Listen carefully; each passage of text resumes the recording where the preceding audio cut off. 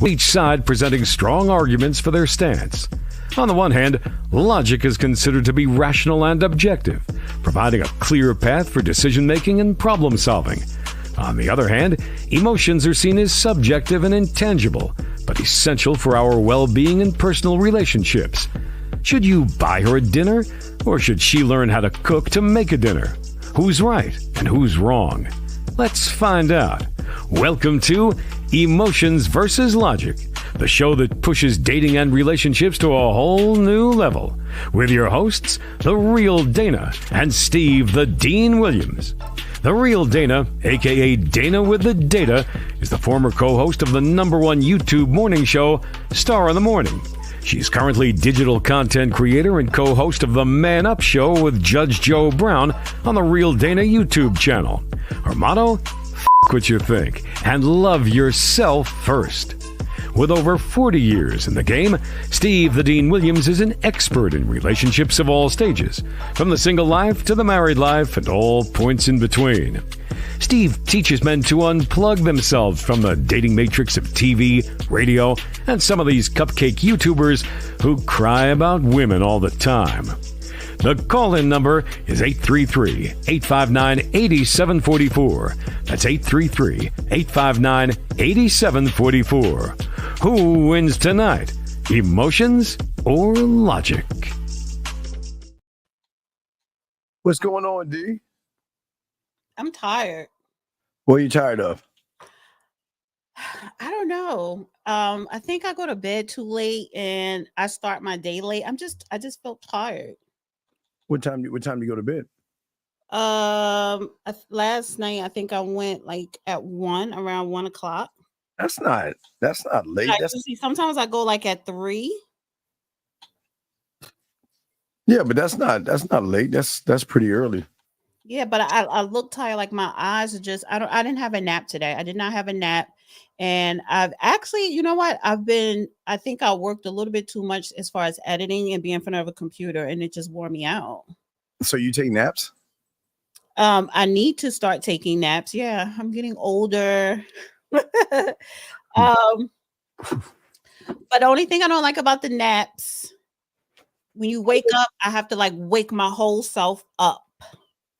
And it takes a while. And I don't like that. So it's like, you a little groggy or whatever. So it takes a minute for me to like awake. But yeah. And then too, it's like I need to learn it's time for me to start putting makeup on. What is that? Wait, what? Yeah, because it's like my eyes, like, I don't know. It's just I'm working out, so my hair's poofy. The weather's changing, so my hair automatically gets like thick and wavy. So I'm working out, sweat or whatever, and it's just a lot. Wait, how do you wake yourself up from a nap though? What do you mean? How I wake myself up from a nap? Yeah, how do you do that? I mean, what does it entail? Well, you don't nap. No, I don't know. Well, sometimes you have to just take a nap. Well, if I am able to fall asleep, usually I just like lay down. Sometimes I don't even fall asleep. I just lay down and just shut my brain off. So, and then sometimes I'm able to doze off. And then if I doze off and I'm able to like sleep, okay, my body's going to wake up probably within 45 minutes. And then it's like I have to wake myself up all over again. That doesn't make any sense. Well, you don't take a nap, so you're going to say it doesn't make sense because you don't nap. Yeah, but why would you nap? You don't have time to nap. It's too much to do in the world to nap. It is a lot to do, but I'm not going to overwhelm myself, honey, and I need to preserve my face, my looks. This is why I'm working out, to preserve the body and the soul, mind, body, and soul.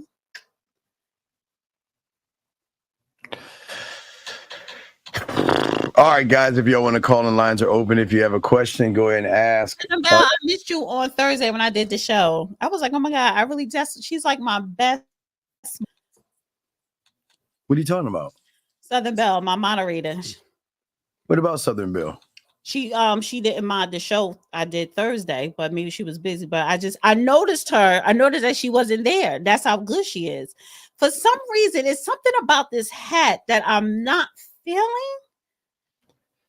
But it looked good when I got it. Did I do something wrong? It's like a more casual look. But this is somebody's favorite hat or whatever. They like this hat, so I'm wearing it. But well, first let us congratulate Southern Belle. Congratulations to him. See, good. Congratulations. That's right. This is graduation season. And you know what's so great about graduation season for my guys? New ass. We're not starting off the show. We're not talking about teens, honey. We're not talking about 18, 19. I don't care if that's legal or not. We are not. No, I'm not. I'm just saying. Who your guys? Your middle-aged guys? That's disgusting. Shut up. Move on. Hey, into the Serengeti, guys. August, we were discussing it. So yeah. So what? The Serengeti? The Serengeti, the new antelope and zebras come in. For who? For you old, saggy, bald, middle-aged men? All the professors, all the teachers. I mean, all middle-aged men. You ever see that Discovery Channel when there's a school? This disgusting, and they're not checking for your old asses. They want that young sophomore, junior, senior, and college meat. You ever see the Discovery Channel when there's a school of fish and you see the whales come and then the seagulls fly in and the birds are coming in, the seals are coming from here, the sharks are coming from here. So it's just like a new school of fish. It's a new fit your audio. Turn something down. That was you. I know because it comes out on your end. You got something up. You got something open, but new school of fish and everybody's. But this is the thing, though. They're not the freshmen. The college freshmen are not checking for middle-aged men. They're not. You have to do a whole lot of convincing. Some of y'all gonna have to open up your wallets. But the fact you're gonna have to do a whole lot of manipulation and lying, they're not checking for y'all. Anyway, we right now is the process of they're saying goodbye to their parents and they are packing up. So it's a transition right now, guys. We're in a transitional phase. So older men aren't interested until they do something old. Exactly. And they always do something old. Like go to sleep after 10 minutes. A lot of them take naps, but if the nap's going to benefit you, that's fine. Yeah. Thank you. She's not. I don't have to be, but you are a disgusting, perverted, middle-aged man, Roy. But you get mad. I'm just telling you, they don't want you. The general sense is they don't want you. Gentlemen, it's right around the corner. Gentlemen, is right around that corner. To do what? What are you talking about? To do what? So you would date a college freshman? Wait. I'm saying legal is legal. Yes. I'm asking you would date a college freshman. I'm just asking you, is legal? Yes. That has nothing to do with it. Of course, everything has to be legal, but you would date at 53. You would date a college freshman. I'm saying to you, Dana. I'm saying that you're disgusting. I'm saying that you are perverted. I'm saying that you have issues. I'm saying you have low self-esteem. I'm saying they don't want you. There's the woman when a young man comes on and you're to ask how stiff he is and how he can. Come on, they stop. See that? See that? First of all, I didn't ask how stiff. He volunteered. Okay. He volunteered information. I'm not lurking on college campuses. Okay. And I have a perfect video for that. All right. Even though I bring up that video as far as the age thing in the second hour because that's not, we got to talk about the topic first. Yes, we have to talk about the topic first. Speaking of old, middle-aged, disgusting ass men. That's not a man. That's a Dusty. See, that is a Dusty. He's a Mel. He's a piece of shit. You see how he manipulated that 18-year-old at the time? When he was what? 40? That's not the problem. Oh, the problem. One of the main problems. Problem isn't the age. Yes, all men have worms. The problem isn't the age. The problem is how he was treating her is the problem. How he manipulated her because she was young and dumb and didn't know any better, and he knew that. Do you understand? Up and threw her out. That's what they do. You understand there's some strippers that are probably 19 and 20 right now, swinging on a pole, going to the VIP with older men. You understand they're doing that, right? And they're being taken advantage of too. It's one thing for you to do it as work. It's another thing when you have the older ones that try to swindle you outside of the club to do extra things. And that goes on. And the young girls are young and dumb and weak, and they fall for it. As I said, I've always said this when I was a freshman in high school, the freshman girls would mess with the sophomores and juniors. The sophomore girls would mess with the juniors and the seniors. The junior girls would mess with the seniors in some college, and the senior girls would mess with college boys. So they always though. So well, then what's the problem? They're always talking about 2 generations older. I'm not even talking about one generation. They're sticking within their generation. So that you can't compare that to a man who is 2 generations older than a young female. Legal is legal. Anyway, legal is legal. So, I mean, you are allowed to. Okay, so if legal was 16, you would say the same thing. And that ain't the point. The point is, someone who's 18 should not be with a 50-year-old. Someone who's 18 should not be with a 40, not even with a 30-year-old. I'm sorry. You don't think freshman girls are messing with the professors? You don't think they want to not the majority, but they want to use those ones that do want to probably use them for a good grade, but the majority of them no. I'm generalizing this. So generally, no, they're not dealing with the professors. It's 30. Have you seen these professors? They look creepy. 30-year-olds, 40-year-olds, 20-year-olds. There's a school and everybody's eating. And it's a free will of a choice. It's not manipulation. Look, you can sit up here and make yourself feel better by coming up with your own excuses into why you want to roam college campuses. That's your thing. It's roaming college. My guys are going to roam the college campuses, and I'm going to show them how to get them. Right, but you don't roam the college campus. You're just advocating for middle-aged men to roam college campus. You don't have to roam college campus when you have game, girl. You don't have to roam. That's where they're at. So you're gonna have to go where they at because they damn sure not gonna try and find you because they don't have to. Everywhere. They're everywhere. Online, offline, clubs, bars. Why are you going to a teeny bopper club and you're 50? Who's going to teeny bopper club? Wait. 18-year-olds, 19, 20, 21, 22, 23, 24, 25s. You don't think they go to club and there are women that do? They look for older men who have. No, I'm generalizing. No, they don't. No, they don't. All right. I forgot y'all women are sugar and spice and everything nice. Y'all just. I'm just saying the general consensus that people date within their age group, and if there is a young girl who want to deal with an older man, that's because he's spending money on her. There's no physical attraction.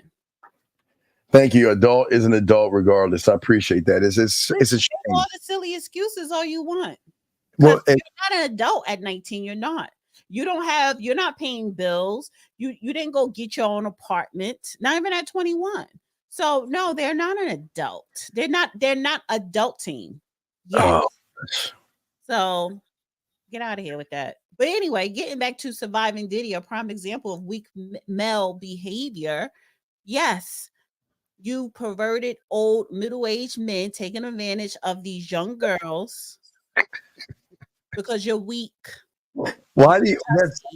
That's pretty emotional. Disgusting. That your favorite Southern Belle for Southern Belle, one of your girls. I think she's being nice. I congratulate her nephew, but that was Southern Belle. No, she's just stating that in certain states they will consider that of legal age, but that's not an adult. Right. Work or pay bills.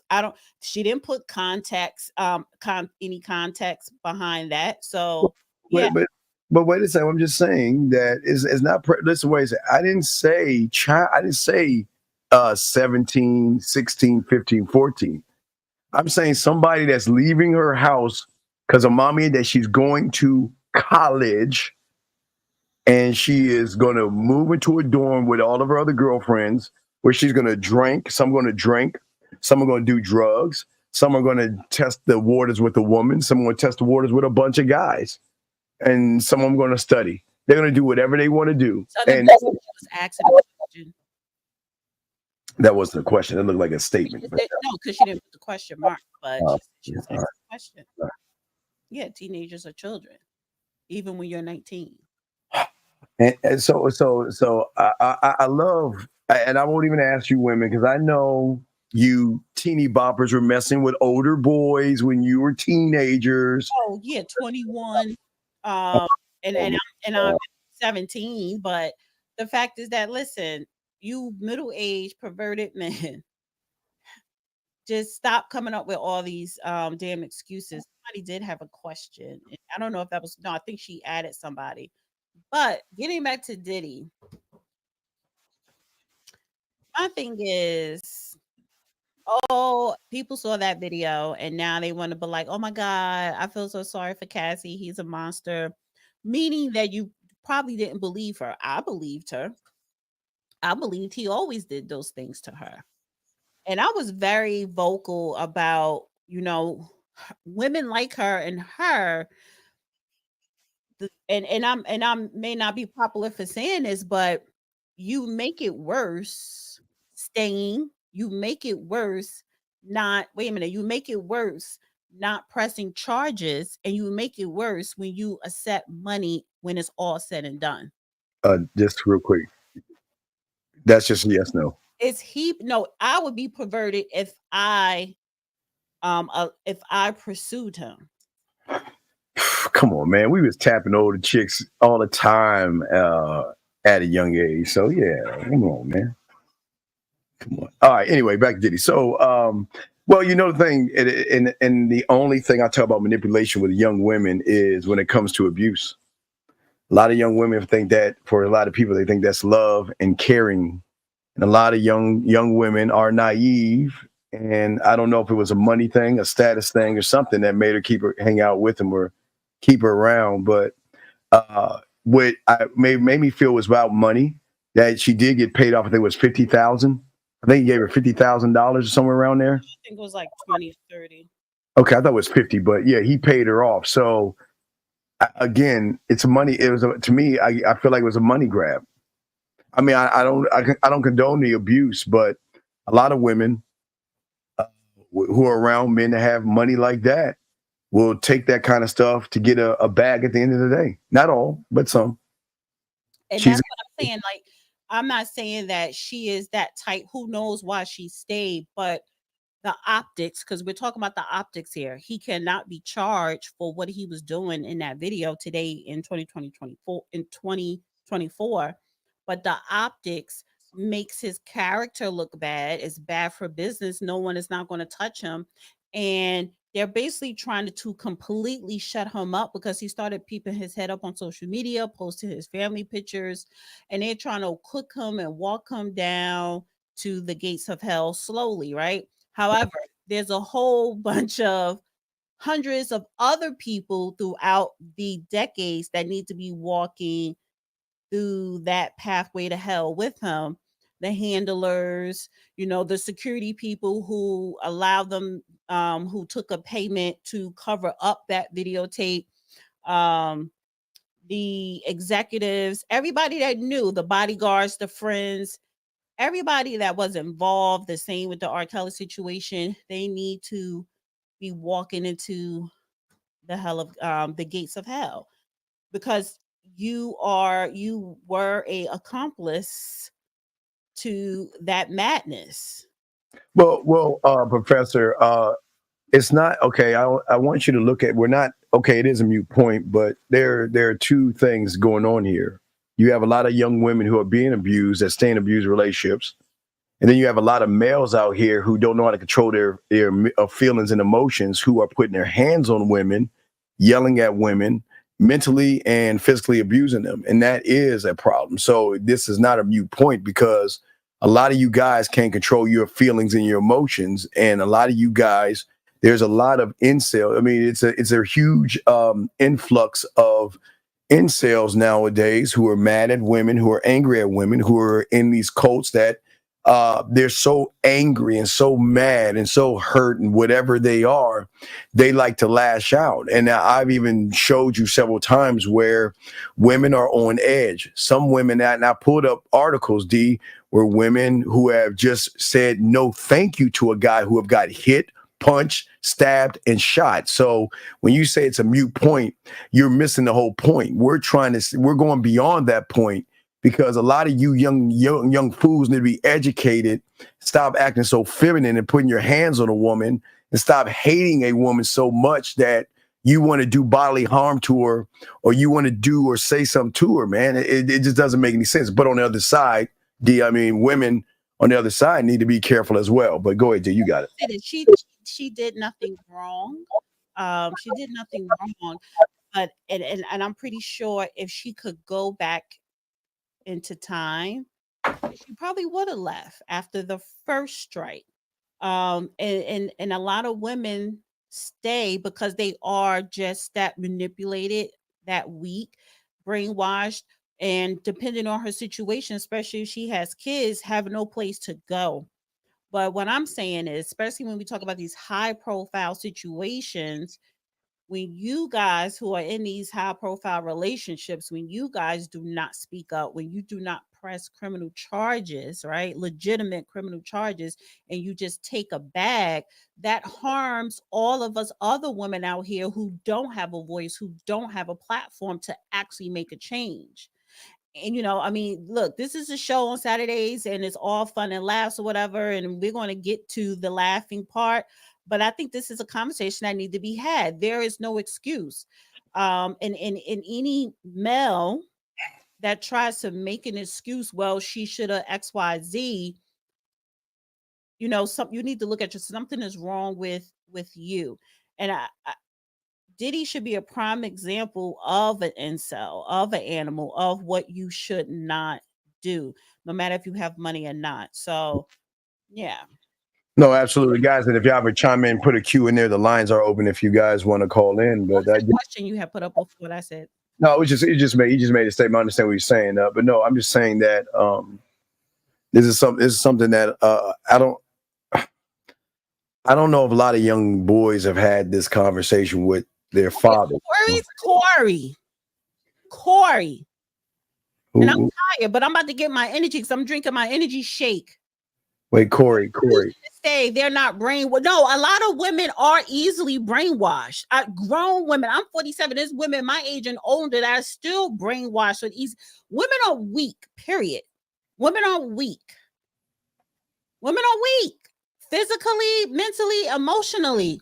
That's why I get a lot of slack, especially from you males and even some men, because I do consider myself a little bit of the non-weak.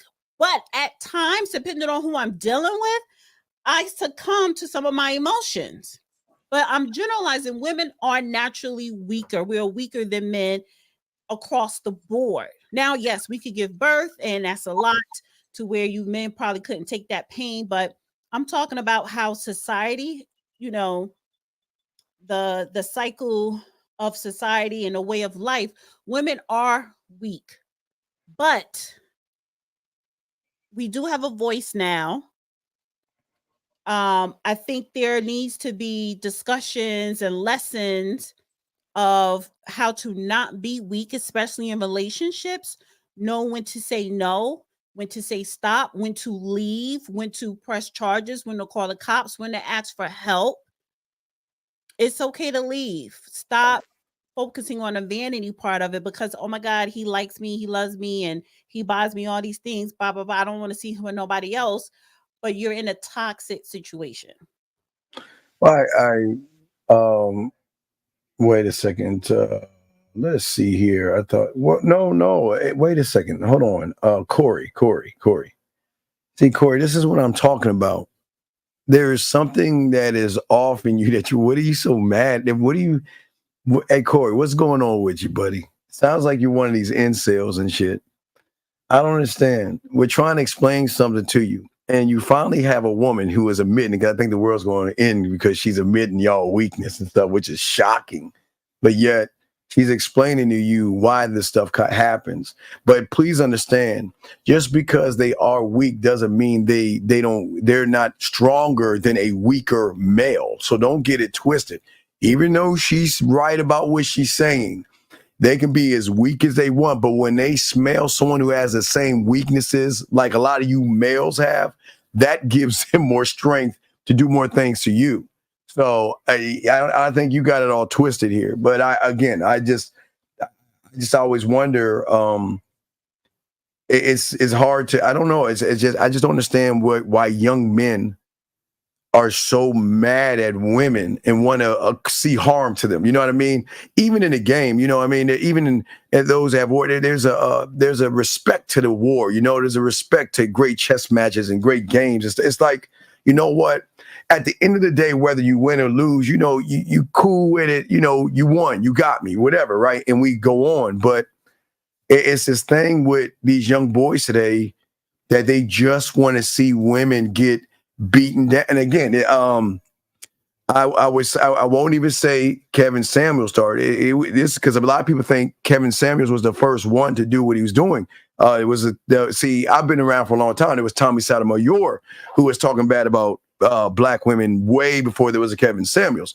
And then he comes along, and then you have Fresh and Fit. You got all these people that there's this thing now that and again, here's the thing, Dana.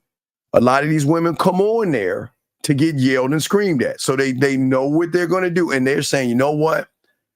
And then let me show you the game, though, D. Let me show you the game. People think that when these guys are yelling at these women and kicking them off the show that their women are losing. Let me teach y'all how these women are gamed up and the chess moves they're making. They're saying this. You got a platform of thirsty males. So if you want to yell at me, go ahead and yell at me. I just need to make sure I get my OnlyFans out there. Hey, look, all I need to do is get the information out, and you can yell at me. You can talk down to me. You can call me all kind of hoes and all this other stuff. But if I can get 1% of your audience to come on to my platform or whatever it is, I'm making money. So, guys, don't think that these women aren't setting you guys up for a downfall. But yes, they go on these platforms to get yelled at and stuff like that. Shit, I think we got some breaking news. Wait a minute. What you got?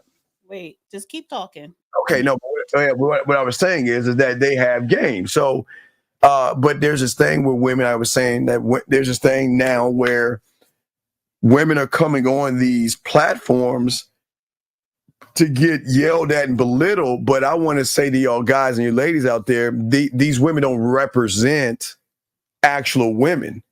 And I want to make that clear. I mean, they just represent a small group of women who know Marketing 101. And Marketing 101 says if I can get on a platform where there's a lot of thirsty guys, just like the stripper club, but they just running the same game as strippers are running. So if I can get on the platform, you can yell at me, call me dumb, call me stupid. If you want me to say something dumb, I'll say something to give you YouTube shorts and all this other stuff. I'll give you whatever you need. I just need to put my .com, my OnlyFans, my name, my Instagram out there for those thirsty guys out there. Because if y'all think about it, gentlemen, there are guys right now that follow AI generated women. Listen what I'm saying, guys. This is how weak and thirsty these fools are. They follow AI, Dana, generated women that just sit around and look pretty, and they're fake, and they have thousands of guys. So gentlemen, it's just a time now. And unfortunately for young men, the reason why I'm saying this is that what they're doing is they're teaching a lot of young men that it's okay to yell at women.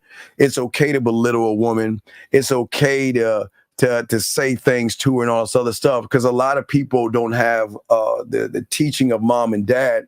And sometimes the TV set, well, back in our day, remember the TV set would educate us, kind of like when mom and dad are at work. This whole YouTube has been mommy and daddy for a lot of these young men. But you got it, D. I do like my hat now. I'm starting to like it. But anyway, yeah, and to you YouTubers, you know what? I just realized I got sucked into a YouTuber's sensational hotline title, and it's no breaking news, but You Okay. know, they want the views. They got 3K in their live chat, so it's like whatever, girl. Yeah, well, here's the thing. Okay, and I would love for you to okay. See, the problem that's funny about a lot of you guys are. Can I address that, because he's absolutely right. Because what is not being talked about, see, I'm not just talking about men beating up on women or abusing women. There are a lot of women that beat up on men, that abuse men, that lie on men, and they are women predators. But men and males and kids do not report it. The boys, the males, and the men, they don't report it. So the numbers are skewed to where it looks like at 80+% or 90% that women are the victims, but it's really half and half, where you have 50% men and 50% women are victims to, someone who is abusing them in some type of way. So he is right. Hold women accountable, because it's a lot of false allegations, a lot, which makes it harder for women who really need help, along with women who, like Cassie, who are victims. And it's like, okay, you have a lot of support behind you. I do hope that Cassie comes out when all this is said and done, because she probably can't say anything, because maybe there is going to be some type of trial or case and she probably have to be a witness. But I do hope when it's all said and done that she sits down and have an interview and reach out, have an outreach organization or something to help young girls and women and boys to remove themselves from a domestic violence situation. Well, here's a question. You said, well, that's more of a statement, sir, but their hatred. Okay, everybody's gonna. There's gonna be somebody in this world that's gonna hate you for something. All right, but to have hate over something that you want to get between doesn't make any sense. It's kind of like a contradiction. So I mean, how do you hate the thing that you're trying to smash? How can you have a hatred just because of pain? Well, guess what? Pain is part of the game, dog. If you can't run away from pain, you should run towards the pain if you think about it. But that should not bring out hatred because someone finds you unappealing. So, I mean, he says, well, you had anything on this one right here that Yeah. sold this thing? No, I mean, I guess he's talking about men. They have a history of pain and rejection, but that's something that does not give an excuse of your bad behavior, and that goes for women as well. When you become an adult, and I was taught this as a kid growing up, as soon as you're 18, you can't sit up here and blame your family, blame your upbringing. You're gonna have to figure it out at some point. And it really starts when you are of legal age dealing in this society. You're gonna have to figure it out on how to become a positive, productive person, whether man, woman, or whatever. So that history of pain and rejection, yeah, I get it. We all have that, but that's no excuse. Go get help. Yeah, yeah. All right, you do need help. Corey, we don't know what the fuck you're talking about, but you can call in. I don't know. You're just talking out the side of your neck, so I don't know what you're talking about. He says I'm 48. I hate that. Wait, no. See, okay. I don't understand. I don't think y'all understand something. What is the difference between a bad boy and a sucker? It's just that y'all call them bad because they stand up for themselves, or y'all don't. So I don't understand why would you hate to see a woman be with someone who believes in themselves? Why hate that? What is so bad? Steve, hi, Professor. Hey, shout out to you, Professor. But I'm just saying, what is so bad? Talking about, no, he's talking about the bad boys. He's talking about the Diddies. He's talking about the no good men. And that's the fact that, listen, people, you're not stupid. You know what you're doing is wrong, or you know your intentions. Your intentions is to only get what you want out of it by any means necessary. You know who you are. You know you're selfish, whether you want to admit it or not. You know all of the negatives. So at the same time, you're going to use that. You're going to use your dominance to try to persuade, coerce, manipulate, or whatever to get what you want, particularly from a woman. When, especially, he's saying, as Black men, you do need to protect women within your community. You do, because you see a lack of that when you look at these young guys out here, like you said earlier, that are physically harming women because she says, no, I don't want to give you my number. That is the thing. So you have to do better. No, wait a second, Corey. That's a lie. Corey, do your homework before you talk about what you don't fucking understand, dog.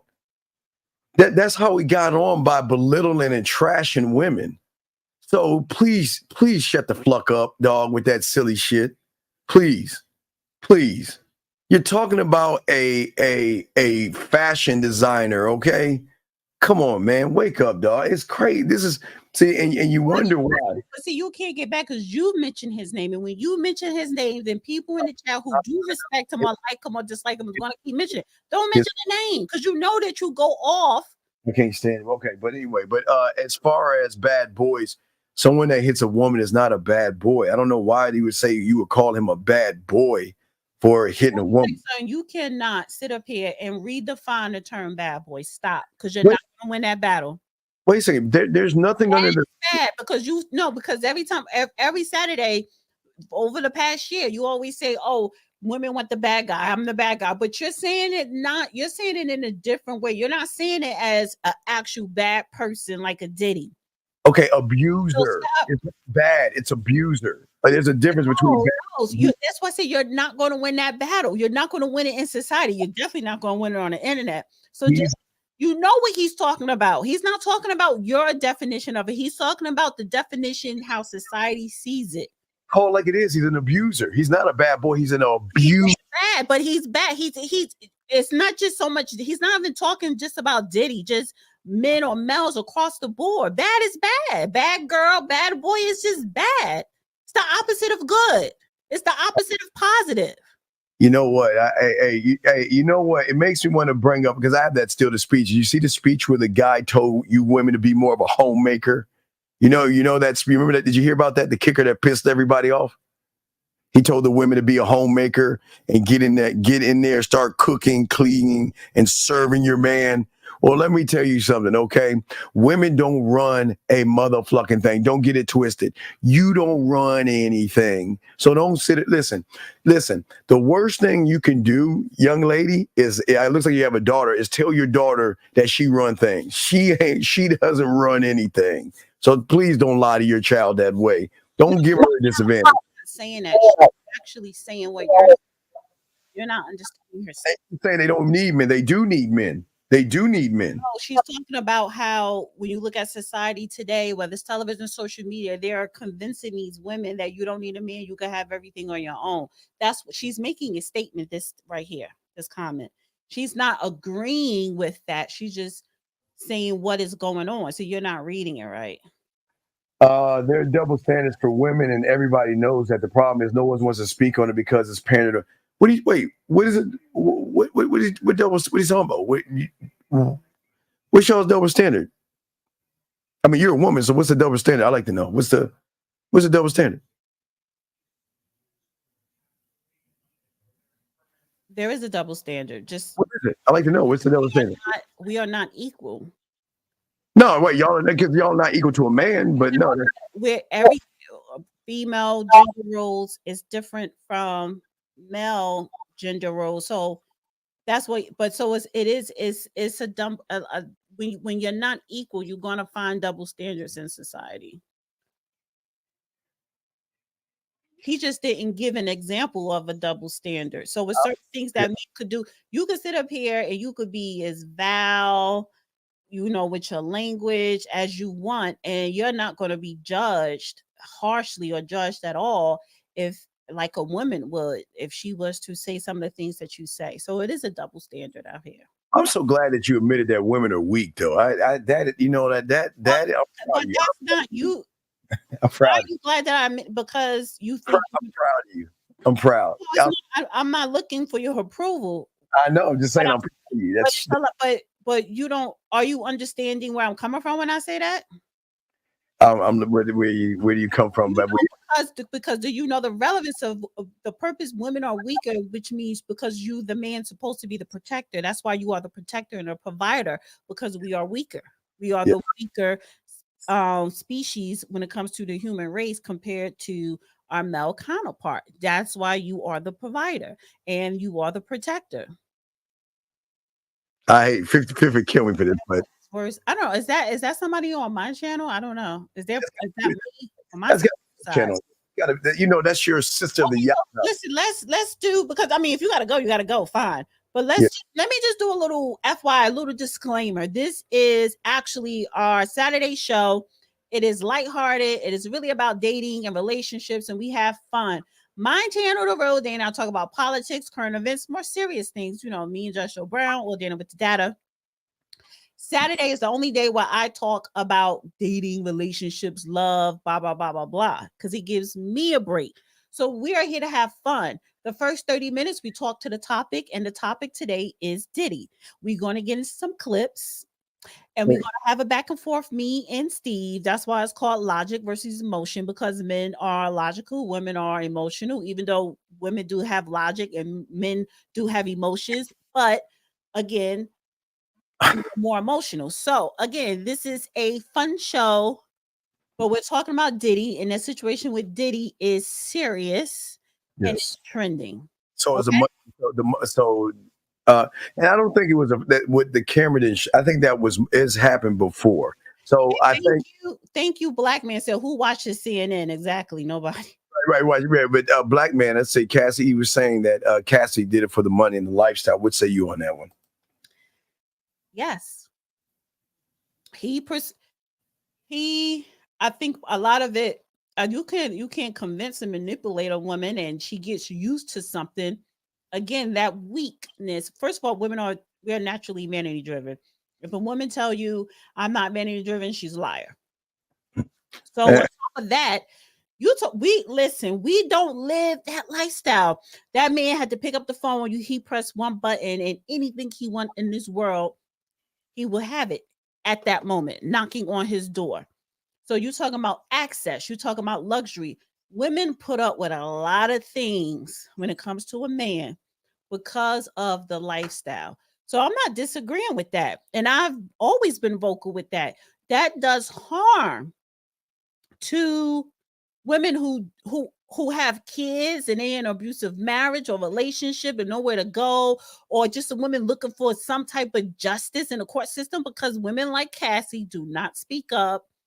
They don't make it public because you have sometimes these powerful, wealthy men, and they're afraid, whatever the case may be. But I agree with his statement. It doesn't make it right. I'm not saying that she was not manipulated to a certain degree, but it was the lifestyle. You stay a decade and you ain't had no kids.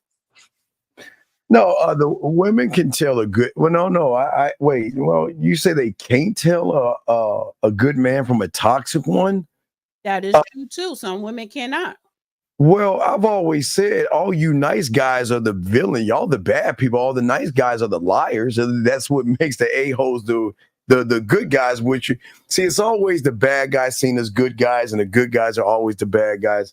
That's how it works, because the good guys are lying and being disingenuous, where the bad guys are being more honest. And that's the difference. So, highlight King Henry. He says she stayed by force. Let me tell you something. It wasn't physical force. I guarantee you 99% of the time, it was the mental force. And that's stronger than the physical. So if he was physically forcing her to stay throughout the decade, trust me, he wouldn't be able to hide it. So it was a lot of mental force going on. See, y'all need to know the difference. Steve, what does it mean when a woman, and guys, you got a question, put a Q, we'll post, but what does it mean when a woman asks you, do you have women on the side? And have you been recently texting? Okay, y'all gotta articulate yourselves, dude. Y'all are looking bad here. I don't even understand. What does it mean when a woman asks, do you have women on the side? And have you been recently texting other girls? What do you mean? What does it mean? She's being nosy and she want to know how many girls you fucking. He ain't smashing because he's asking a question. He ain't smashing. You ain't asking that question. I don't understand. Are you afraid that the question that he really should be asking, or should be what the statement that he should be saying? I'm afraid to answer this question. I'm afraid to tell her the truth, because she asked me if I'm talking to other women. I'm afraid to say yes. That is somebody else. I don't understand that. That's a roundabout question that comes off silly to you, Steve, but No, But the question is, he's afraid to tell a girl who he likes that, yes, I am talking to other people, because he's not exclusive to anyone, but he wants to keep that one and that one. And one of them is saying, well, who else are you talking to? And he's afraid to say, well, I'm talking to somebody else, or I'm dating other people. He's just afraid. but I don't know what's the question. No, I mean, He's saying, how should he reply to her? like a man, tell her. If you have somebody, tell her. This is not hard. It's not your wife. It's not your girlfriend. Yeah. So why are you afraid? Only thing that she could say is, okay, well, I don't want to talk to you. All right. That's just someone who you won't be sleeping with or whatever. So what? Go find someone else. I'm not asking. I may ask, are you married? So, just to get that out the way. But I'm not asking how many women. I don't care. I don't want to know. Because for what? Because I look at it like this: women who do ask, it's two things you have to do. You stay or you go. I want to ask you a question. Southern Bill brought up something made me think. So do you think Diddy was like saying, I'm gonna make you big and I'm gonna have you under the bad boy label and we're gonna try to make you an artist type thing to like use? Yes, that's part of the manipulation. She was not the first one he did that to or said that to. I like that. Women know the difference. They just desperate. Women know desperate for what? Know the difference between what? They want to feel accepted. They want to have a man, and they'll take anything. I like that, but that's part of a woman. That's having an issue. You have a self-esteem issue. Yeah, because you're weak. That's part of the weakness. That's part of the weakness. All right. That's part of being weak. Come on. So he said, but Cassie didn't see it coming until it came. Okay, a lot of women don't see abuse. Okay, the thing is that there are small telltale signs of abuse, ladies. And it's not when he hits you or yells at you. It's when he starts to question where you're going. When he starts to say who you're talking to, or why you're talking to that guy, or where were you at, and why didn't you message me at this time, and things like that. So there are always little small telltale signs you'll see from these males out here that's going to tell you need to run. So it's not just when he shakes you or hits you or does something. There are small signs in the beginning when they're seeking validation from you, when they're really emotional and effeminate. There's a lot of telltale signs that a lot of women don't see with abusive guys, because they show you, but the women, I guess, just let it slide. They think it's cute when the guy's asking like, where you been? Because they think he's really interested in you. Like when he's like, well, where were you at? Why didn't you show up? Or, you were supposed to message me this time, and why'd you take so long to get back at me? And a lot of women, y'all find that cute, and y'all find out like, yeah, that could be a relationship for me because he actually likes me. That's a red flag that you got to run, because real men don't do that. Only them suckers do that. Agreed. Let's see here. Let me see here. Let me see. I think so. We're gonna start to move on to the clip. And I'm open lines because I wanted us to talk first, but the lines are open now. I just wanted us to talk so we can get what we want to get out. Now the lines are open for you guys. If you guys want to call in and want to give your opinion, if you have a question, you can call in and all that other stuff. The lines are open now. I just wanted Dana to have her chance to say whatever she wanted to say without being disrespectful. I mean, you wanted to say something on this too. I said what I wanted to say. All on me. I said what I wanted. I got to put it on you. You're the weaker. You're weaker. No, I'm not. All right, 417. What's your name? What's your question, sir? Oh, yeah, my area code 417 going once. Oh man, 417 going twice. 417. All right, we'll let you go. You're not answering. Okay. All right, lines are open, guys, if y'all want to call in. All right, Dana, what do you have for us now, dog? If there's anything you want to say about this. No, going back. Are we going to go to the Eddie Winslow? Oh, my God. Oh, man. I used to watch that show, man. Oh.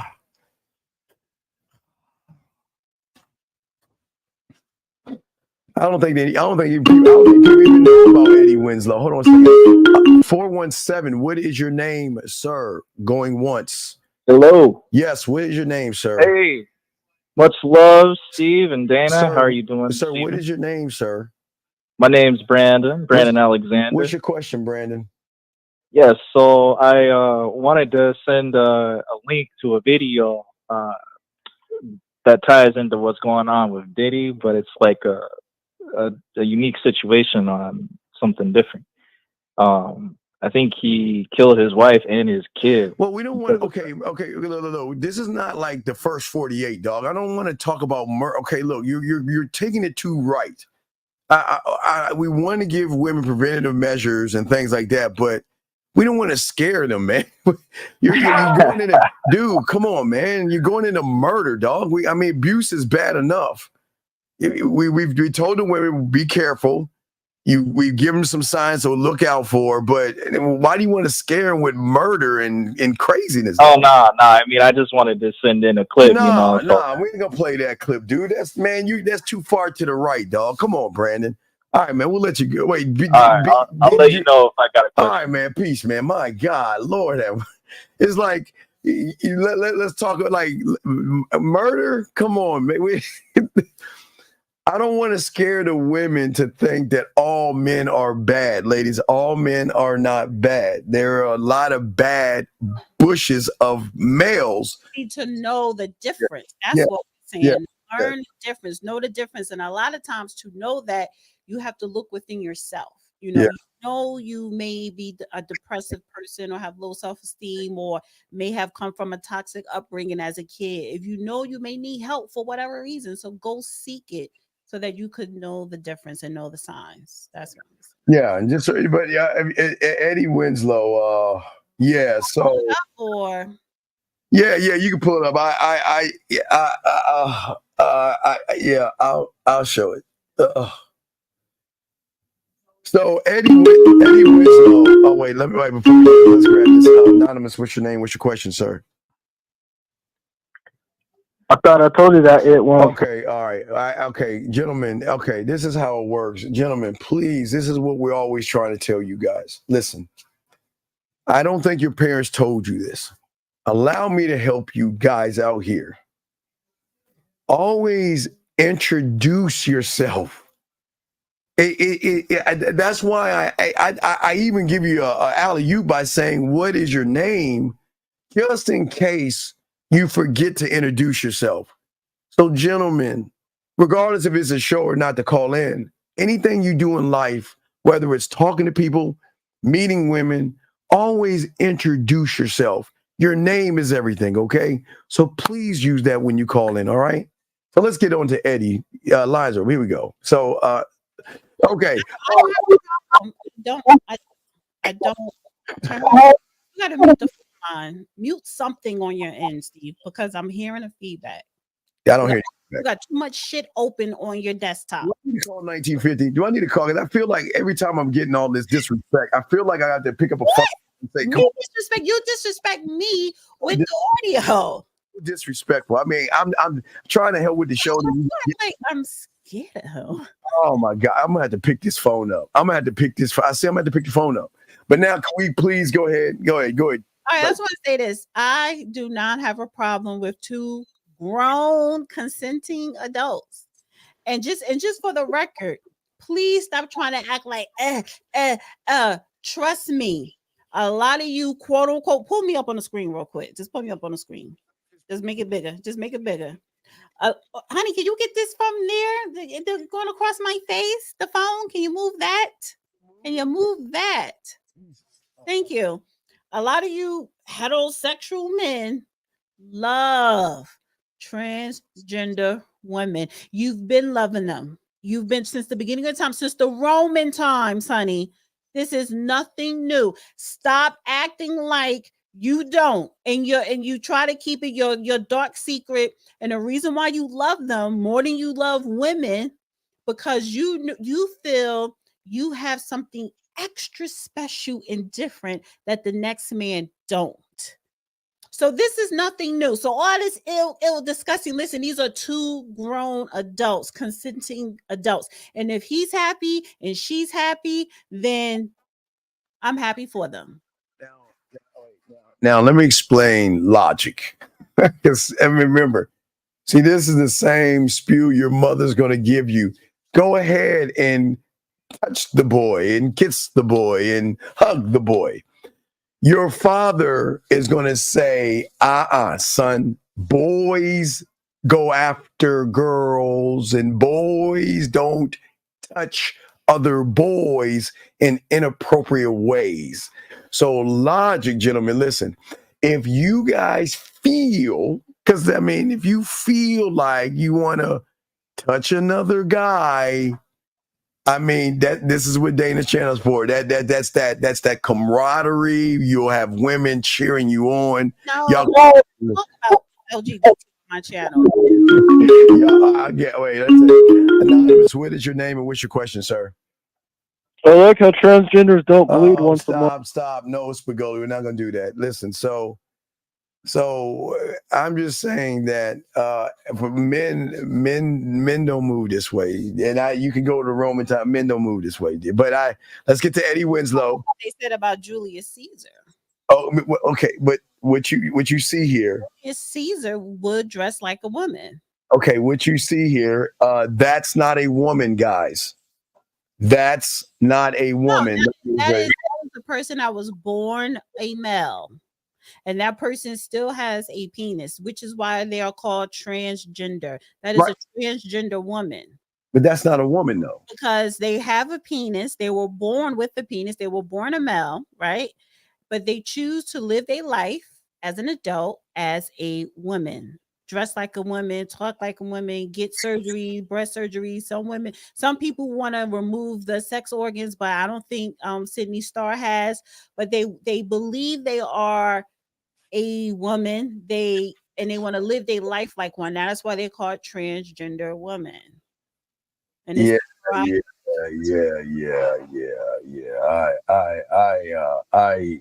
Oh, I'm sorry. Oh shit. I'm sorry, 365. I hit the wrong guy. I'm sorry. King, either call in and shut your ass up, dog. I'm not going to tell you again. Call in and shut your ass up. Sorry, 365. Hit the wrong guy. All right. So are you going to play this so I can cover my eyes? I'll play it real quick. Okay. Let me know when it's over.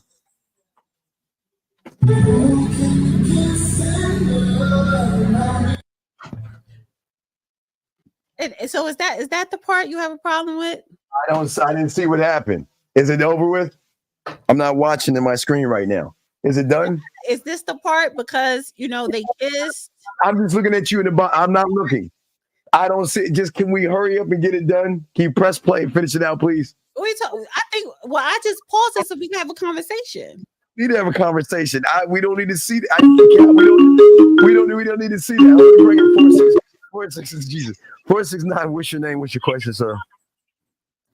Steve, 469. Okay, all right. Goodbye. I keep telling you guys, come on, dog. Can y'all please speak like men and introduce yourself properly, please? Are we done? I'm not even looking at that. Can we stop, please? Are we done? Let me know when it's done. Can I remove from? Wait. You said, listen, do you talk about it? I don't have a problem with adults doing what they want to do. I don't. No, not Eddie. Lower the audio a little bit on your mic, Steve, please. I'm calling I do have a problem with that being in the schools. I do have a problem with kids. Area code 469. What is your name and what's your question, sir? 469 going once, 469 going twice, 469. Hello? What is your name, sir, and what is your question? Okay, so he hung up. All right, go ahead. I'm going to listen to you. Go ahead. You got it. Yeah, but listen, the boys, transgender, too much of that. You got to lower something. Lower the phone line, something. But too much. So the thing is with the lady boys, blah, blah, blah, blah, blah. A lot of you men secretly love a transgender woman and you deal with them the same way you see what's his name, Darius, dealing with this woman in the video. Y'all do it in real life. I don't know if he's just playing around for the OnlyFans, but this is nothing new. It's nothing new. It's nothing new. But the worst part about it is when they asked him about it, he tried to play it off like nothing ever happened. That was the craziest thing about it. So Because he's a grown man. Why does he have to explain himself? well, okay, so here's the problem. Sometimes young men or young boys look at people on TV, and I'm sorry because sometimes their parents aren't around. And some of these young boys look at people on TV as my idol. And this is my idea of what a young boy is and what a young man is and what a man is. And they get caught in this false perception of TV. Because even on what is it? How I Met Your Mother. There's a show called How I Met Your Mother. Okay, I used to watch Doogie Howser, MD. I had no idea, but I used to watch Young D when it first came out. If y'all know that, this is when it was about a doctor that was a smart kid. He was so smart that he became a doctor at a very young age. But once I found out what he was doing, I stopped watching him. But they even use him as a Doogie Howser. I'm just saying, I'm not Doogie Howser. I'm saying between that and him coming out, I'm saying that they used him on a show called How I Met Your Mother, and he was a ladies' man. And I'm just saying, anybody watching somebody portraying a role that he's not actually in or doing, Paris, he's in real life. right, but I'm just saying unfortunately, a lot of young people believe what they see on TV or on the internet as real sometimes. And it can do something to it. Just that's acting. So you mean to tell me that a person who is gay in real life, he shouldn't play a straight man in the movies? It's a movie. It's make believe. But okay, I understand that. But again, we got people that believe everything they see on TV. Right. So a lot of people believe Cardi B. A lot of people believe all these so-called heterosexual rappers. So are they running around here shooting and killing people? So again, like stop. No.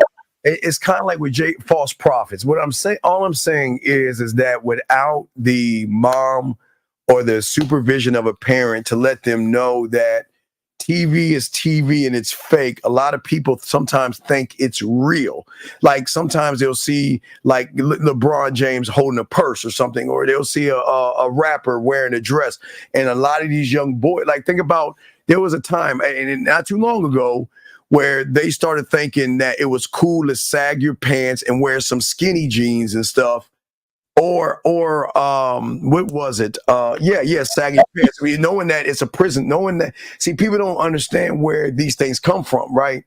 And people thought sagging your pants was cool because they saw rappers do it, not knowing, going past that point of doing a history lesson of what it means to sag your pants in jail. So a lot of young men will follow blindly without the supervision of an adult to say that as a grown man, you should pull your pants up and you should never sag it, because what that means was something that came from the prison. And that's what a lot of rappers took on and a lot of young boys follow. Do you see what I'm saying? They will follow what they see without the supervision. And then if they find out, it kind of sometimes can not break somebody, but it could cause a shift.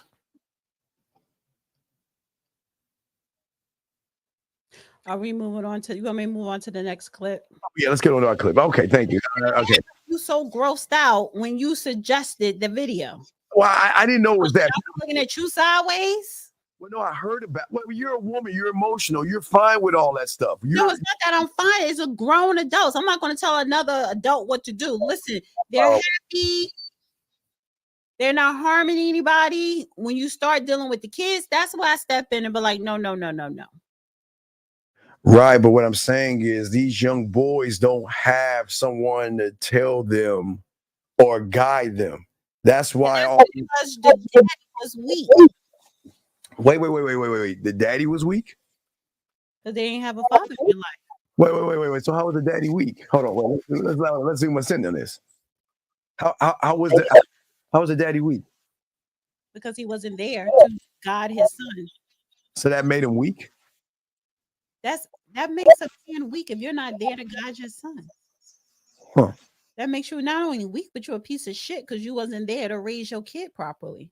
All right. So if he's weak and he's a piece of shit, what does it make the mom for not only opening her legs, but allowing him to enter a raw and nut up in her? So what does it make the woman then? Because if he's weak and he ain't shit, then what does it make his woman? A piece of shit and dusty and weak too. So again, if Sure. those signs come up unless he was pretending to be that good guy, and then sometimes when a baby comes, you want to run. But again, it's both parents, but you talking about these young boys, you said the young boys, women can't raise a boy into a man. That is the father's job. Right, but sometimes. So again, whether the mother's a piece of shit or not, whether as a man, whether you have money or not, be there for your son so that he won't be misguided. Yeah. Yeah, I'm just, I don't know. Well, no. Wait, no. What do you mean? Wait, what did she say? Who's offended? Who's offended by what? What is she talking about? I'm gonna talk about, I guess, the transgender. Oh, I get. Okay, I don't know. I know this is Virginia. 757 is a Virginia number. What's your name, sir, and what's your question, sir? Oh, wait, let me unmute you. Hold on a second. I'm sorry, I had to, because I wanted to make sure that it didn't just keep ringing. Hold on 1 second, sir. Let me bring you in all the way. 757 is Virginia, if I'm correct. Sir, what's your name? What's your question, sir? Okay, what is Hey, how you doing? My name is Marvin from the 757 Virginia. I kind of just tuned in, but my main question is basically kind of like to piggyback off of something that you said. When either, a lot of females, they don't like to look at certain things in a certain way. They don't like to look at hidden messages behind it. Like when I watch movies, I say, hey, what is this hidden meaning behind it? What is this director trying to portray? I.e., certain Marvel movies, they'll push agendas and it'll come true. The Simpsons, we all know stuff like that. So when you spoke about TV, and perception and stuff, I fully agree with it. But then it's like, I think she said it's a grown adult. They're doing this. That's correct, right? But if that adult can reach your child and you can't reach them, whose fault is that? I have to put that on the parents. Had to put it on the parents, right? Well, yeah, because the television is doing what? It's telling them one thing, the perception, like what you was talking about. If they don't have the parent there, I'm sorry. No, I'm saying it's always been like that. Please, I'm sorry. Right. That's what I was saying. But it's like certain females, they'll be like, well, it's just a movie. Well, it's just a music video. Well, it's just, I'm just saying in general, but they have more influence over kids majority of the time. Well, before I throw to Dana, I'm going to shock you. TV has more influence over males, not just children. A lot of these guys buy liquor, cars, clothes, and everything under the sun because they see a guy next to a woman getting a kiss or a hug. So it's not just kids. These are grown men. Grown men will buy products because the marketing agencies make you think that if you buy a product, like, okay, give me an example. Best example ever. They had this thing for all you young kids out there don't remember. There was this thing called Axe Spray. And what they would do is they'll put a 20-some-odd-year person in the middle of nowhere, and he would take this can of spray and spray it on his body, and women would come out of the sewers and everything to rip his clothes off. I remember that commercial. Right. So that what I'm saying is it's not just kids. They know that sex sells. So they're going to utilize beautiful. When's the last time you saw a 300-pound woman in a Mercedes commercial, a Jag commercial, or something like that? Some good product. When's the last time you saw an overweight woman in a product? Or do you see thin, skinny models that look good, that give a guy a perception that If I buy this thing, that means I can get a woman like that.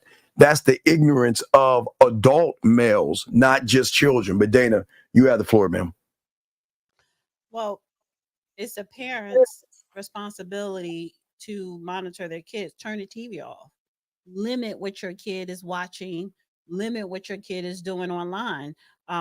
Take the iPads, the cell phones, the cable, and give them a book. So parents control what the kids do. Now, yes, they're gonna be exposed to things regardless at some point. But how much exposure? And you as a parent need to counter and explain and know what's right, what's wrong, yada yada yada. So parenting is the hardest job in the world. It is the hardest job because you are responsible for another human being and part of their growing into adulthood, and implementing morals and values.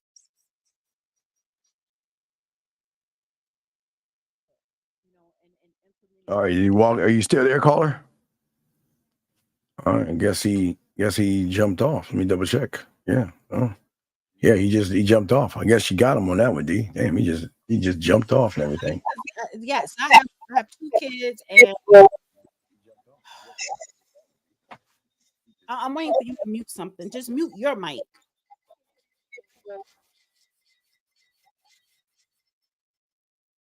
Are you muted?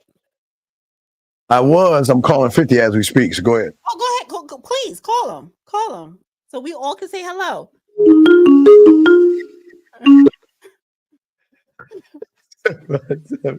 What's your name, sir? How can we help you? This brother Marvin, I couldn't hear her on my end, so I exited the call to hear her on YouTube. Wait, you All can't right, hear can you hear me? Can you hear me now? I couldn't hear anything she was just saying, so I exited the call. Can you hear me now? Because Steve, he needs to bring something down and bring something up. No, if she's speaking, I can't hear her. Okay, so he can't hear me. Can you guys hear me in the chat? Let me know if you can still hear me. Okay, yeah. I can hear a little bit now, barely though. Because he has to bring you down and me up on his end and mute him. He doesn't know what he's doing, sir, with the audio. He's having audio difficulties. All right, caller, we'll let you go. I'm not having audio. And I hate to say it, but I'm sorry, on your no game, no theory, when Miles do the phones, everybody can hear everybody. But when you do your phones, honey, it's an issue. Y'all have a great show. The Silverback. All right, I'm gonna call 50. I'm gonna have to. First of all, you're not going to call him. You're going to leave him alone. Bring some order in here because apparently this is you don't. You sit up here, you upset, honey. I don't care. But leave if you supposed to be a grown man. You supposed to be but you want to call a grown man to deal with you. I'm good. Let's keep going. I'm fine too, but apparently you're not because you want to call him. You want to call him for what? You want to call him for what? Because you don't like that I'm saying that your audio is messed up. You don't like that? That's his thing that he needs to take care of. Control. Oh, I'm in control. You're out of control. Yes, go ahead. Let's go. You could bring him in to control you and your emotional feelings. See when you say 1950, see how she gets when she hears that name. Go ahead and press play. Let's go.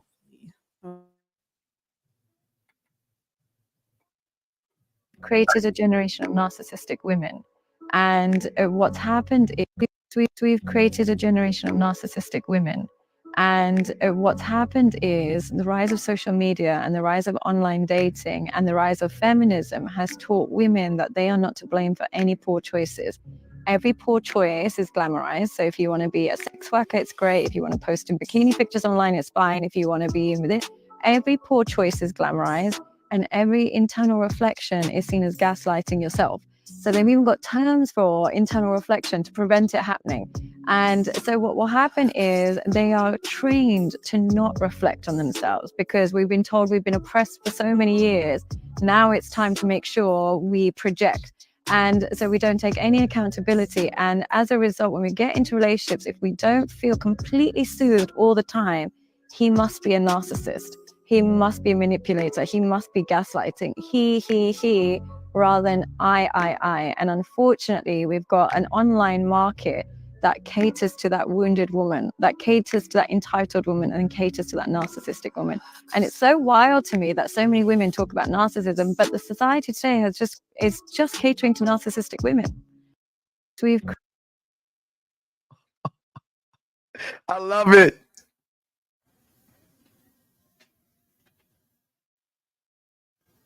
You want to? Yeah. No, D, what do you got to say about it? I'll be quiet. What do you have to say about that first? Hold up. So I won't hear. I don't think you need to mute the phone lines. That's what it is. It's something else that you have open on your end. Part of being a man is taking accountability for your shortcomings. And your shortcoming tonight, Steve, is your audio. But I agree with her. Yes, women are more narcissistic now than probably any other time in this civilization existence. And society allows that. Now, the reason why, going back to what I said, women are 2 points I'm gonna make here. Because women are vanity driven. When we talk about credit cards, at one point, and I did not know this, women could not own or get a credit card in her own name. It would have to be her husband. And when the only reason why they started allowing women to get credit cards, right? Well, yeah, it was kind of wrong. But marketing, spending, we like to spend money on pretty things. That if we spend on a whole bunch of things with different companies, that means the economy grows, corporations make more, billions and millions of dollars. So give women credit cards, give women these quote unquote financial freedoms because they don't know how to manage their money. So now we have social media. So what does that relate today? Now we have social media. Give women all type of access to be naked, to be free, to say what they want, right? And tell them that it's feminism and that it's good for them. It's the new 2024 feminism. You don't want to be tied down by any man, blah, blah, blah, blah, blah. But at the same time, you are becoming a narcissist because you are measuring your quality, your value. You are measuring your self-esteem by clicks and views and likes and attention. And that's not good. So the good doctor, Dr. Khan, is completely correct. 951. What's your name? What's your question, sir? Hey, my name's John. John, I'm from Riverside, California. Thank you, John. Can you get off your speaker, please? Oh, I'm on my earbuds. I'm sorry. I might have to call back. Well, that's fine. Dana, can you hear Dana? Dana, say hello, John. I can hear Dana. Okay, see, they can hear you now. Dana, so go. What's your question, John? What's up? Yeah, I'm just like everything Dana just said was kind of on point, where it's like the narcissistic movement, and a lot of women attribute that to men, but at the same time, with OnlyFans and with Instagram modeling, it's like, okay, where's the real narcissist at when women accuse men of being narcissists all the time?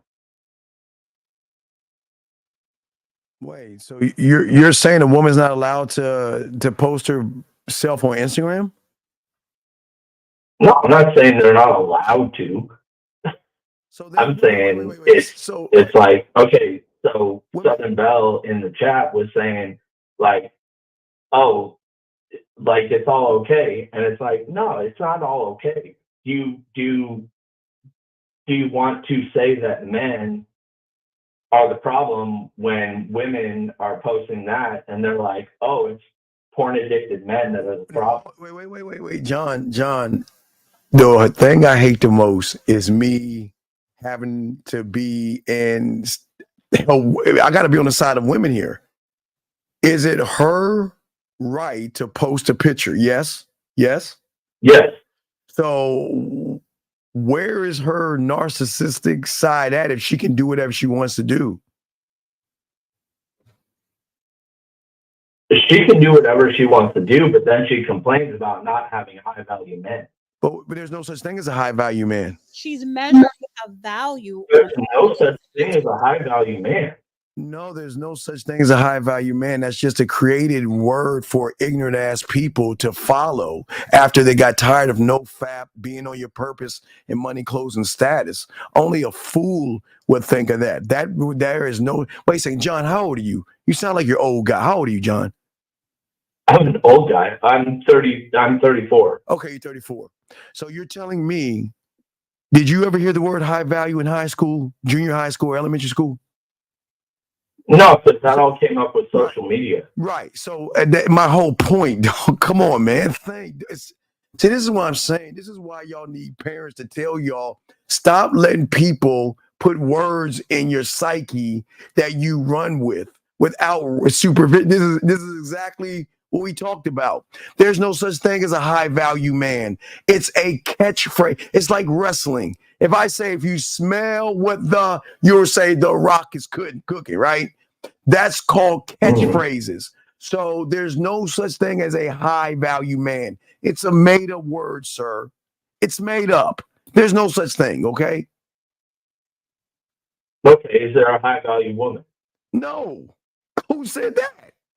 No. No, it's just a comparison. So that's all it is. Okay, but now let's get to the narcissism. So where is it written a woman cannot post a picture on Instagram? No, there's nothing written about that. So then is it the guys that have the interpretation of the woman? Is it the guys running behind the woman? Isn't the guy? Oh, there's definitely the interpretation of the guys running behind me. So are we blaming women for doing what they can do? I don't understand. Why are you blaming women and saying they're narcissistic for posting pictures on Instagram? I mean, some of them are, and then, but in terms of dating and in terms of relationships. What about it? What is the main problem that people have? Men don't have problems. Tell me what the problems you have. But men don't have problems in relationships? No, men don't have problems in relationships. Absolutely not. Tell me one problem a man has in a relationship. Give me one, please. No fault divorce. Okay, wait a second. So I mean, that's a fucking huge one, man. Wait, John, wait a second. See, the problem with you incels and you red pill guys and you guys who don't have any game. I'm voluntarily celibate, not involuntarily celibate. But wait a second. I'm asking what is a problem in a relationship that a man has. You're saying involuntary divorce. How is that a problem? No fault divorce. Well, how is that a problem? So have you ever been married? Yeah, but I'm asking, how is that a problem to a man? If a woman if you've been married and divorced, no fault divorce puts the financial burden on the dude. Okay, sir. All right. Before I throw out dating, I say that, but sir, listen. The divorce happened the moment she realized he had a tight pussy and he was weak. The divorce just happened later on down the line. Again, like we were telling the young ladies, there are telltale signs that someone is crazy. Well, there are telltale signs that the woman doesn't like you or respect you. It just doesn't happen at the tail end. She recognizes that you hate yourself because you allow her to disrespect you, raise her voice at you, and treat you like a child. But I guess we want to forget about all that, right? You want to go to the tail end. Well, let's go to the beginning. So how is that a problem for a man? I don't understand the question. I wasn't here at the beginning of the stream. You said, I just heard what I've heard. You said that men have problems in relationships. I'm asking you, what is a problem for a man that he has in a relationship? There are no problems as men. Men don't have problems. Weak males have problems, but men don't have problems with women because we can just get rid of them and move on. But I'm saying to you, what is a problem as a human? Oh, yeah, because the dating app streams, like all the dating apps are just very fertile for men. Wait a second. Wait. What do you mean fertile? Are women allowed to choose a suitable mate? Yes. Oh no, they are. So and I absolutely believe in the women's right to choose their mate. If you don't absolutely. So if you don't qualify, but it's not like you can just move on from one woman to another. Oh, wait. What do you mean? What do you mean? You can't? So that means you're already emotionally invested in someone that's not interested in you? What do you mean we can't move on? That happens. No, it happens to you because that's what I'm saying. It happens to guys like you because you don't have any. Oh, guys like me, bro, listen. There's this thing called OnlyFans. I'm not on OnlyFans, but I know it exists and I know what happens on OnlyFans. Okay, what's your point? And it's all these weak dudes like you're talking about that get invested into women that would have no interest in them. I'm not on OnlyFans. I'm not addicted to porn. I'm just saying, like, some of the stuff that I've heard on this stream before and previously before I called is just absolutely out of control. Sir, you just said dating apps. I didn't say OnlyFans or fans only. You said a dating app. I'm saying no, I know, but dating apps have been contorted because of the women's empowerment and we can do whatever the fuck we want, and we can get all these dudes. Stop. You know why Dana's being quiet right now? Because she knows I'm defending women. I hate this right now. I hate this, and that's why Dana let me go with this. I'm asking you this question: where is it written that a woman can have a profile, and where is it written that she has to be with a loser? I'm not saying she has to be with a loser. Then what's the complaint then? I'm talking about vanity, and it's like, look, a good dude cannot get a fair shake if he's quote unquote mid. No, right. And guess what? Okay, wait. Do you watch sports? Yeah. So would you hire a mid basketball player or a mid football player? Or let me ask you this. If you had to get an operation, would you hire a mid doctor? So mid doesn't cut it in this world. If you're mid, you're a loser. And that's the truth. So why do you want, so you want the world to bend to mid people because you're average? I'm saying there's a birth rate problem in this country, and that hold on. That birth rate problem begins with people not giving other people an opportunity to prove themselves. What would you prove to a woman that you're mid? And sir, this is why I hate this, because I feel like I have to protect. I'm defending women here, but this is why I hate this. No, I get you. I'm trying to educate you here. Women, if you got a tight pussy and you're soft and you're weak and you're quote unquote mid, nobody wants mid. Mid doesn't win in this world. And if you're I'm not saying anybody wants. Well, but I'm just saying you're expecting women to say, okay, you're mid, so let me go down into the mud and grab the low-hanging fruit guys that are losers and lowlifes and give them a chance. Why? No, I'm saying that also mid women are not getting into relationships with their equals. And that's a problem. They don't have to. They don't have to because there's losers that. No, they don't have to. Right. I'm not saying they have to. So what is the problem? I'm saying that's what is causing relationship problem and therefore a birth rate problem and a replacement problem in our culture, not just our culture in the U.S., but also around the fucking world. Okay, Dana, do you want to say something to him? Did you? No. It sounds like what he started conversation and what your conversation evolved into is two different things now. So go ahead and finish it out. Thank you, Dana. But what I'm saying, sir, is this. So you want to put it on a woman for choosing what she wants to choose. And because she chooses what she chooses, okay, let's say a mid woman chooses a great guy, and you're saying because she chooses a great guy and has a child by him, then that's the problem of society because that great guy chose a mid woman? No, not at all. If a 9 chooses a 6, then great.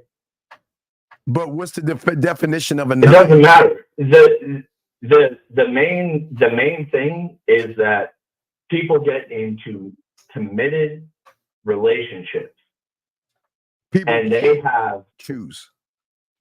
You forgot the word choose. Say your sentence, but please put the word choose in there because there's no. Oh yeah, they absolutely have to choose. Right. So they choose who they want to be with. Yes.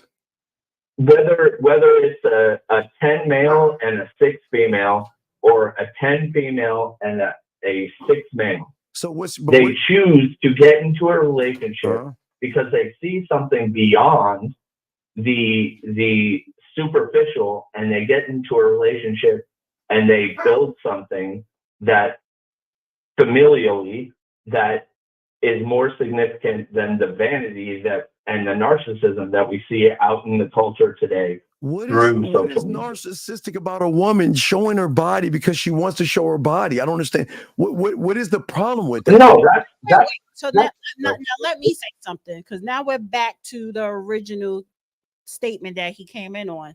You're saying what is wrong with that? You could do what you want to do, but when you base your value on how many likes, how much attention that I'm getting, that makes you a narcissist. And a lot of these girls, females, and women, that's what they're doing. Whether you say it's okay or not, it does not matter. They become narcissistic when they place their value on, I'm going to show as much skin or sexiness so I could get more attention. That is a narcissist. But that's what I'm saying. But they've been doing this since they were in elementary school with the lipstick and all that. They've always. No, they were not. It's so now, because what the good doctor was saying, when we talk about social media today, it heightens, not just for the young girls, older women too, across the board. It's to the 1,000 power. Like we're in the black hole of social media. So no, it's not like what it used to. Women, I said women since the beginning of time. Women, we are vanity driven. They always wore makeup. They always wanted to look pretty. They always want nice things. And that has nothing to do with what is happening now. The climate of social media creates narcissistic women at a higher rate than any other time on this planet or civilization. Dana, tell me something though. Does that create a problem relationally between men and women? Yes. How? Thank you. Okay, from an emotional woman's side, how? Explain to me. No, I'm sorry, bro, but she just said it from her side. I was on your side before I called, but she's speaking the truth. Her emotional side, yes. So how? I don't understand. Well, how is it? Where's the problem at? You still haven't explained what's the problem. Steve, okay, Dana, does this problem that you just explained cause problems relationally because of the narcissism between men and women? Yes. Thank you. Wait, how? Tell me how. I'd like to know how, because real men don't have these problems. So I just like to know how. How? You got to shut up. Hey, real men, you're not David Goggins. You need to shut up if you want me to tell you how. The thing is, a real man, do not want to date a narcissistic woman. Do not want to date a woman who seeks attention, who needs attention constantly, who puts her value on attention, likes or whatever.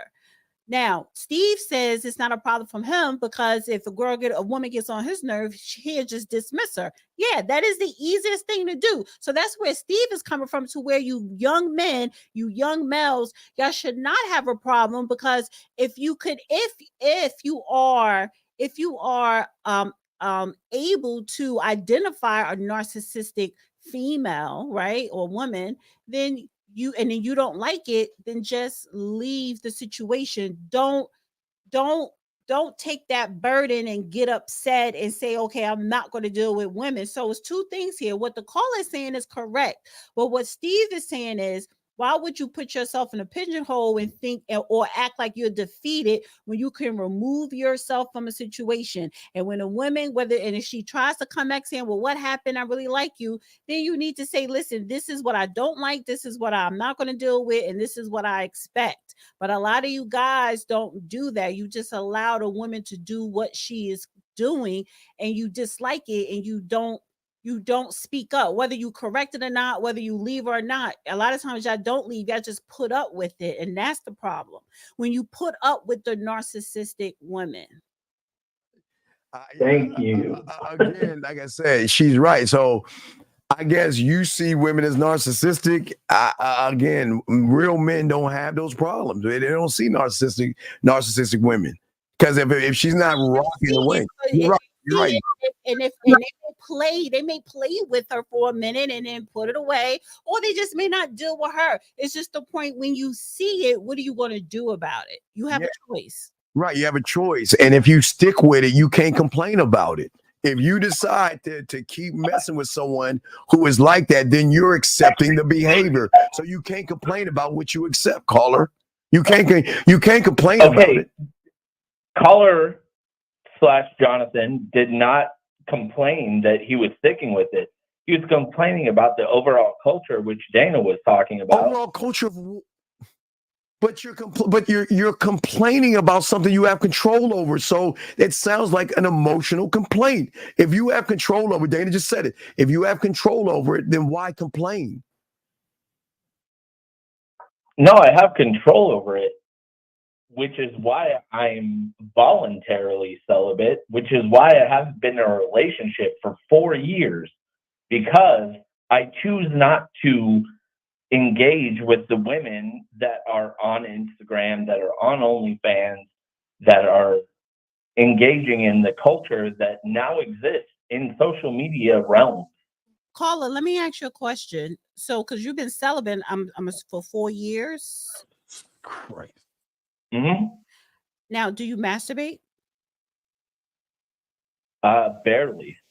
But you do sometimes. You do. You do release. You do release yourself, right? Hey, he's asexual. Yes, let's be honest. You're asexual. Can I talk? You do release yourself from time to time. Yes. Okay. Because biologically, health-wise, you should, because if you are not releasing yourself, whether it's with the women or with your hand, that is bad for your health. And a lot of and the men, a lot of you men / males, you got to understand that when you talk about prostate cancer and stuff like that, sometimes it comes from not releasing. So listen, I'm not judging you because you are celibate. Sometimes, my situation, I'm celibate by default. However, you intentionally choose to be celibate. That is your prerogative, but make sure you still take care of yourself and release yourself at least once a week. Are you celibate by default or by choice? Oh, Lord. By default. Okay. I mean, it's just a distinction. Okay, but John, I guess John, I'm just saying that celibate or not, this is the way of the world. Women are allowed to do, they're allowed to post what they want to post. They're allowed to do what they want to do. You just have to make the choice. Are you man enough to either walk away from it without judging it? Because all you're doing is judging right now. You're judging these women, and men don't judge women. They allow women to do what they want to do. And as a man, John, you should say, this is who I am. And if you do want to change your behaviors on who you see in front of you, then there's the door. That's why there's no problems in relationships with men. Does that make any sense, John? Oh, it makes total sense. But judge not, lest you be judged. And because because I look at it, Steve said don't judge, but we all judge. It's just that we need to judge ourselves first. Yeah, right. Exactly. But okay, game has different types of judgments, but I understand what you're saying, John. Listen, John, I get it, but I just don't understand why you think the world is so bad, because women are showing their bodies on Instagram and stuff like that. Like this whole world is all I'm not bad. even on Instagram, Well, bro. whatever. I'm just have saying, zero social media. but you're saying like that all YouTube this stuff is the only thing, and I stumbled across this. Okay, screen, but sir, I and appreciate I it. was like, oh, this is interesting. Okay, I appreciate it, John, but I'm just saying that you're saying that all the world's problems, because you were mentioning that, you know, the problems of 9 guys, I guess, messing with 6 girls. I mean, not 6 years, but I'm saying the interpretation of her beauty is, you're saying the problem. You're saying that I guess good-looking guys messing with average women, or beautiful women messing with average guys, or something like that. You were saying, sir? No, I'm not saying messing with. I'm saying committing to relationships, not based on whether you're a 10 or whether you're a 2. I'm saying you find the deeper level of a freaking human being and you commit to that because you know that that person is the right person for you. Okay. Okay. And the narcissistic stuff that Dana was talking about on Instagram, OnlyFans, or whatever, like the women's empowerment movement has gone so far beyond that it's freaking crazy. Hey, I know you're laughing. No, bro. John. I hear it. John, I hear it in the background. I'm gonna do it for you. Hey, I'm coming ladies, from a ladies, find the level-headed ivory tower and go up in there and go get a needle and thread and sit up there and knit and wait for that guy in shining armor to come along. And that's what you're saying, John. So they should just go ahead and just go in the ivory tower and not live their lives, right? No, everyone can go fuck whoever they want. So then what's the problem then? Caller, ask Steve if he's married. Oh, he said, No, caller, ask him if he's married. Are you married? I'm married to the game, and yes. You're married to the game? Yes. And he's married to a woman. So the fact is that Steve just wants to play.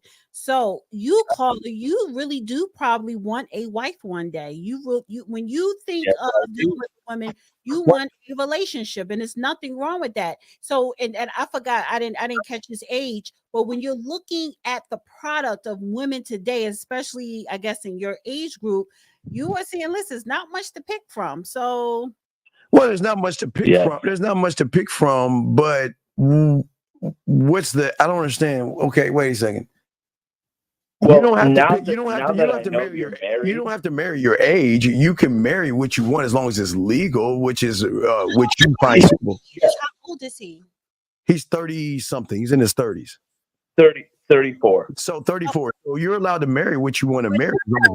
So even if he marries younger, he's looking at the younger women and the quality of today's women, and there's not enough good quality. Wait a second. The quality. Correct. Okay. You don't understand, John. Women can be trained. Do you understand that, right? No, they cannot. And this is where we part the seas. We part ways, honey. No, you cannot. She's not a child. She's not a robot. She's not a dog. She's not a puppy. Thank you, John. The fact is, listen, let me tell you something, Steve. Hold on, caller. And you be quiet. See, let me tell you something. My son, tomorrow's his birthday. I hope I don't forget.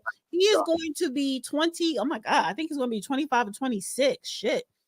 And honey, oh no, I see the girls in his age group, and best believe either I will be picking his wife or I get the final approval. Now he says no. However, I understand where this call is coming from. No, the quality. It's one thing to Steve point when he's talking about. I don't like that word train. You can't train her. She's not a dog. But you're talking about guiding and guidance. But the part of that, the problem with that is the upbringing that these young women have today. They are not being brought up to be a wife. They are not being brought up to know how it is to be in a relationship with the man. A lot of times they probably haven't even seen it. And even if they did, even the ones that did, when we look at society and we look at this women's movement, the Me Too's and everything, they are so far gone because they're like, I can have it all. And you have to agree with the fact that I can have it all and you're going to be there right by my side or whatever. So the caller is right. Steve is also right. But at the same time, for the caller who is not married, he doesn't have kids and he's 34 and he wants a decent woman, I would be very concerned with what is out there, no matter what background, race, or whatever. So, hey, good news, John. John, here's good news. You please, John, circle your calendar. Make sure you watch our show tomorrow with 5 real men that it will help you have understanding that until you learn what actual men do, that when a woman comes along, she will. Hey, listen, and a lot of women don't want to admit this. Listen, John. A woman will not change for average. Wait, listen, John. John, listen. I'm just out. Let you finish. John. Women will not change for average. I'm just being honest with you, John. They will not change at all for average. But I promise you, John, when they get around a real one, they will move that goalpost. But the key here, John, is MAN, not average. So I'm just saying, John, men are few and far between, John, but I promise you a woman will change her behaviors, her standards, and everything for a real man. If you're average, they're not going to do it, John. They are not going to do it. Matter of fact, you'll change for them. So you make sure you watch the show this Sunday. Your name is Keith, yeah? Keith. No, Steve, brother, not Keith. Keith. Do I look like a Keith? Okay. So, John, watch the show tomorrow. It's the phone. John, watch the show tomorrow because women will fight. Hey, John, real men. John, yes, and women will fight that to the teeth and bone. But you know what? They know the truth. Real men married like you. Oh, yeah, all of them are. Most of them are married. Yes, most of them are married. Yes. Okay. Long-term marriage. But what I'm saying to you, but it's not about. But wait, John, it's not about them being married. That's you're looking that are valuable. No, and not narcissistic. No, and not posting their asses on Instagram. Okay, John, until a woman runs into a man, she will not have the structure or guidance. She will not have the structure or guidance. Sir, she will not have the structure or guidance or leadership to modify her behaviors. And that's why they're, and that, no disrespect. Well, they're wild. Yeah. Listen, okay, John, and please don't take this. Steve must be writing for Tyler Perry Studios. He's writing script. John, listen to me, John. Steve is a simp. Every woman, every woman that you run into, I don't know, are the subtotal of every average. Listen. Let the caller have his own opinion. Stop. He's not asking for your leadership, or he's not asking to be on your program or your membership, Steve. Hey, John. Sunday at 12 East, please come back so you can see how real men operate. Because I promise you, it's gonna blow your mind when you see winners at a winning table. All right. We get the One more thing I want to say to the caller. Go ahead. I'm a fucking conservative. One more thing I want to say to the caller. Caller, if you come across a woman and you realize I got a trainer, leave. Don't bother. If you got a quote unquote train like Steve talking about, you don't want to be bothered with that, because a grown woman, a grown woman need to understand her shortcomings and work on it first. A man or woman, nobody else cannot train you to be better.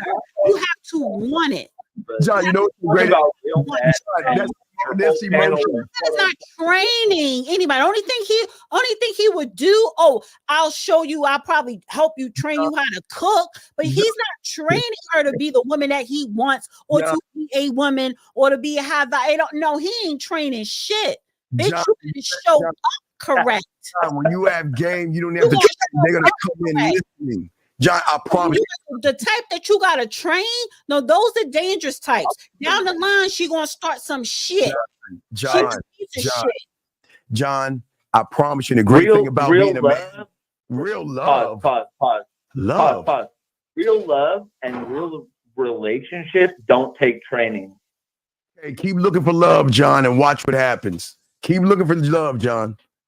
So what you'll learn Sunday, you'll learn with respect over love. If you want to be in love, that's what women are loved to follow you, find love and all other stuff. But if you are not demanding respect over love, then John, you can't do anything. So keep searching for that ghost. Demand? That's not biblical, bro. Oh my God, we're not going biblical here. Love over demand respect over love. Yes. What? Oh my God, John! Please tomorrow, hey John. It's gonna be John. Respect over love John. Is not a biblical principle. John, show me in the Bible where it says. And John, do it right now. John, do it right now. Ask you to do. John, this is what I ask you to do. I want you to listen to our show and please call in so you can get educated. Been on this call for 35 minutes. I know. So you take care, John. We'll let you go. Show me. John, you'll see it tomorrow. You'll see it tomorrow. Right now, there's emotion and logic, but tomorrow you get to see emotional logic. No, this is emotion versus logic. So tomorrow, it was lucky for you. You get to be around some real men for the first time in your life. Lucky for me, I can learn what I haven't learned my whole No, because you're the one that's celibate. You're the one that's celibate. You're the one complaining about women, and you're the one who can't get a woman. Voluntarily celibate. You need help. I'm a Christian. Hey, have your Christian values. Pray to whoever you want to pray to. That has nothing to do with the person that you are. So you get to learn that tomorrow. You'll get a punch in your chest and get to see some real game. Something to do with the person. Oh no, it has nothing to do with it. You as a Christian. We can move on. You just let him have the last word. Go ahead, pray. Dana, come in. Dana, come in. I'm sorry. I called originally for Steve, and I was like, "Oh, what he's saying is cool," and then. I don't know. He just went into like wild ass shit about being a real man. Check.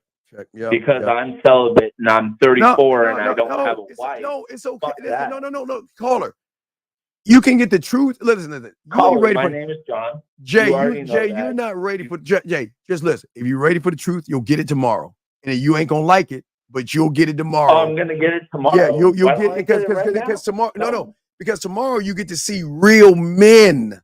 This is a man and a woman. So this you get to see it tomorrow. You'll get to see it tomorrow. You'll get to see it tomorrow. The men that now, and these guys can get. Hey, you ready for this, John? They can get the thing that you can't get, and that thing comes to them, and that's women. And that's women. They have women. They have women willing to be trained and follow programs and protocols because they're men. So you get to see that tomorrow. You can't see it right now because we got an emotional woman on the other side, but you can see that tomorrow. I promise you. And I hope you call in because you'll get the education. Bro, I don't know if you're ready for it, but do it, dog. If you want to know how men do it. Thank you. Because Steve is happened. So thank you, Colin. Thank you for calling in, John. We'll see you tomorrow, buddy. Okay, bro. Yeah. We'll see you tomorrow, bro. Thank you. All right. This DC. This represents the DMV. God, I hope this is good. Erico 202. What's your name? What's your question, sir? 202 going once. 202 going twice. 202. He's from DC. Damn it. All right, gotta let him go. I thought we'd have someone in DC. But go ahead, D. We can keep going. Oh my Lord, have mercy, man. D. I don't know why you want these guys to get all emotional and look for all that love stuff, man. And you want to see why they lose, man. Oh, it's terrible. It's terrible. You're so busy yapping, your friend came in the chat and you missed it. Shout out. Wait, my friend? No. Hey, shout if that was 1950. I'm sorry, I was handling something, but yeah. So he was talking to me, so he wasn't talking to you. Okay, so he was talking to you. Okay, do I need to post what he was saying to you? No. Okay.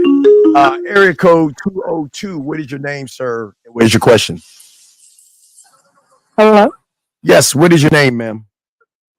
Oh, my name is Salome. Okay, can you speak up, please? We can't really hear you. Can you speak up, please?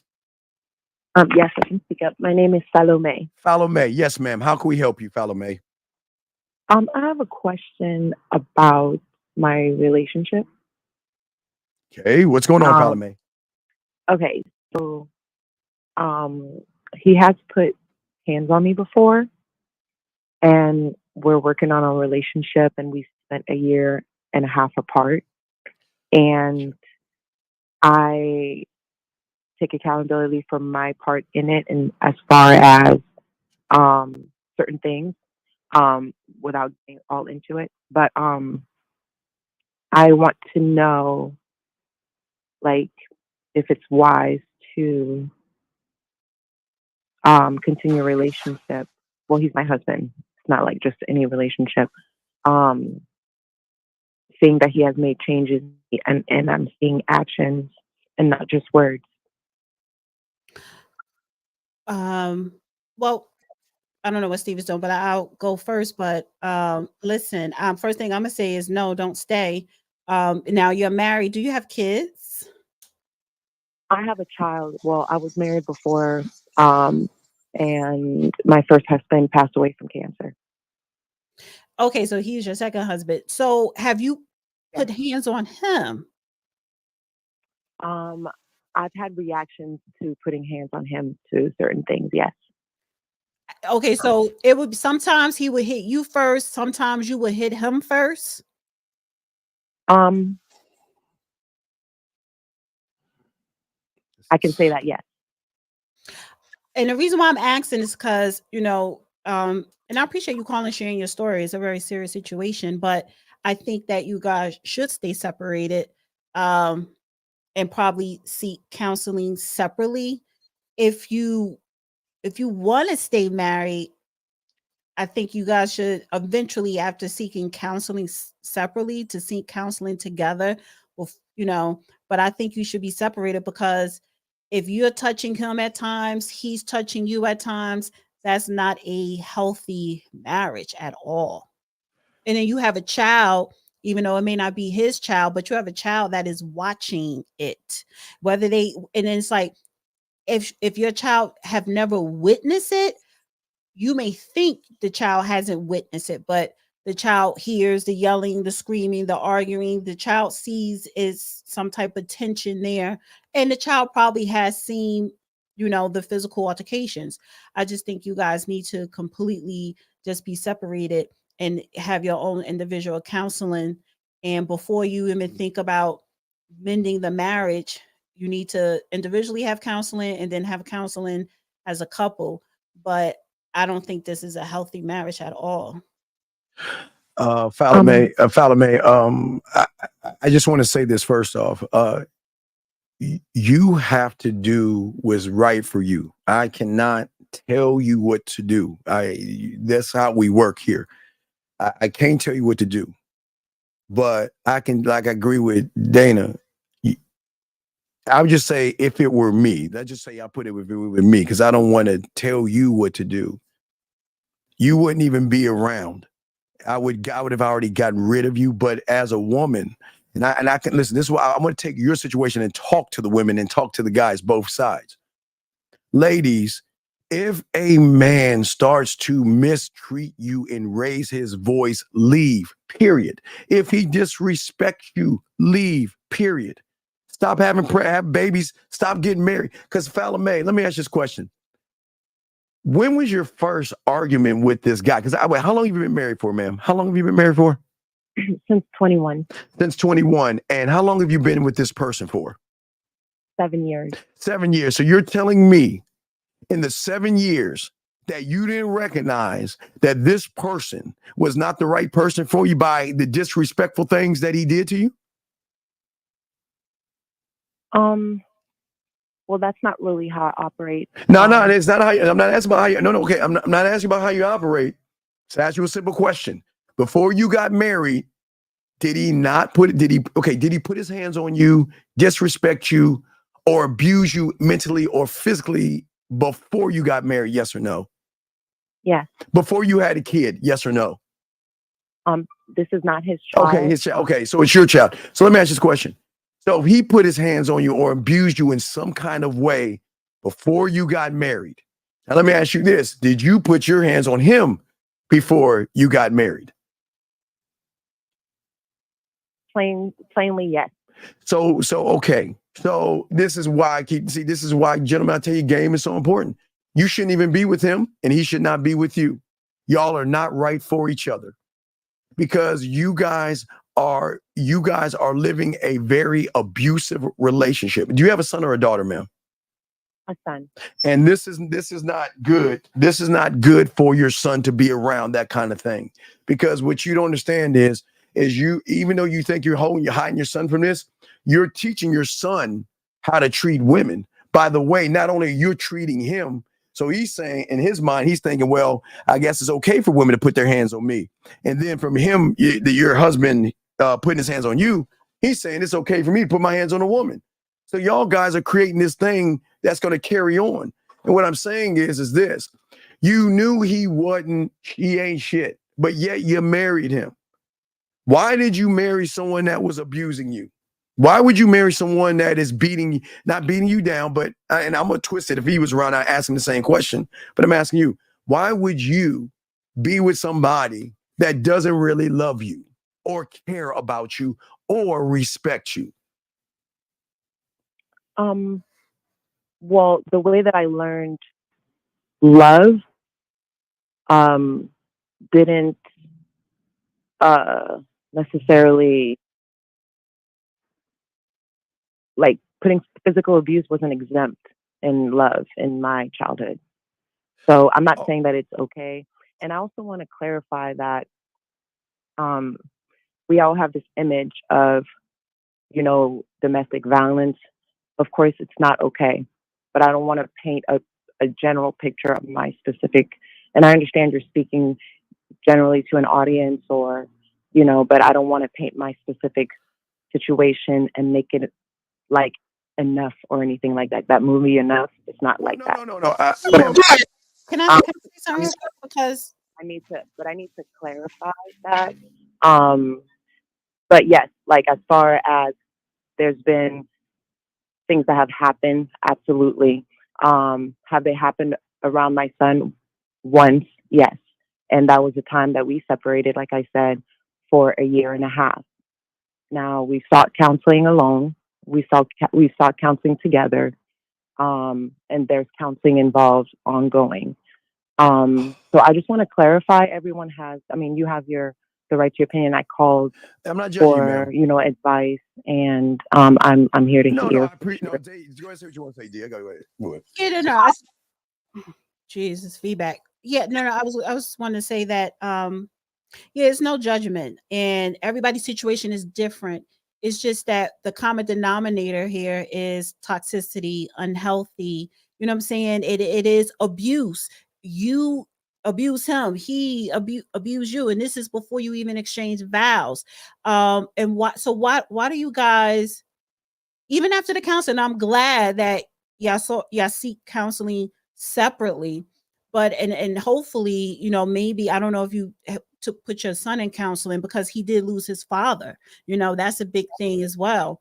He's in a whole brand new situation, and I'm a mother and I'm a grandmother, so I could talk to that, right? But what I'm saying here is, why do you want to stay married? Why does he want to stay married to you? And why do you want to stay married to him? Because sometimes it's okay to separate. And a lot of times it's better to separate.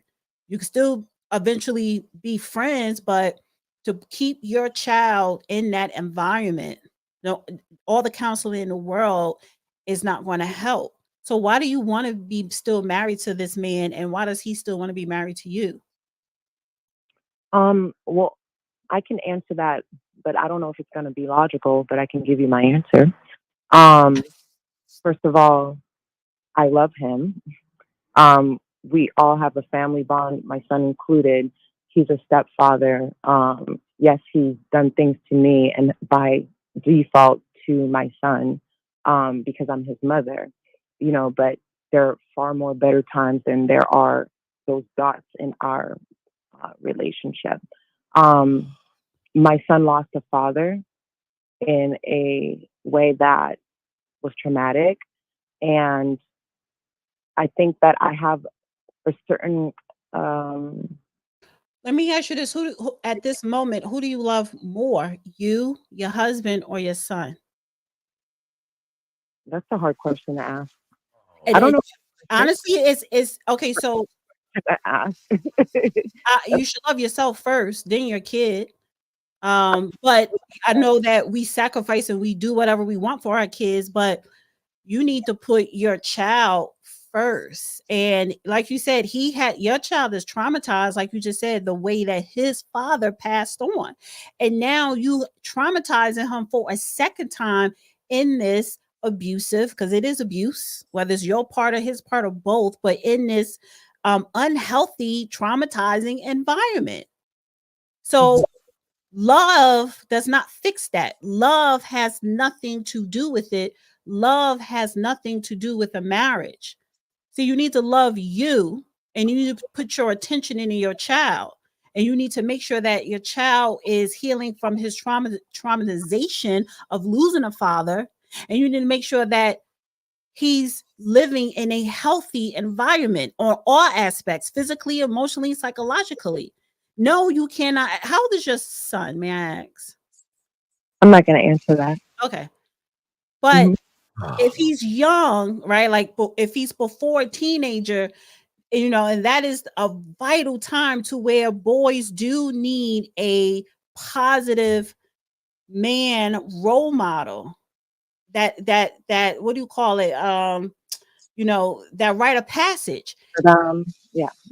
But if your current husband, maybe he's good to your kid, but if he's not good to you, he's not good to your kid.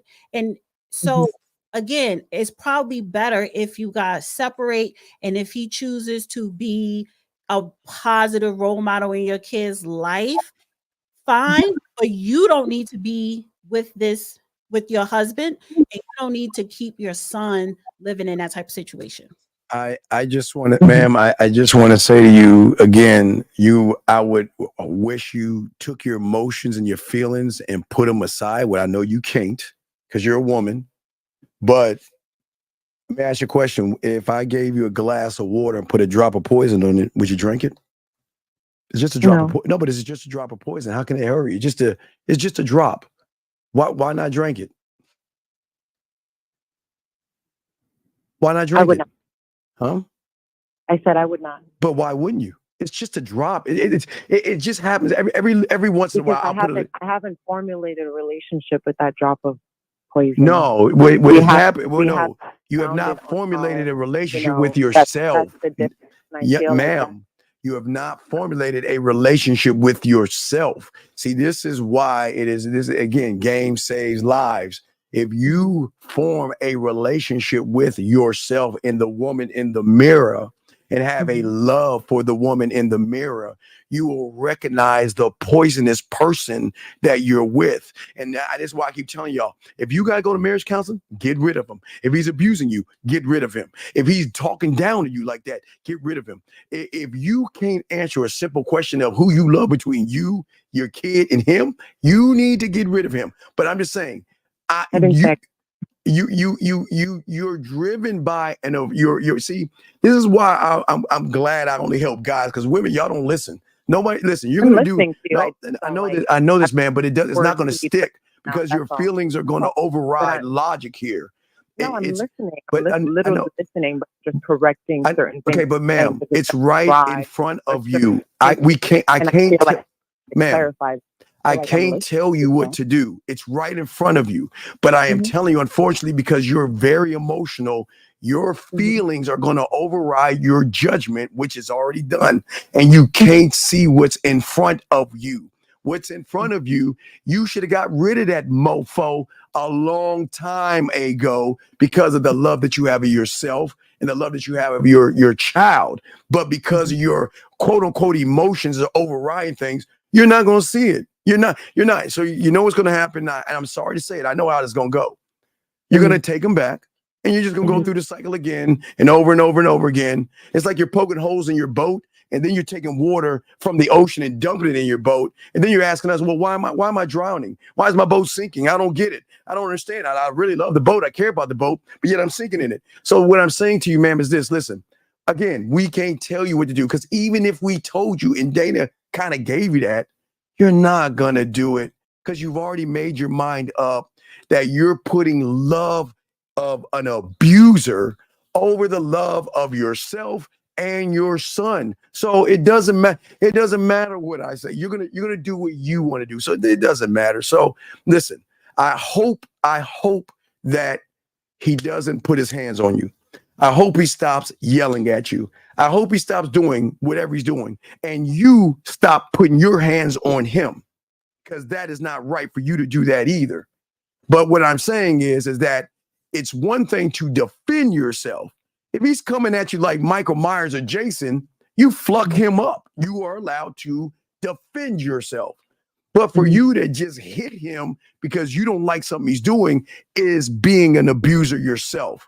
So what I'm saying to you is that everything we're going to say is going to go through one ear and out the other, because your decision's already made. The decision was made before you even called in the show, but we're entertaining this. But again, your emotions are overriding what's in front of you. Logic is right above that, where you can see what's going on, and utilizing this excuse. And I can't stand people saying, well, abuse for me was something I recognized when I was young. You know what happens with children who see abuse? They either do two things. One, they either become the abuser because they learn that thing, or they realize, now I know what an abuser is, and now I have an idea, a blueprint of what an abuser is. So if I recognize that in somebody, then I know I don't need to be around that person. So what you have done is you're kind of like, listen, you choose to be there, so you can't be a victim. I can't feel sorry for you. You choose to be in your situation that you're in,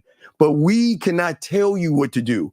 You take all these things that we told you. Hopefully you'll wake up and start loving the woman in the mirror and start loving your son and get him out of this situation before it's too late. But it's your call. D, you can talk to her. I'm done with that. Yeah, I just got one question. How is your finances? Do you rely on him financially? He provides, but my first husband was good. Oh, you received money from your first husband. Right. So you have your own money. That's what I'm asking. It's not a financial thing to where some women stay in a marriage because financially they can't just get up and leave and, provide for themselves. You have your own money, basically. Yeah. Yeah. And listen, it's easier said than done, but I think this is going to be a very hard decision for you to actually do, but you need to do it. You need to not stay in this marriage. And I think that, even if your son says he's all right, I think he needs to have his own therapist. You need to continue with your therapy. I think that's great. And you need to do self-reflection and just start loving on you a whole lot more. But you do not need to stay in this marriage, because that was your initial question. Should you stay? I don't think you two should get back together and resume the marriage. If you stay, please get your son therapy. He's going to need it for the rest of his life, because he's going to see what mommy and daddy are moving. And this is what hurts a lot of young boys.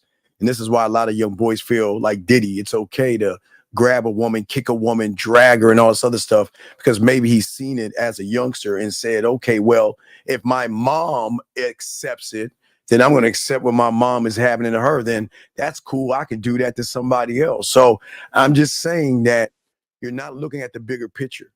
You might, I'm not saying you are, you might be creating the next generation of a person that is going to abuse a woman, because he's going to learn from the two individuals who are not responsible enough to look at a bigger picture to say, we're not compatible, goodbye. If he was a man, he wouldn't be touching you. He would let you go. And you need to woman up. And listen, no, don't woman up. Don't do that, because you're not going to do that. Mother up. How about that? Instead of womaning up, why don't you mother up and look and put your child first instead of your feelings first?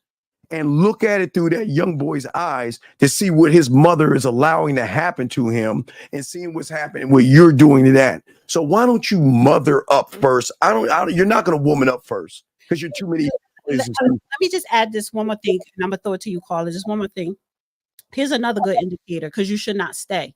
And I think you should convey that to your husband. And this is what's going to snap you out of it real quick, right? When you tell him, we should not get back together. We should legally separate, because I know it's a process, and then divorce or whatever. Just say we should legally separate.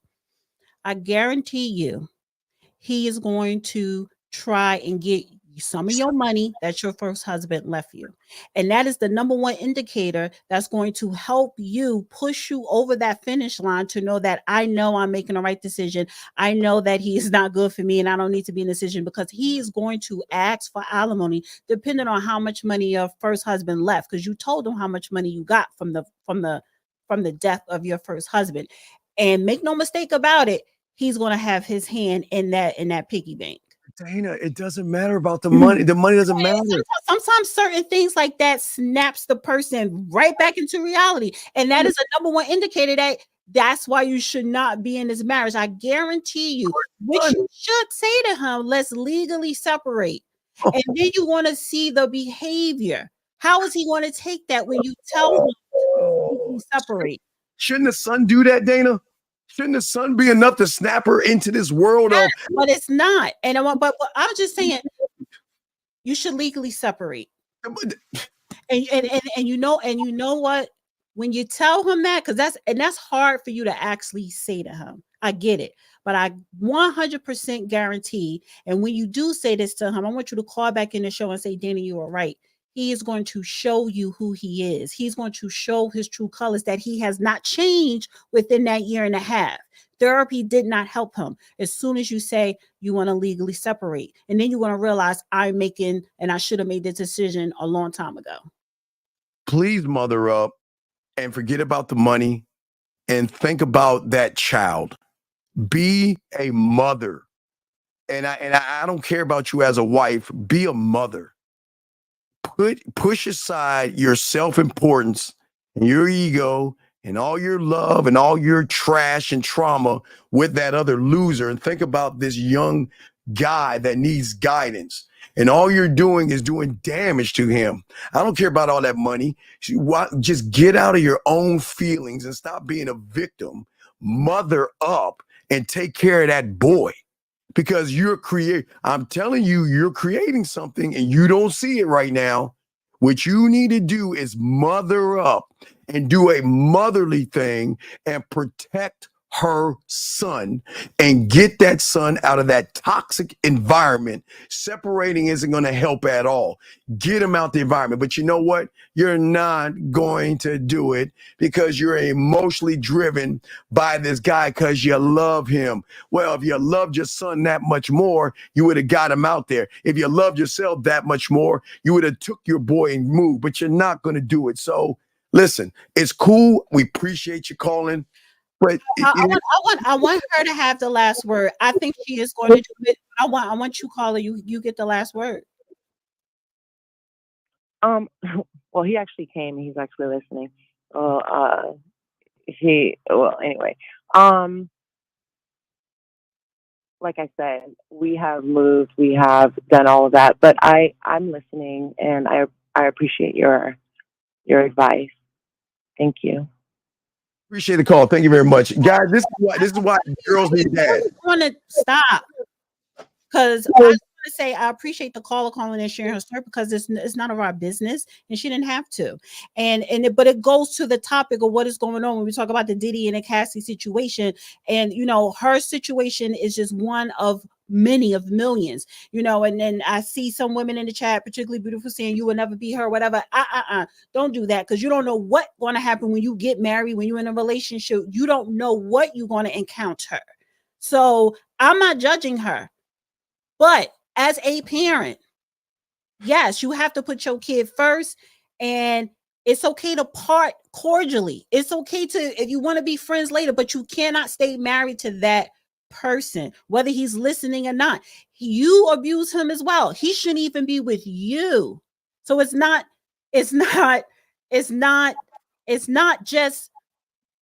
us talking bad about him. She has a problem too. So they don't need to be together. Dana, the problem is not. I'm past it. Forget about the marriage. I keep telling you, I don't even know why y'all go to marriage counseling. That's for y'all losers go marriage counseling. Anyway, I'm saying at the end of the day, for all you women that have children mother up.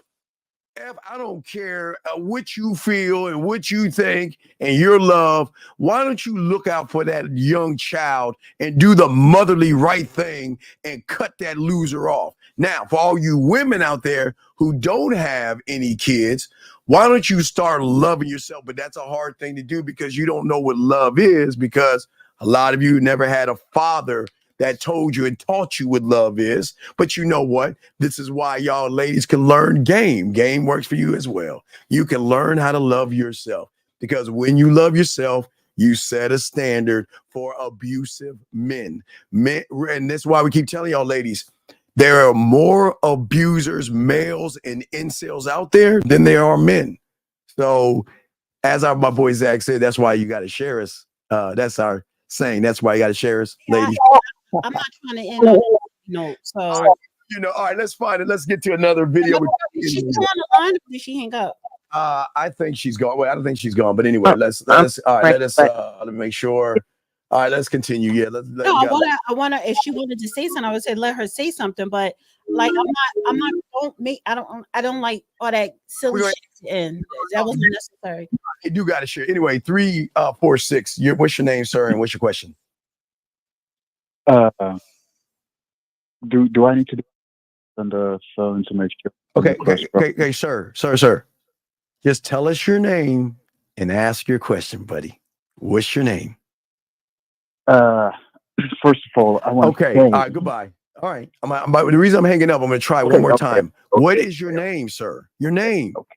What is your name? My name is Easy B. Okay, I don't even know. Okay, goodbye. I gotta let him go. I again, ladies, I keep trying to tell you, ladies out here, this is what you're gonna date. This is what you're gonna marry, and this is what you're gonna hang out with. Nothing but losers until y'all find a man. This is your life, ladies. Guys like that who can't even explain, express, and carry yourself like a man. This is your world, ladies. Let me say this, because I don't know what your problem is, beautiful. Because I said your name, but also to any other woman in that chat that's judging that woman that called in saying that could never be you. You don't know what you're going to encounter. So no, it's nothing delusional about me. I done seen it all. On both sides. So you don't know what situation you're going to be in. So who are you to judge someone say I could never be her? See, women, they result to that. Men do the same thing too. It's not about what you can or won't do. This person chose to call in, wanted an opinion, and I respect that she called it. Act like it could never be you. You don't know. You don't have kids. You're not married. You don't know what that situation gonna look like. 346. What's your name? What's your question, sir? Oh, cool. Name is John. Okay. My question is for Dana, because I feel like she has experienced this. Can I go ahead? Go ahead. Okay, thank you. Dana, I want to start off by saying your skin looks bright. You look sexy as hell. Now, what I want to ask is, when you start up a relationship with a beautiful woman, a sexy woman, and you're putting in 100% in the bedroom and out there, doing all the things you got to do. The first couple of times you blow her mind. Sex is great, hours long, orgasms everywhere.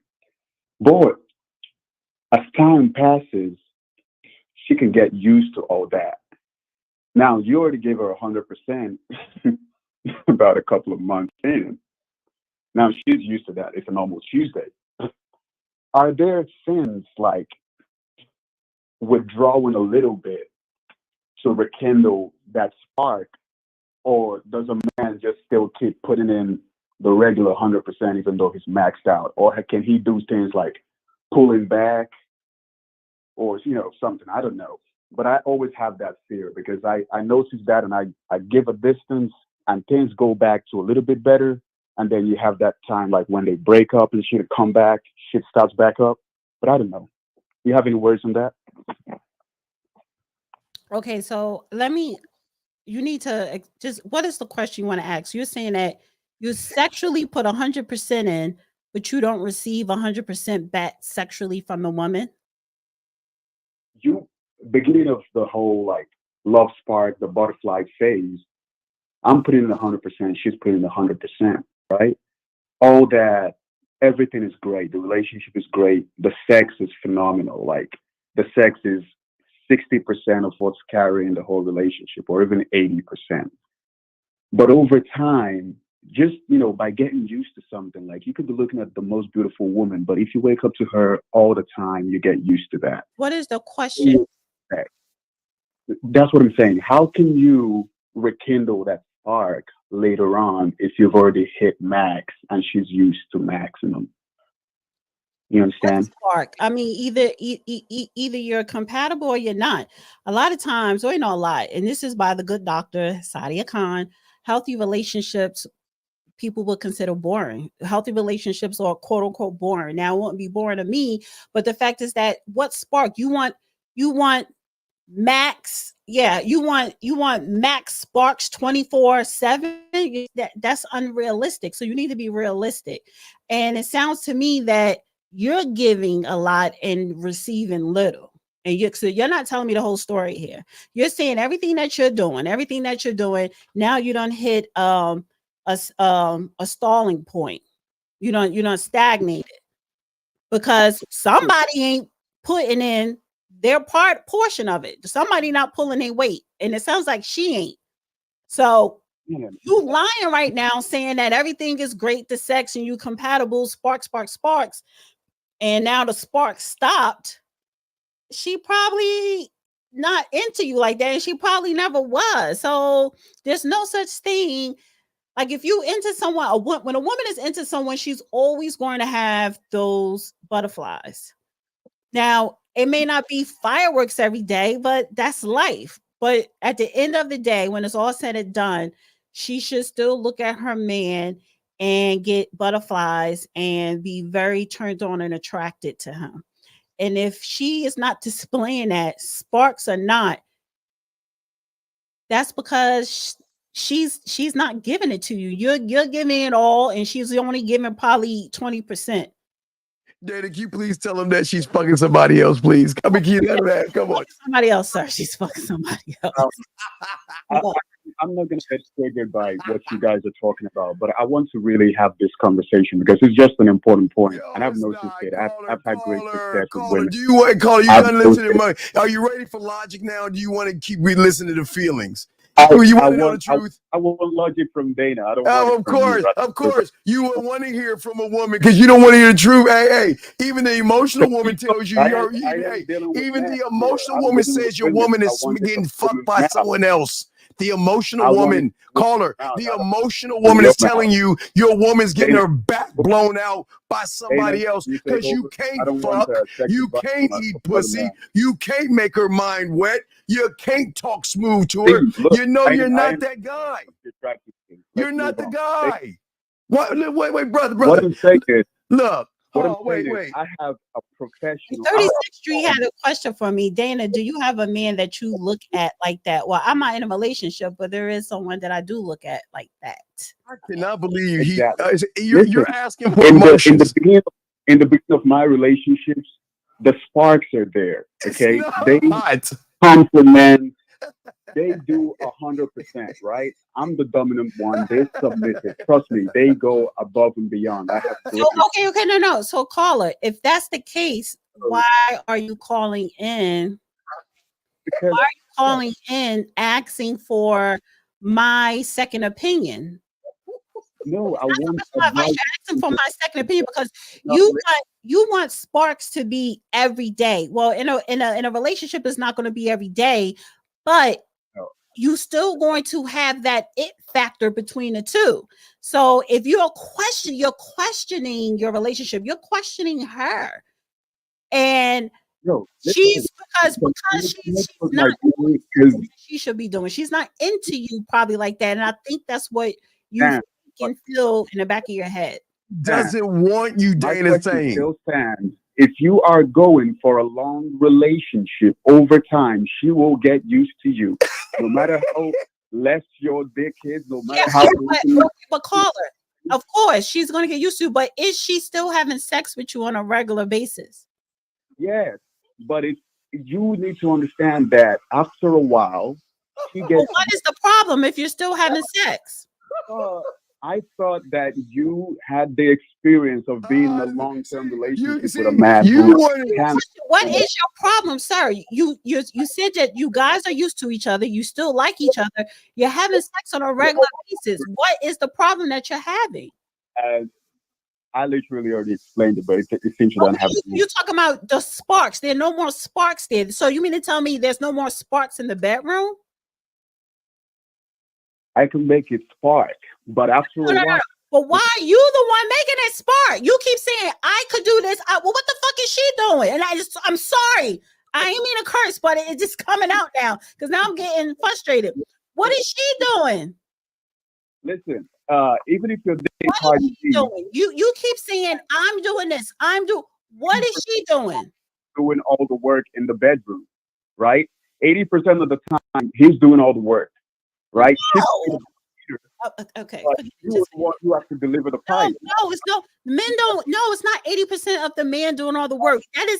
That's probably the only time I will go 50-50 is in that bedroom. The only time I will go 50-50. I mean, even if he's dominant, the woman still gotta throw it back. She still gotta move her hips and ride it. She still gotta suck on it. She still gotta put a lot of effort in. So what are you talking about? So no, you're doing everything and she's doing little. Listen, Dana, I don't think you can ride it for longer than 3 minutes. So don't worry about me. It's not about me. Don't worry about me. See, okay, and now I'm you know what? I am going to throw it to see because I think you really can. You came up here. There we go. Because you came up here and you specifically wanted my advice. Maybe you thought I'm lighthearted, boom, boom, boom. No, baby, I will eat you up and spit you out, and I don't even have to say a curse word. So please don't get it mixed up. Please don't, because I'm not a nice person. I don't have an issue that you're having. I would never deal with you, those men like you. Never. So you called in, you wanted my advice. She's not into you. She has sex with somebody else that probably has a bigger dick, probably has a better stroke. Or maybe it's just someone else that she likes a little bit more. Because if you have to lead all the time, 80% or more, if you're doing 80% of the work in the bedroom, if she's only giving you 20%, she's not into you. She's not into you. On to the next. Oh my God. Into you. Oh my God, man. Time passes. She's not into you. You said there's no more sparks. You do 80%. She's not into you, sir. Caller, she's saying you're a loser. She's saying you're a loser, being nice about it. I was just gonna be straight up with you, dog. You're not that guy in the bed. You're a loser. You're a loser. Look, don't get. Wait. You went to Dana. Dana's telling. No. When he's stroking it and he's spreading her ass cheeks and pulling her hair and smacking her ass and she's saying, oh my God, I can't wait to get some more of that dick from you. Don't get mad. Why are you getting mad? Wait, I'm sorry. I'll let the emotional one tell you this horror story. I'll sit back. You know it, Dana. You come for a second. The moment you start saying, well, Dana, you probably can't do, don't worry about me, sir. I'm not calling you, asking you for advice. I'm not calling you, telling you my problems. You called into the show wanting my opinion.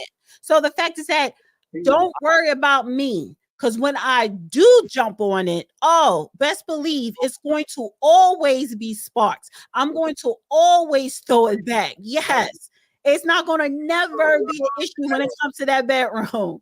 You'll ride that dick like your woman ain't doing it. She ain't riding that dick. She's saying, oh my God, I have to fuck him again. Disgusting. He's not a man. He's not a man. Look at him. He's asking a woman for advice and you're getting tore up. I like it. Oh my God, man. This looks real manly, dog. Oh my God. How does it feel? How does it feel? Why do you hate yourself, dog? I didn't get any. Look at you. You're calling us.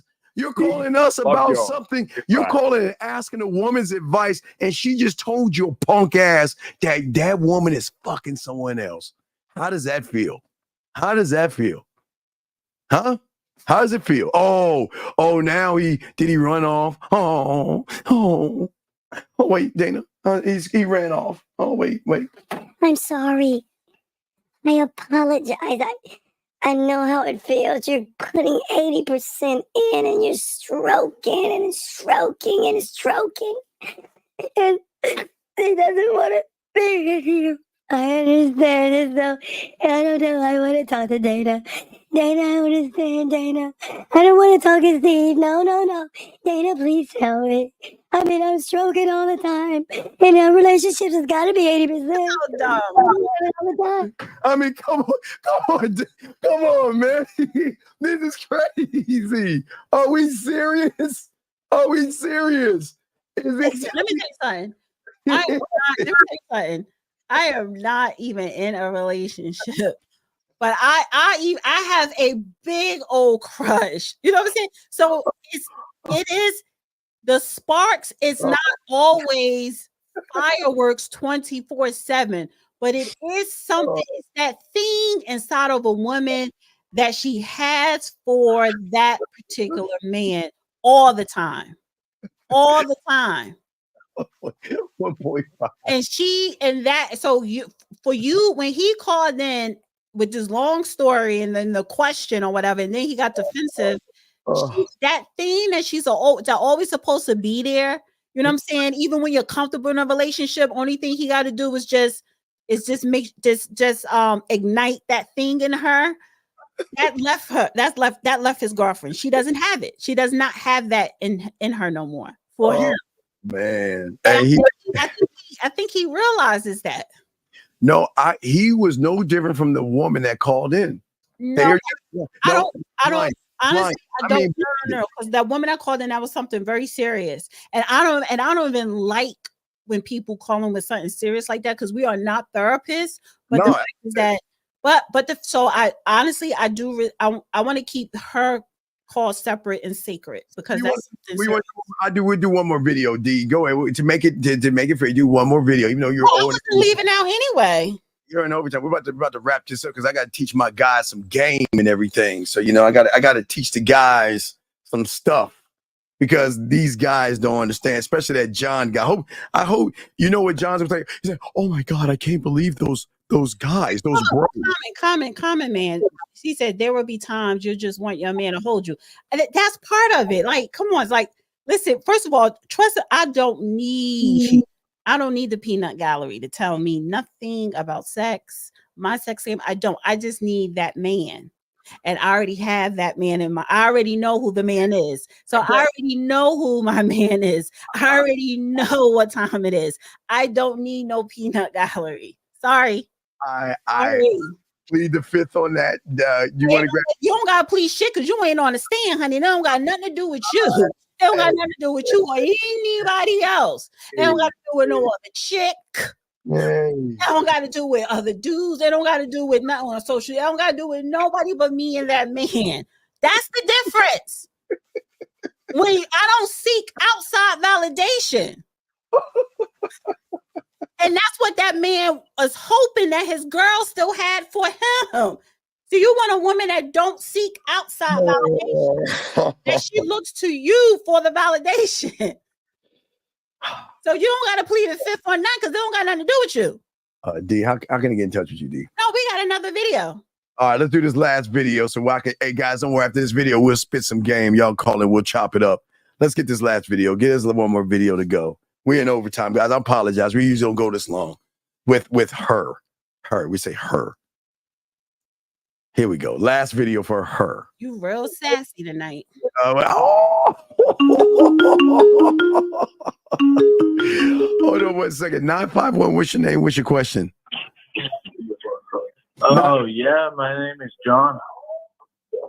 John, will you turn on the back? What do you want, John? What's up? We told you tomorrow, John. You get to watch some bros tomorrow. What's up? Oh yeah, you're just tripping, bro.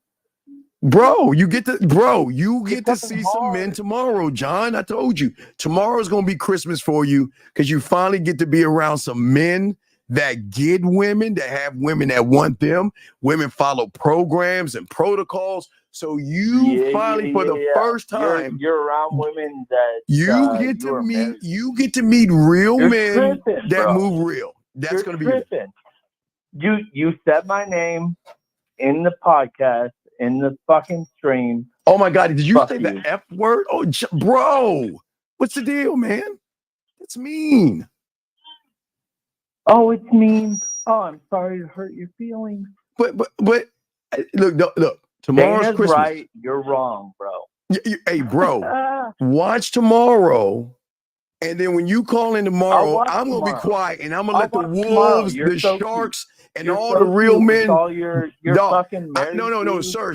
I'm just the dog. No. I'm only one of five. Look. Quote unquote. I'm telling you, you're going to get around pipe hitters. So please know this. They're just like me. They're no tolerance. So I'm telling you, you'll be some. Hey, look, you're going to be around some real bros. Excuse me, not bros, but brothers. So please just be careful, okay? Oh, just remember that, brother. Yeah. Just remember that. You're gonna be. Hey, you're making it racial. No, I'm not making you call me bro. I'm just saying. I'm just saying. Look. Hey, I said, bro. John. Tomorrow you get to meet real men that discuss real issues that winners do and not losers. Okay. That are married. That have women that do their thing. Quote their women. That do their thing and have women. They have women knocking down the door trying to get at them. That's shocking. You know, they don't have to go after women. So women come at them. You have women that knock down your door. Okay. Hey. Anyway, we gotta let Dana finish out, so we'll let you go, buddy. Okay, bro. All right, we'll see you tomorrow, bro. Okay. All right. So anyway, all right, D, what you got for us, D? All right, guys, we're gonna have a good show tomorrow, guys. Fellas, woo, what you got? Okay. Unfortunately, man, a lot of so you would never live. Yeah, I think unfortunately, man, a lot of men would rather be miserable than vulnerable. And rewind. Let me sit over here. I don't want to sit by here. A lot of men would rather be miserable than vulnerable. And what I mean by that is a lot of us suffer from the I'm cool syndrome. I'm good syndrome. When in reality, we know exactly what it is that we want from you, and we be hoping that you figuring it out one day instead of us just sitting you down and saying, look, baby, I need this from you. And a lot of women, especially a woman that's in a relationship, a woman that loves you, if you're able to have that kind of open communication, say, baby, I need, again, not want, not would like, not possibly, I need this from you. She gonna make it her mission to meet you there.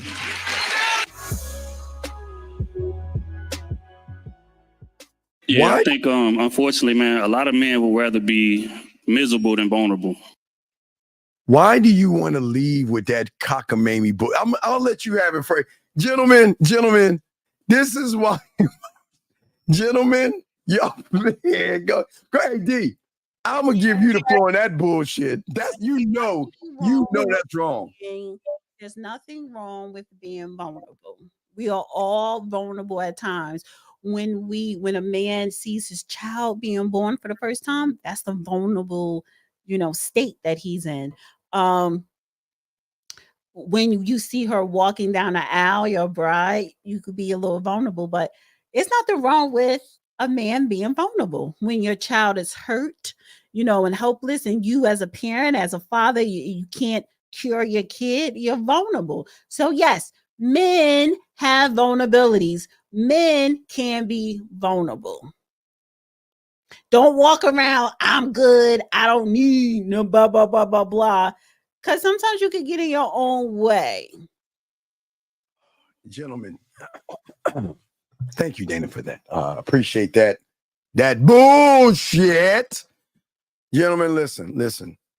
Now, wait, okay. And when he said, just tell her what you need, I wouldn't use need.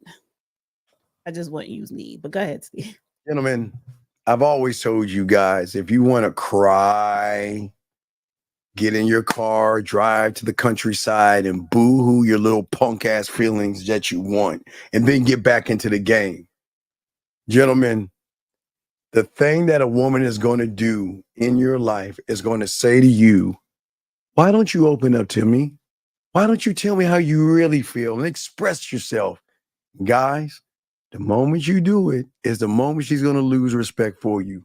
You have got to be the rock, okay? I'm not saying don't be proud of your child being born. Don't be proud to walk your daughter down the aisle. But y'all have got to take your hearts and put it in your pocket. That's why I told you guys to watch Shogun. This is why I tell all you guys, if you move like 2 more seasons. Yeah, I know. I'm excited. If you move like Shogun, you're good. See, listen. In front of the world, you gotta be tough. In front of your woman, be tough. But I'm saying you can love your son and your daughter and be appreciative of things, but leave the vulnerability to the woman and the femininity to the woman, and keep being masculine. Don't listen to all that vulnerability stuff. It's gonna lead. That's 2 more seasons. Yeah, 2 more seasons. I just want to say, gentlemen, please watch Shogun if you've not seen Shogun. Please, so you can understand when you're vulnerable, don't be soft. You take your little hard ass feelings and put them in your pocket. I'm telling you, women, when they recognize an emotion in you, that's a chink in your armor, gentlemen. I'm telling y'all, don't be vulnerable. D, how can they get in touch with your vulnerable self saying all that bullshit? Funny. What is your topic about tomorrow? Our topic tomorrow is wait, let me tell you. I'll tell you what it is. It's on really one training. It's on some training stuff. It's what we were kind of like discussing. I'll tell you what it is. Give me a second. I'm sorry. I'll tell you the topic tomorrow. Is it? And it's not so much. Now I need a little bit of advice. How to create dating standards that make her earn her position. How to create dating standards that makes her earn her position. I'm not tuning in for that. No, you're gonna tune in. You'll tune in just to watch. Anyway, I'm just saying. But this, I wanna leave out. I have a little bit of advice. I don't like the fact that why is it? I don't know. Maybe I shouldn't ask you because you're poison for me to ask you this. Because I don't like. It's not that I don't like. It's like. Well, how can I put this? Because it's very authentic, right? It's very authentic. It's not pleasing. It's not pleasing. It's none of that because everything is very authentic. But I don't know. It's like you don't want that person to be disappointed. Do you get what I'm saying? Well, you want to know why? Because a man can never disappoint a woman. Y'all are so used to being. No. It's not that. But it's like it's something that your counterpart prefer you not to do, and like you work on it. But then sometimes you slip into old habits. Yeah, that's where the training comes in at. No, I don't need train. No, I don't need training wheels. I don't need training. I'm not a dog. And this is why, you know what? Sorry, you're the wrong person. And maybe I was looking for the chat. I don't know. Not Steve, because he always come with something stupid. Like I can't. Train. Like no, I don't get trained. I don't get trained, honey. Hey, I'm just saying. You always fall flat. Oh my! Never mind. Never mind. I love it, D. We love it. We love it. Hey, salute you, D. There's nothing wrong with me. I'm perfect. There's nothing wrong. Of course, but again, when you needed structure, you'll get it. When you're doing right, you'll get not it. The point. No, that's not it. That's not it. That's not it. That's not it at all. That wasn't a route. That's not what. That wasn't no yellow brick road I was going down. Do that in the 70s. The robot. All right, D. So anyway, D. D, I appreciate this. You see, hey, it's not even that. I need to wear my sunglasses because when you just started thinking about them, it just lit up the room. The light just like you can see this glow. Gentlemen, that's what I'm saying. Jonathan and that other guy, if they don't have the glow that they get from a man, then you're not doing something right. Because y'all see the glow. Oh my God. Well, we need the danger zone as well. Okay, so guys, you can follow me on The Real Dana on YouTube. And most importantly, subscribe to my other channel, The Dusty Chronicles. I need to put more effort into that channel. All right. See you next week, Saturday. Bye. We'll see you in the chat room tomorrow. You can, because you always. No, I'm not gonna be. I'm allowed. You always do that. See that? See that? Oh, you're not allowed, huh? That's me saying that. That's me. Like, no, that's what I'm saying. That's just me saying I'm being funny. I'm being funny. That's not a real thing. Comments. You always come in with some sidebar comments because you love it when the men get together and talk that ism. Yeah, so, but I don't come in on Sunday chat. Yeah, because you want to know why it's real men talking real issues for men, how to create dating standards that make her earn her position. Gentlemen, if you want to learn how to make a woman earn her position and not just get it handed right over, come on over tomorrow, y'all guys. Y'all will get to learn real men because it's very rare you meet real men talking real yak. Right, Dana? What are you talking about? I have a crush. That's all. I have a crush. Not wrong with crush. I think it's cute to have a crush. Keeps you young. All right. Yeah, there you go. Hey, there you go, girl. Hey, there you go, Purple. Hey, no, she said no leftovers. Hey, no leftovers. What's that mean? All right, D. Go ahead and tell them. Leftovers mean? Huh? When she said no leftovers, what that mean? She said no leftovers. What does that mean? Okay, Purple. Why don't you tell me what it means? Yeah. Purple. She wants to know what it means. What is that code for? That's code for something. Wait, what do you mean? Who's 1950? Wait, you think that's the person? I don't know who that. I don't know either. We don't know, but hey, we know this. Hey, if y'all don't see the glow, I'm sure the women. What glow? I got my skin stuff on. It happens when you have a thought about somebody that's manly. That happens when a woman has a manly thought about a man. They get this glow. It's just like the same kind of thing that you see when you see a loser walking down the street. You see a guy that's like, oh my God, he's weird and creepy.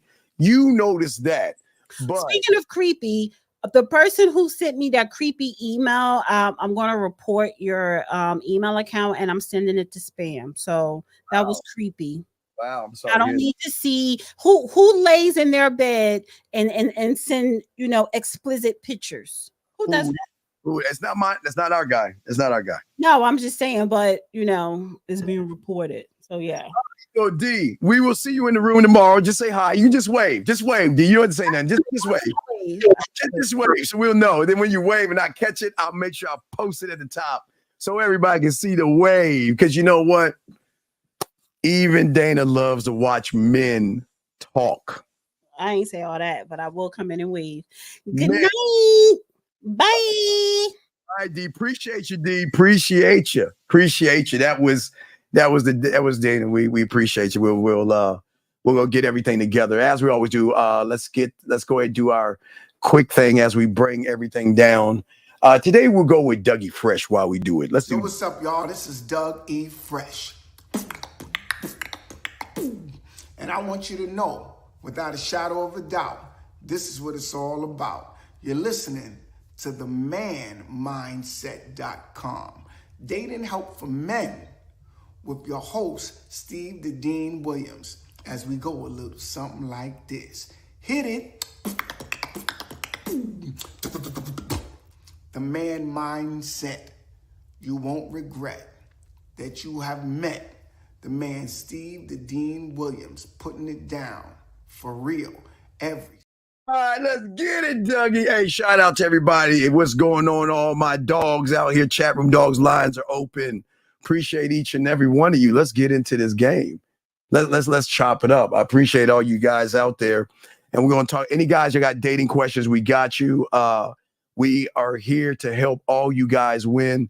I apologize for some of the soft males that called in the show asking Dana for help, asking a woman for help. Men don't ask women for help. Shout out to all the guys. If you have a question, please put a Q. Shout out to all the dogs out there. Hey, I love all my chat room dogs. Stand up. We appreciate all you guys out there, man. We appreciate each and every one of you guys out there. We want you guys to appreciate yourselves. And this is what the show is about, to show y'all game, to talk about issues and things like that. Yes, we already talked about we already talked about the abuse, and we're not going to really push that because of our guy. Hey, gentlemen, I'm proud of you guys. I want to say I'm glad that y'all are learning how to walk away from women. I'm glad that y'all are learning not to put your hands on women. And I'm glad that you guys are learning not to hate women, because there's nothing to hate about women when you're learning the game. As we saying to you guys, a very, very good show for you guys tomorrow. Please understand this. The show that we're going to have tomorrow is a very vital show for all you guys out there. Because listen, I want you to understand, we're not misogynistic and we don't hate women.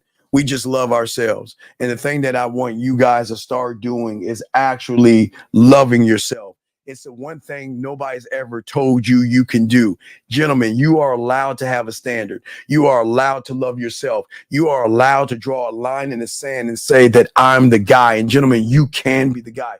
Never let anybody knock you or make you feel that you are not worthy of certain things, okay? And as we're going to talk about today, gentlemen, if y'all want to call in, we got you guys covered. But as I'm saying to a lot of you guys out here, what are the steps that you need to make as a man, not for a woman, but for yourself? How do you want to run your world? And this is where so many guys mess up with the game. See, most guys think that you have to follow a woman. Remember, guys, before I say this is not a woman bashing show. We're not being mean to women. I'm talking to you men. We're never going to run behind, follow, beg, barter, manipulate, deceive, or take them out to eat to prove our value and our worth. Do you hear what I'm saying, gentlemen? To prove our value and our worth. Gentlemen, I am telling you guys right now, the thing about learning the game that most people don't understand is that the game is technically the laws, rules, codes, and principles that you set for yourself, for your standard of how you want to live your life. You don't live your life for women. You don't live your life to get some ass. You live your life for yourself. And the more you can live your life for yourself, then those things are going to come into your life, because women are not used to men who set and are the priority. Most males and these humans out here make pussy the priority. They make women the priority. They make her beauty the priority, her ass and her titties. And all those things are fine to a man. But you know what? We are the priority. And what we try to tell you guys is that this is what most people don't understand. Gentlemen, everybody has value, okay? But all things are not going to be valued the same. Remember, I used to tell you this back in the 90s, okay? And I'll give you the same analogy because it still holds true today, because there's nothing new under the sun. So if you are in the middle of the street, okay, just say you're in the middle of the street and you want a hamburger, and on one side is McDonald's and the other side is Burger King, just to give you an example. The McDonald's believes that their Big Mac has value. And on the other side of the street, Burger King believes that their Whopper has value. But you want to know that where the value comes in, it's the person that places the value. See, gentlemen, this is where a lot of you guys go wrong. Most of you guys think that because I have money or status or have a good body or I have to acquire those things, that's going to give me value. It might be valuable to you, but a woman, okay, if you have the body, you have a chiseled body, you're 8 foot tall, and you got this great job and all this other stuff, okay, on one side of the street. And then there's another guy on the other side of the street that he's short, he's chubby, he doesn't look as good as you, but he's got a mouthpiece, he's got a standard, and he lives by the game. Who do you think that woman's going to talk to? You know what, guys, is going to shock you? I'm going to say that woman will take a step towards that other guy. And once that other guy opens his motherfucking mouth, she's going to turn right around and go the other way. Or someone will go to the man that has value in himself. And that's the thing that most people don't teach people, that the value that you have is always going to be brought on. Guys, get your crayons out because I want to teach you something. When it comes to value, gentlemen, and this is why I'm telling you, all things that are valuable are not good. Because think about this for a second. Value is always going to be based upon the labels that you put on yourself. So when you say, I'm too short, I'm ugly, I don't have enough money, you'll never like a guy like me. That's the kind of woman that will date a movie star, or an actor, or someone who has a lot of money and all this other stuff. What label are you giving yourself? But then when you give yourself that label, you're expecting a woman to mess with you. And then you get mad at the woman for leaving what y'all call with these red pill and manosphere God with the Pookie, the Ray Ray, the Ding Dong, and whatever person it is. But what I'm saying to you, gentlemen, listen to what I'm saying to you. This is why game is so important. Value is all about the label you place on yourself, okay? See, the problem that a lot of you guys have where you don't place value on yourself is because of the quote unquote emotional experiences that you have versus a man who has an experience. Okay. So let me give you an example. You and I meet a woman. The woman turns us down. That means she will turn me down and she will turn you down. Based on the label that you give yourself, if you don't love the man in the mirror and you don't believe in the man in the mirror, the value you're going to place on yourself is going to create an emotional experience, which is going to open a door of fear, rejection, and you're going to hold on to that past so that every time you meet a woman, you're going to think about that moment right there where that woman turned you down. Now, for a man, she turns me down. Now, again, for me, it's not my loss. Hey, look, turn me down. I'm cool. I'm gone. I'm already moved on. It is an experience, but it's going to be left right there. A man is not going to hold on to a choice a woman has. A woman has a choice, okay? A woman has a choice. So if that woman doesn't choose me, okay, and she decides that I'm not the right guy for her, I'm not going to get mad. I'm not going to get angry. I'm going to be cool and I'm going to move on because I'm just living an experience. Gentlemen, in life, get your crayons out. Every time you run into a woman, you're just running into a bubble. And that bubble is just an experience. Whenever you interact with that person, it is just an experience. But what happens is when you're emotional and effeminate, you're always going to tie in and label the experience from an emotional perspective, because in your mind, you're thinking that it has to, my experience with her resonates from my past. Whatever it was a pleasure or it's a pain, it's always going to say that, you know what, whatever happens, it's going to happen again because of the woman before. Okay. So what we always say to all you young men out there is that the value that you have as a man, when you look at experiences versus emotional experiences, which ties into, gentlemen, think about it. It ties into outcomes versus desired outcomes. Desired outcomes connect emotional experiences, because in your mind, your desired outcome is, I want some pussy, which is cool. Gentlemen, listen, it's cool. I'm glad you want some women. Glad you ain't doing Eddie Winslow. You want some women, which is cool. But when you have a desired outcome, there is a certain expectation that ties into that says, because I want some pussy, that she should give me some pussy, just on the general principle of I want pussy. And then what you do is, unfortunately, you move a different way. And what y'all don't understand in the game is this is why you give women advantages over you, because unfortunately, I've got to prop women up, which I hate to do, but they can recognize a person who is not experienced because the inexperienced person has emotional experiences and desired outcomes and has this thought that a woman should open up her legs for him no matter what the circumstance is. And he's going to move off of that emotional experience versus a man who sits around and is an experience. See, when you're an outcome, gentlemen, you're not the emotional experience. You're an experience that triggers emotion.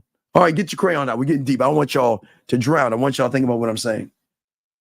See, when you're in a desired outcome, you're an emotional person that's looking for an experience, or you have this expectation that life is porn. You meet a woman, she knows nothing about me. She should spread her legs for me because I want to sleep with her.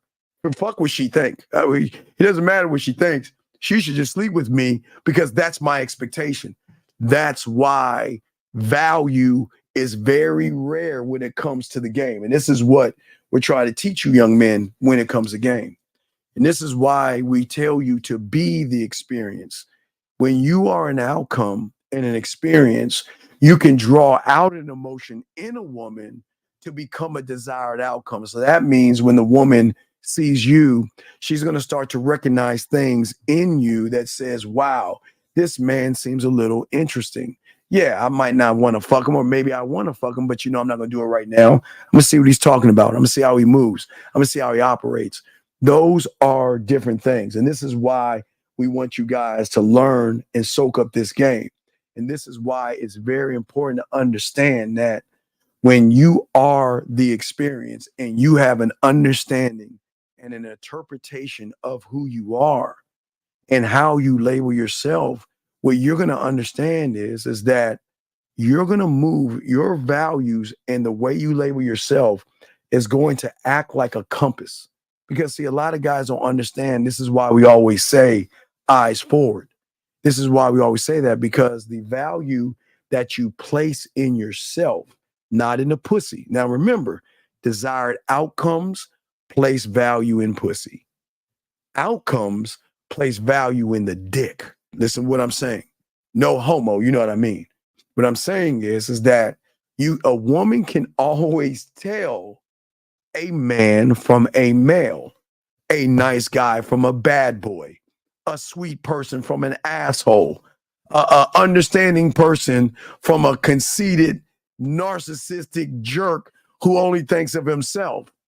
This is the simple thing right here based on the rules that I'm giving you guys right now.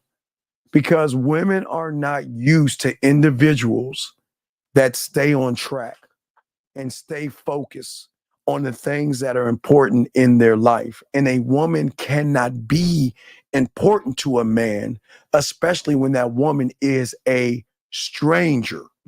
This is what I'm saying. You don't know her. So how can she be important to you?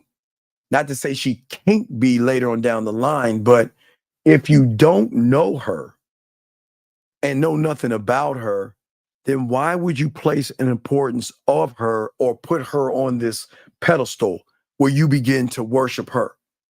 And that's where she will recognize that, look, you don't know nothing about me. You just like the dress that I have on, the push-up bra I have on, how I put my wig, how I did my hair, my makeup, and all this other stuff. You know nothing about me. Okay?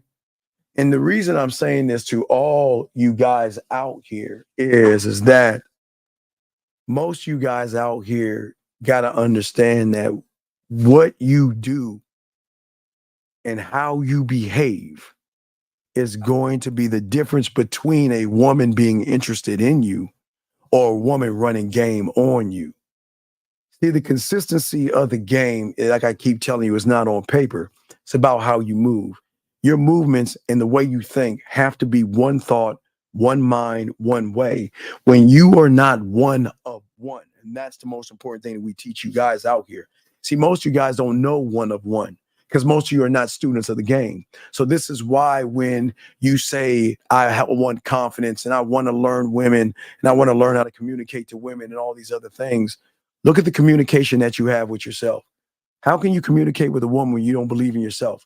How can you communicate with a woman when you put yourself down?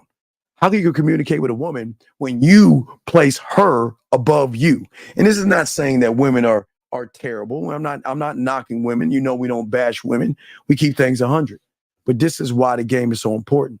Because if you are not aligned with your thoughts and your movements, okay, this is what happens. This is why most of you guys feel discomfort. What do I mean by discomfort? How many times have you seen, don't answer because I want you to do this privately because I don't want you to feel like I'm picking on you. How many times have you seen a woman and felt discomfort? Know what discomfort is? Worry, fear, anxiety, nervous. All these things that you feel is because you're out of order. There is something going on with you, something that you wrote on paper that you're not actually living. And that's why you are getting this discomfort. That's why you're getting it. And as long as you're getting this discomfort, you're going to have the problems. Yeah. And hold on 1 second, gentlemen. Give me 1 second. Hold on 1 second. 1 second. Give me 1 second. I'm sorry.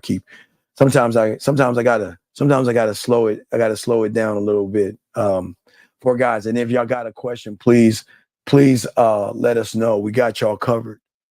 But as I say to a lot of you guys out here, that again, this isn't for everybody. And what we do is just remove. We're gonna remove. We're not going to talk. We're gonna keep it going. We'll keep it going. You want to know why, guys? Because listen, I'm gonna tell you something about the world, gentlemen. Women don't want you to know this information, and men do not want you to know this information. Because most of you guys have these problems where you have discomfort, but you never ask yourself the question, why do I feel this way? Why do I feel when I see a woman? Now follow me on this. When you wake up and grab your remote control, your car keys, your wallet, or just a doorknob, or you grab your toothbrush, you should be brushing your teeth in the morning, gentlemen, floss and all other shit. Water jetted, do that if you hate to floss, but do that as well. You don't feel discomfort because you are aligned with your thoughts and you are aligned with your. Can I ask y'all a question, ladies? L, can you answer the question, L? What does that even mean? Because women, why do y'all women do that? I always notice when it's like 11:11 or something. What does that mean? Can anyone explain it to me? I don't know what that means. I'm just curious. Well, like when y'all see like it, what does that mean? What does that mean?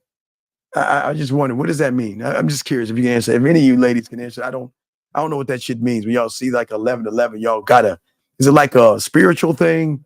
Is it a woman thing? Because I only noticed the women are doing it. Oh, it's a time to make. Hold on. Wait a second, Hagen. It's a woman.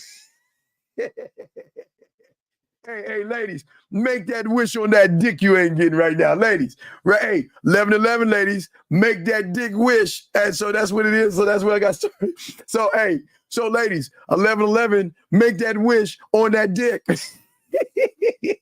ladies. So, ladies, now if it's like that, ladies, 11:11, grab your dildo out of your drawer and rub it like a genie and make a wish on the dick.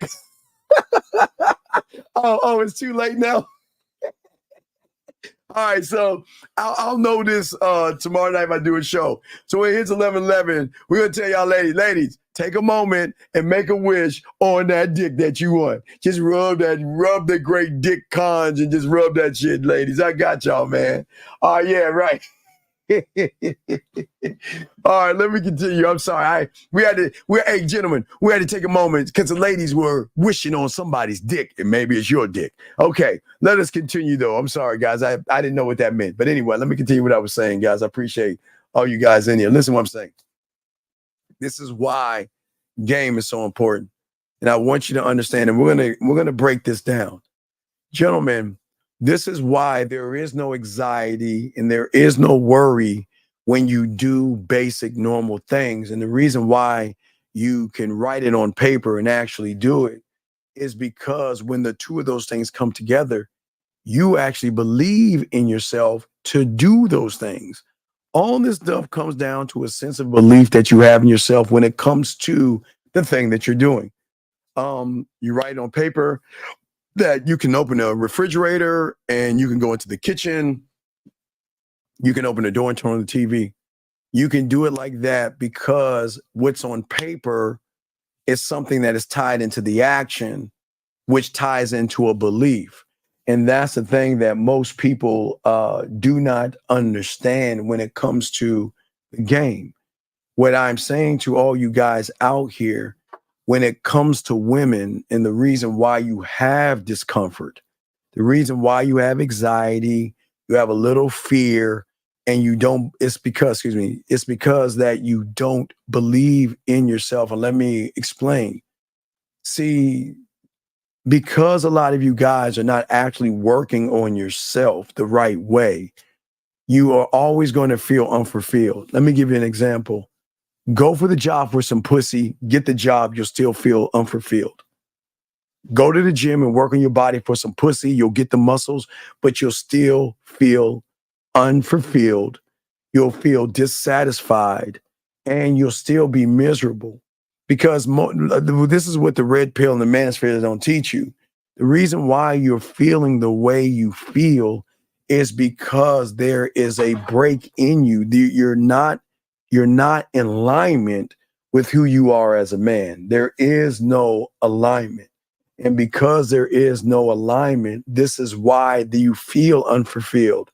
So many of you guys out here want to do things, or people tell you, go to the gym, get a good job, and I don't know, catch a unicorn or some shit, and you'll get a woman, right? And you listen to these guys and you do all these things, but yet you get around a woman and it still doesn't matter. You still feel unfulfilled and you feel dissatisfied. And what happens is that most you don't even or can't even recognize why you feel that way. And it's because you're not in the game. See, gentlemen, when you become one of one, okay, it gives you an opportunity to do the one thing that no one's ever taught you before. See, gentlemen, you're exploring, you're going the wrong way. You're too busy exploring your eyes out, but you're not exploring yourself. You're not exploring who you need to be as a man. You're not exploring the values that you need to create for yourself. To improve the results, you've got to work on the criterias inside of yourself. But for some reason, for many of you guys out there, that you feel like in order to be what I think the world wants me to be, or my interpretation, what I think the world wants me to be, I'm going to be this person. And this is why you don't have the balance in your life. Remember, guys, we are 5 months and 18 or 19, because I got to add December 31st into the year.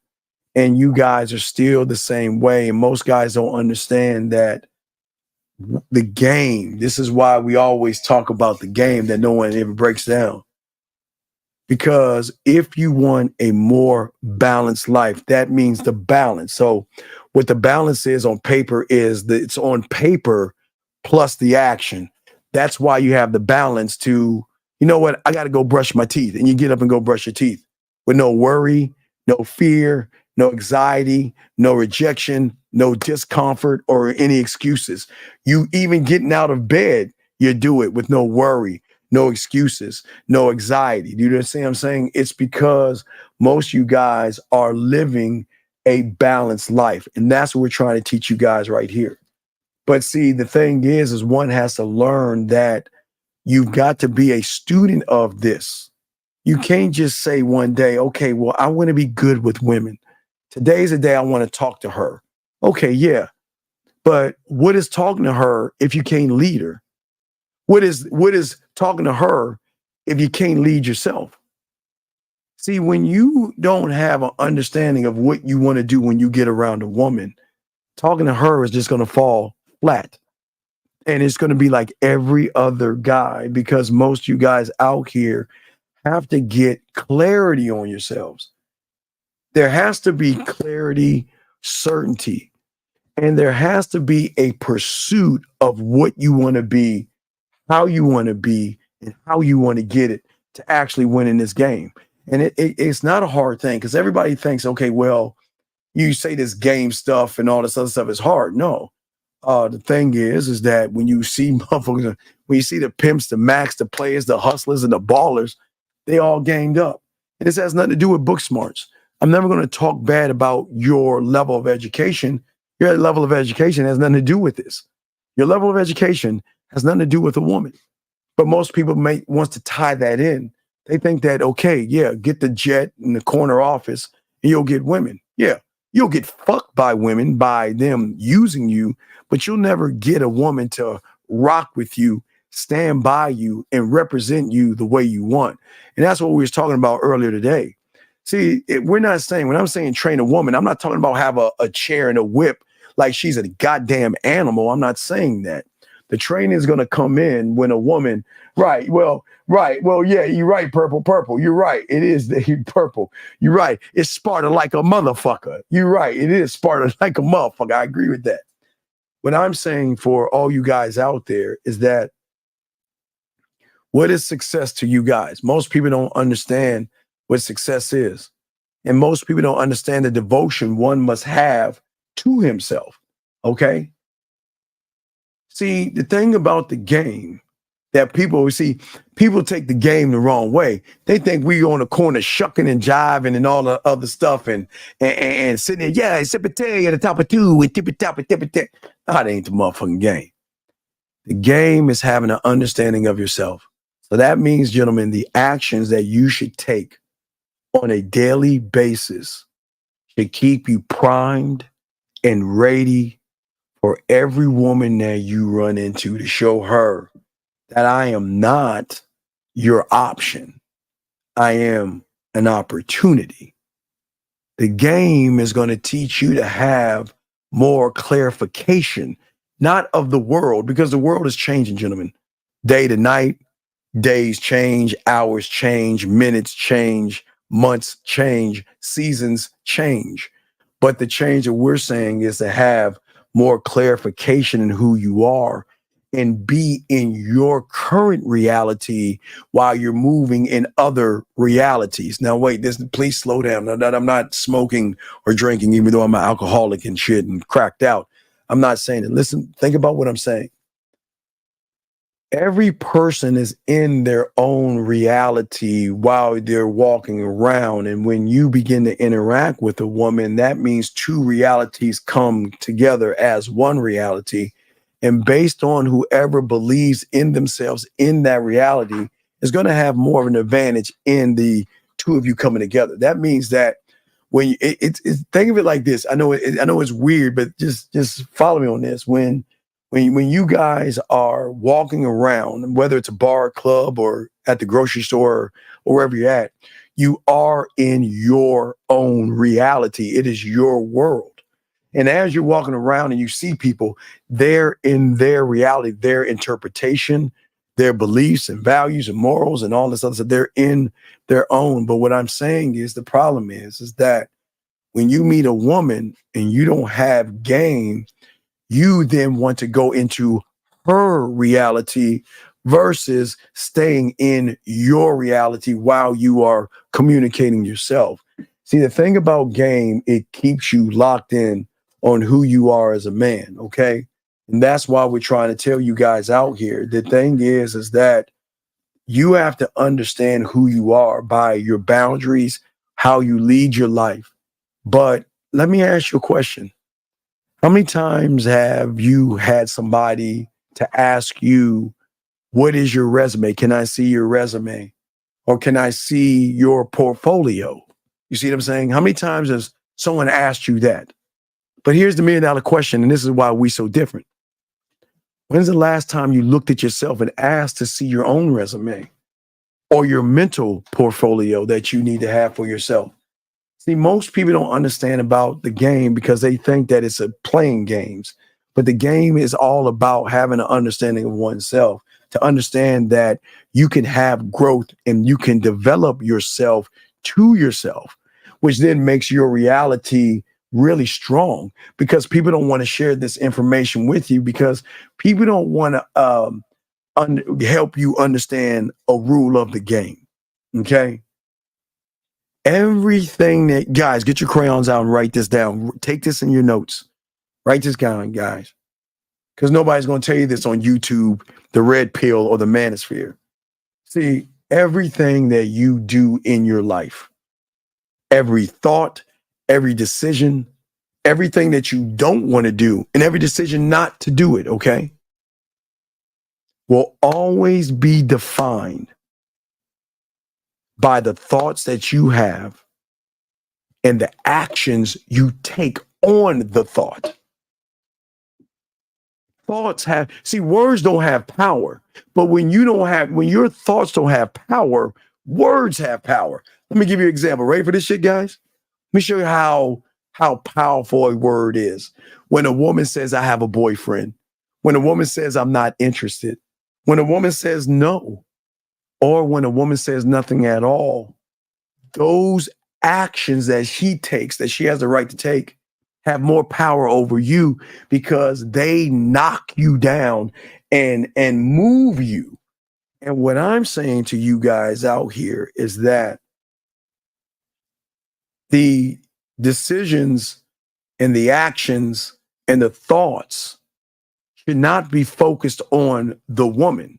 See, when you're not rooted in yourself, this is why we always talk about one thought, one mind, one way. A man must be rooted in himself, because the moment you are rooted in yourself, like a root, like a tree, you're rooted in something that you cannot be moved. Meaning that I was saying, as far as the experiences versus the emotional experiences earlier on, where a person who is living in his femininity can be moved by a woman's words or her actions. And that means a woman not saying anything to you or a woman saying something to you can easily move you when you're not looking at who you are, because you're not asking yourself the proper questions. You're not asking yourself things not just about the resumes and things like that, but here, let me ask you this question. What's the guideline? So if a woman if a woman, watch this, gentlemen, because no one's going to tell you this, okay? And I'll ask you this one second. 984, what's your name? What's your question, sir? 984 going once, 984 going twice. Oh, sorry. Yes, who am I speaking with?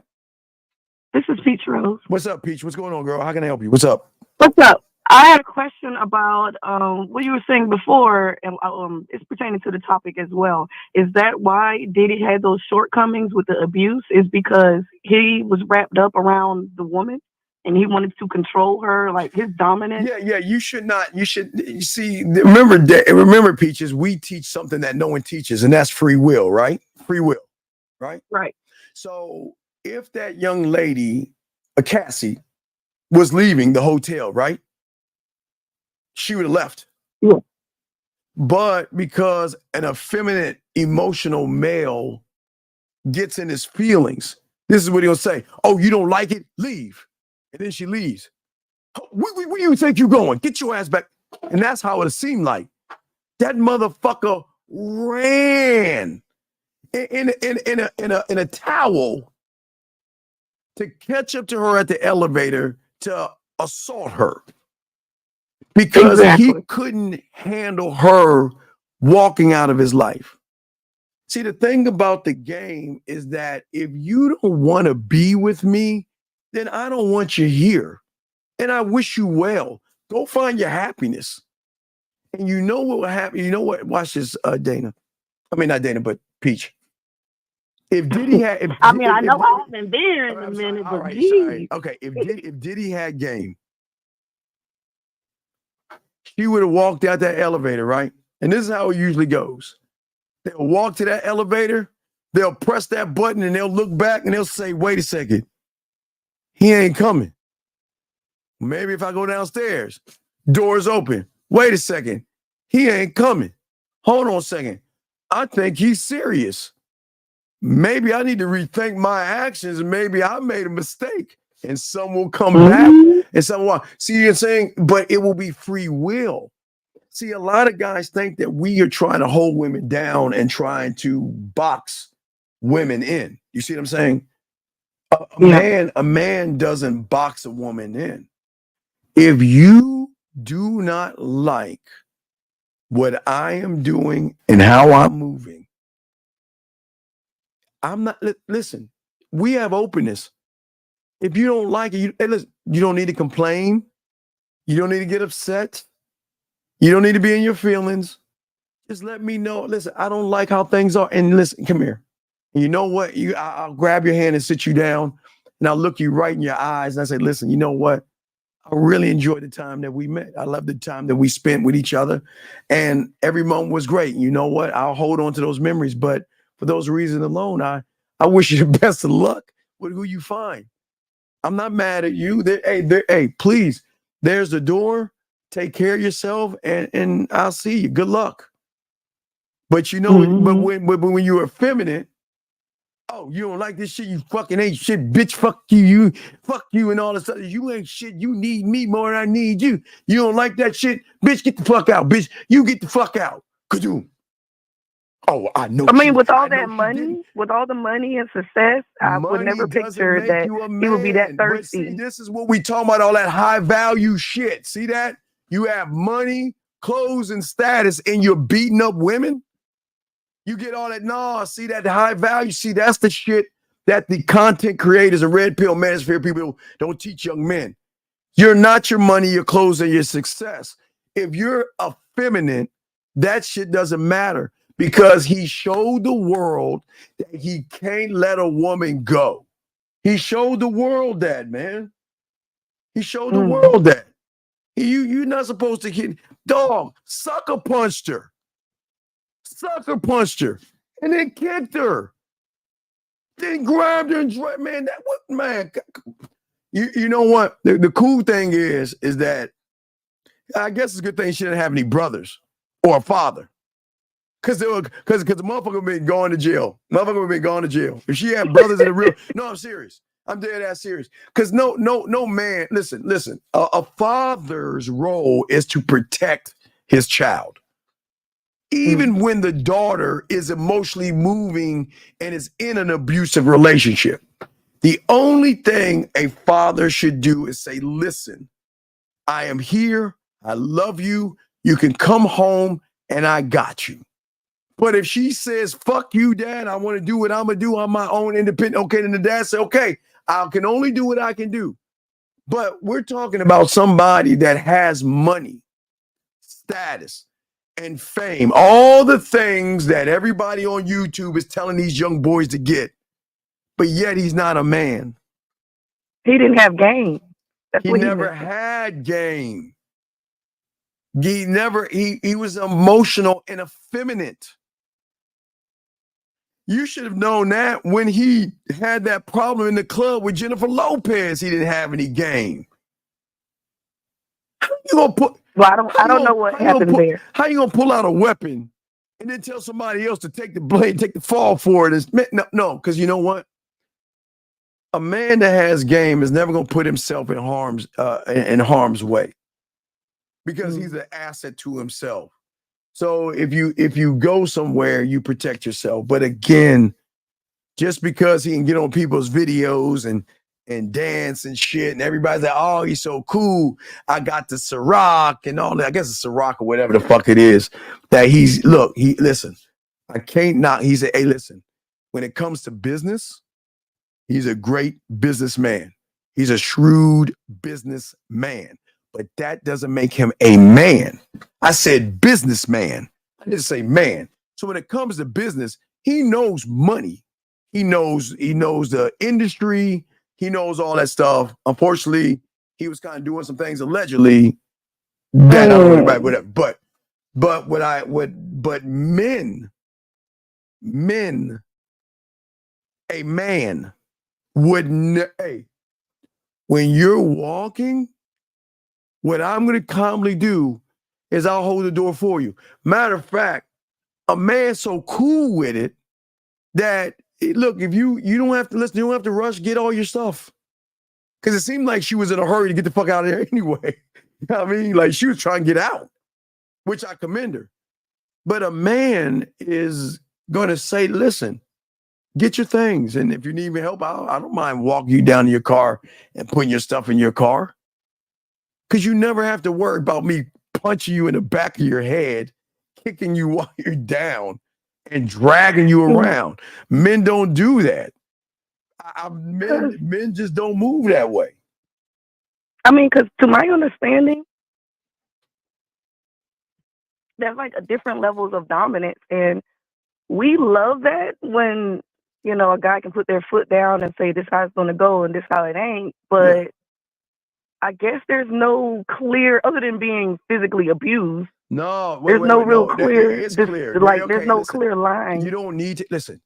Yelling at women, threatening women, manipulating them, begging them to stay. Fuck, men don't do that. The fuck, I can replace you. I don't.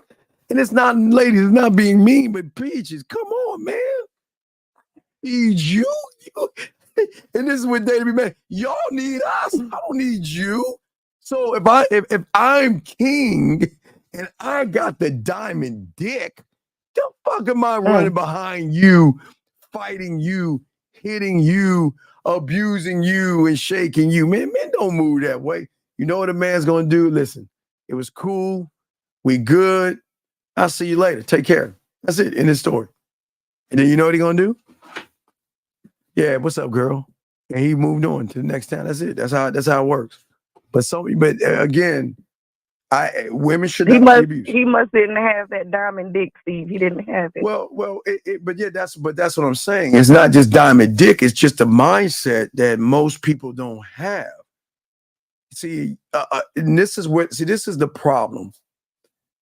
Young incels or young boys that it goes against listen, okay, having emotions is okay, gentlemen.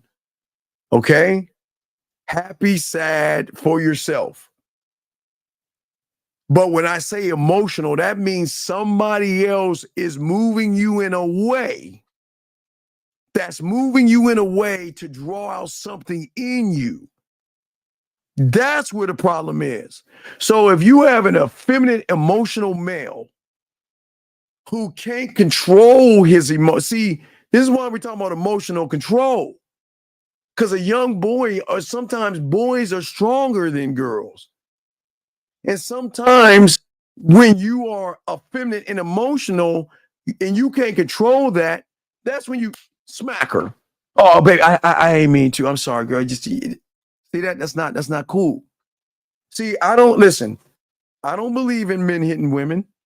Now, look. Only time I believe you smacking her is when y'all are roughhousing in the bed. You don't smack that ass. Yeah, pull that hair. If you want to get choked in the bedroom, I'm gonna choke the shit out of you. But that's a sexual agreement between parties. You see what I'm saying? Spanking, chain you up, all that. That's depending on how sexual a woman wants to get. That's okay. Yeah. Because you have like, you know, if you're choking me too hard, we'll have a word, you know, a safe word and all that other stuff. That's different. But violence is an effeminate trait with a man that has no order in himself. That's why there's no balance, because he cannot control his emotional, and not his emotions, but emotional will draw out something in him to do something to a woman instead of just letting her go. Because a real man's just gonna say goodbye. He's gonna say peace.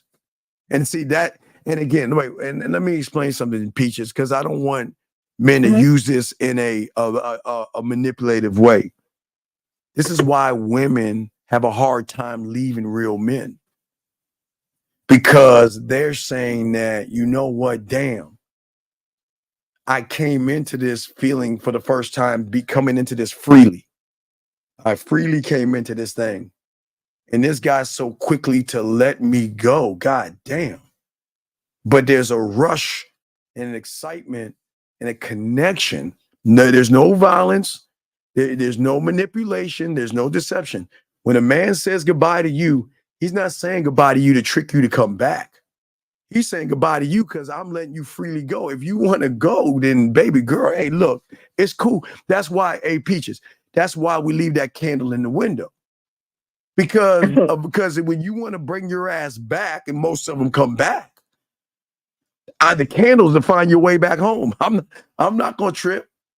And when you come back, everything's gonna move just like it used to, unless you were disrespectful, you can't come back. Unless you were raising your voice and you were acting out, you can't come back. But that's what women don't understand. That's why they can't. They can't. The mind cannot process. Think about this, Peach. Mm-hmm. If a woman has always been around, baby, please don't go, baby. Baby, I'm sorry, girl. Come on, baby. Baby, look, I'll do better, girl. I'll make it right, girl. Let's go to counseling. What can I do, girl? I'll stop doing this. I'll stop saying, baby, I just want you back, girl. Please don't leave me, baby. My life ain't the same without you. Okay, so they hear that shit all their life. So that's what their mind is used to hearing. Do you think the mind can process? Cool. Bye. You think the mind can't process that? Because that level of thinking goes way above their pay grade. Because all women know is begging. Baby, come on, baby, give me another chance, girl. I'm sorry. What? Wait. Why am I not? Wait. You want to know? Hold on. This is the mind. This is what women see. This is what women see with most males out there. This. I can't even do shit right here, and you know that, man. Why are you doing me like this, man? Everything I do is a fucking problem, G. And I'm sitting here telling you I don't have nobody, man. I'm going through a lot too, G. All I know is you, and you really trying to hurt my heart, G. You see that shit, Peach? And this is what, Peach, what I'm saying is, that's all they fucking know. And that's what makes us assholes, bad boys, and jerks, because they cannot accept somebody saying that your ass and your titties don't mean a motherfucking thing to me. I don't need you, bye.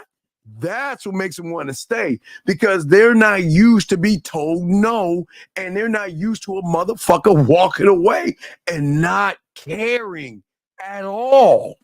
That's the drawing. But I gotta be careful about this, Peaches, because I don't want young men to say, well, that's the blueprint, so I'm going to pretend like I don't care to make her come back. So I don't want that out. I'm just keeping it a buck with you. So if women hear go ahead.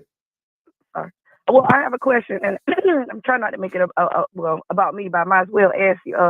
I've been talking to this guy, kind of exclusive now together, and I showed him you, and he told me to stop dick riding you, and that I'm feeding you attention and all this and that. Basically, he wanted me to, whatever.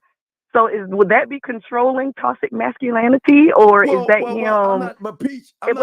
Is that his rule? Like, is that because I want to do? I want to. He just can't accept that you love your boy. He can't accept that you love listening to my voice. You can't accept I make you smile. I told him, Steve. I told him it won't like that. It's just, you know what I'm saying? Like, if he on Instagram looking at, girls or whatever, I don't hate on that. So it's like, I told him it's like kind of like the same thing. We would never meet. It's like nothing.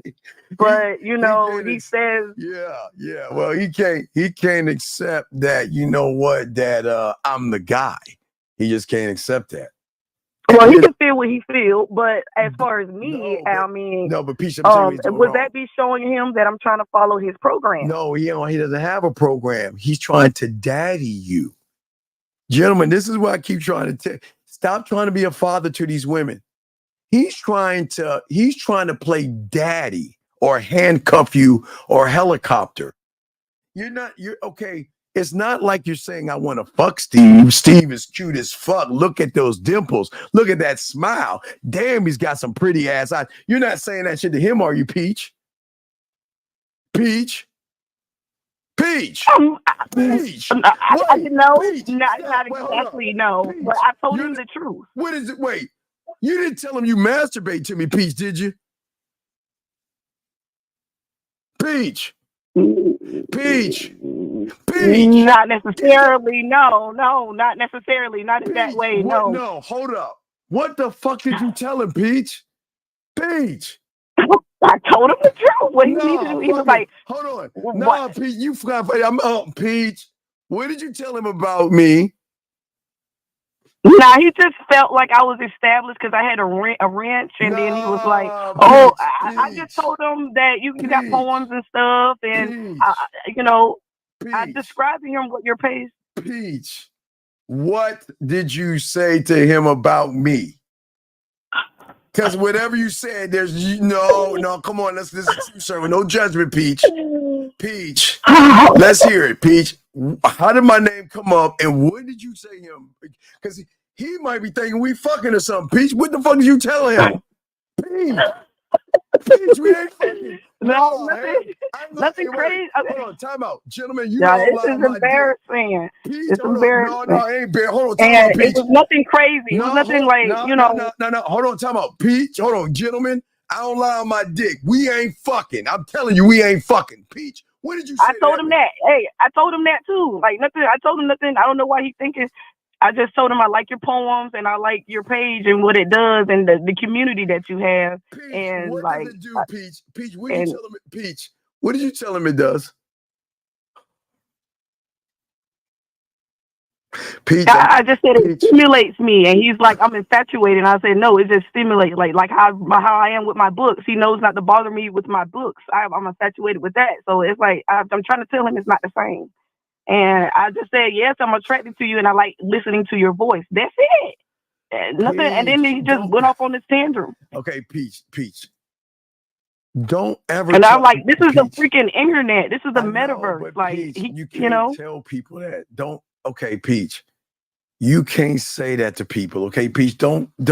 Okay, I know I tell you women to be honest with men, but some guys cannot handle a woman's truth. Okay, let me give you an example. I know a woman that I was messing around with. You know who she likes? She loves The Rock. And you know who she told me?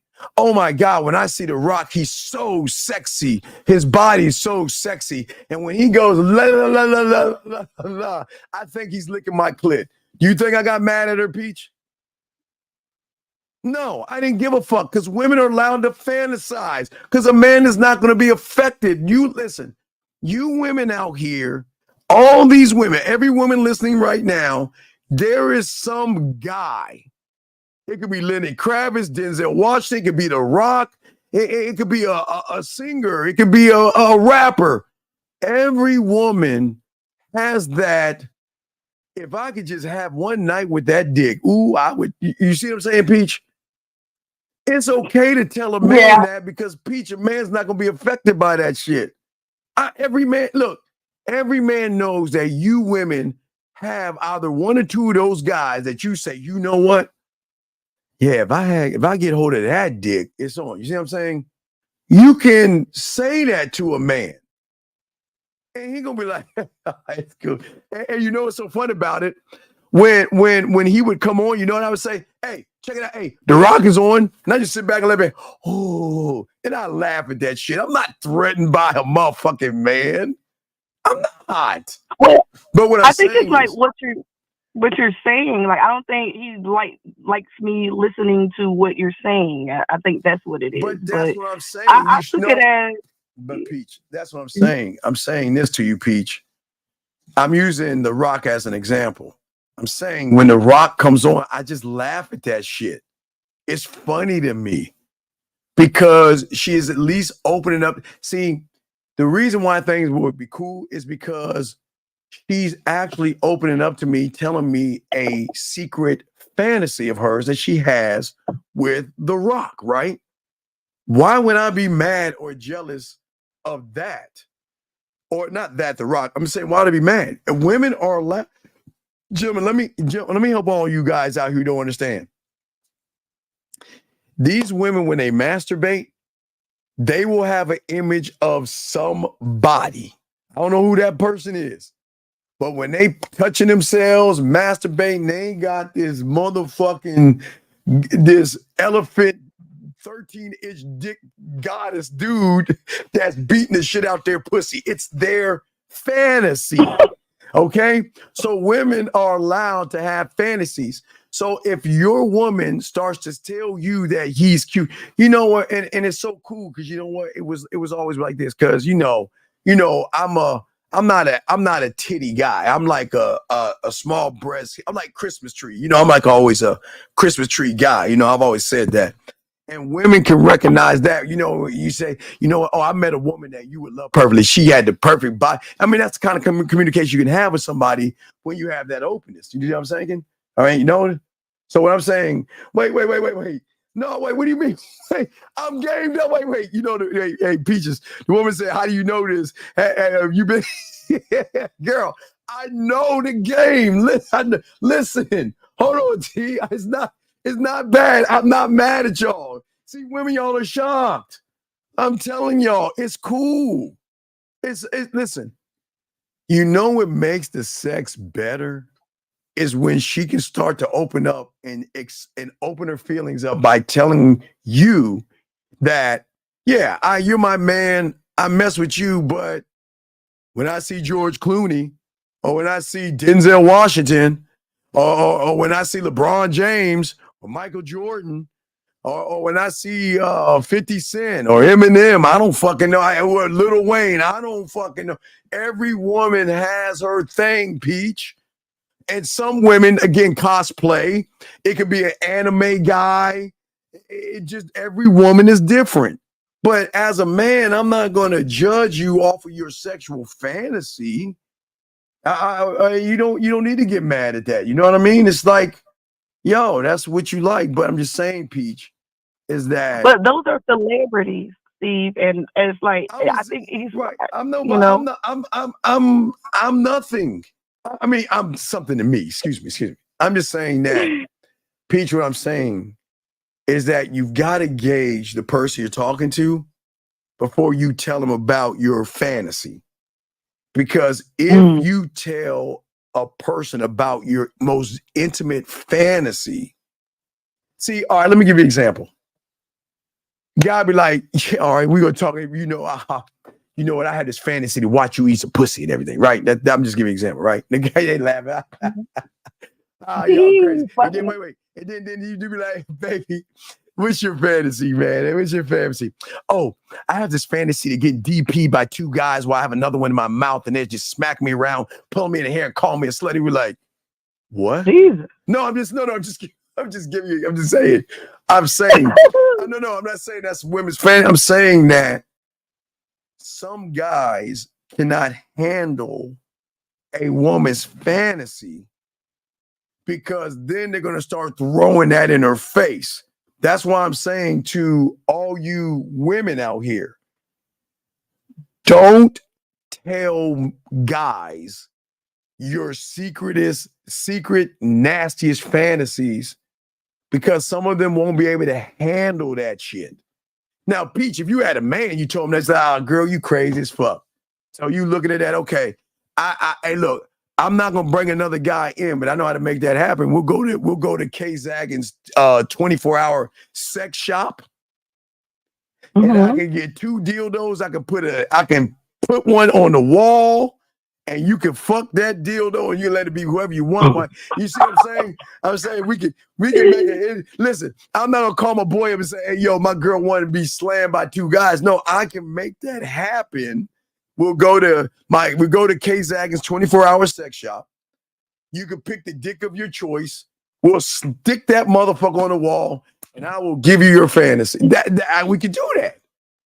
But that sounds like a fool. Stop that, Peach. I'm just saying that. I'm saying that most guys can't handle a woman's sexuality. I'm saying that I find it sexy when a woman can express her sexuality because that shows that she's allowing me to know some stuff that she doesn't share with everybody, right?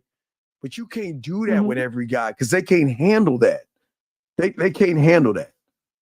They can't handle. They were like, damn, I thought you were a nun. What do you mean a train? And what do you mean taking cum and shooting it on your glasses and letting you drink some of it or whatever? You know, whatever the fantasy. I'm not saying you have one like that. I'm just saying that a lot of guys can't handle that.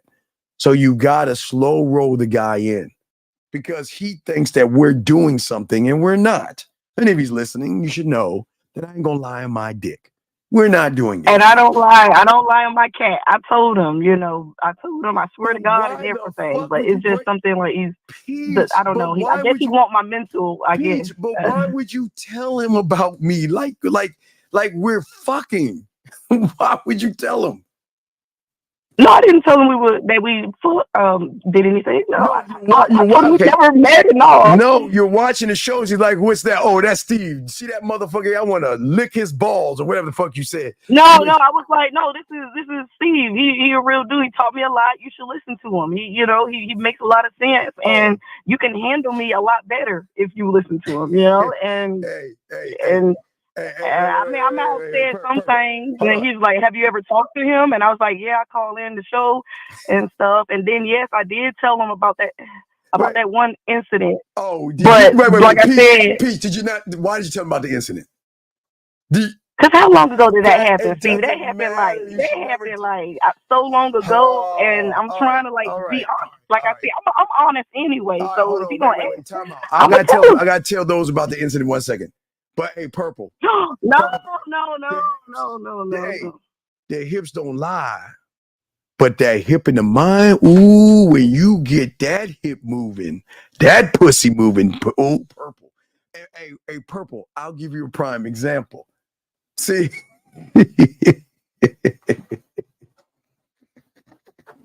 I just got to tell him, Peaches, it's out there. It's no big deal. All right, fine. Go ahead. It's no big deal. Let me tell you. Fine. It happened. It happened. And Peach, it's cool. It happened. No big deal, guys. Let me tell you what happened. So Peach just one day, out of the blue, we don't know what happened, but I think she watched the show. Was it a show or one of my erotic poems? Which one was it? It was a show, yes, and you was doing a segment on one of your poems and stuff, and it kind of branched off. I was asking a question about something. Somehow you flipped it. I always flip it. Hey, ladies, I always flip it. I think it was me being new to your channel, and then a lot of the things you said was like triggering, so I called in. Yeah, and then so I just triggered her, and what happened was she admitted later that she masturbated to, was it my voice?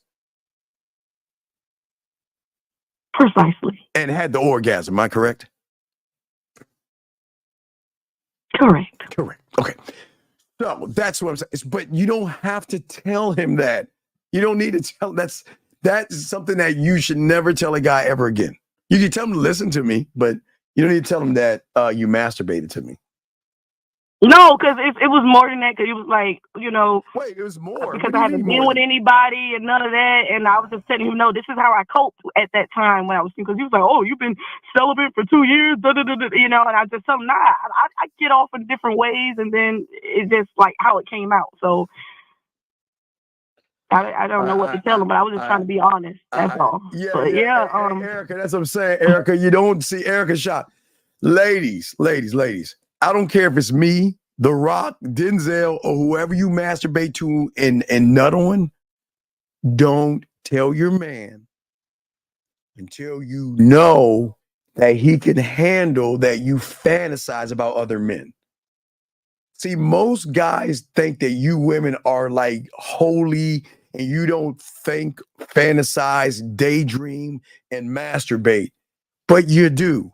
And real men, I accept that. That's cool. I accept. Right.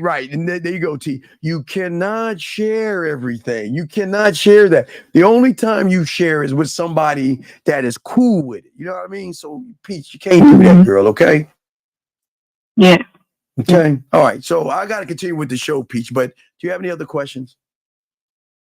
Not right now, but I appreciate it. And so like what? I mean, should I kind of went behind his back or whatever, but wait, what did you do? Is that what did you do to go behind his back? Well, I'm talking to you.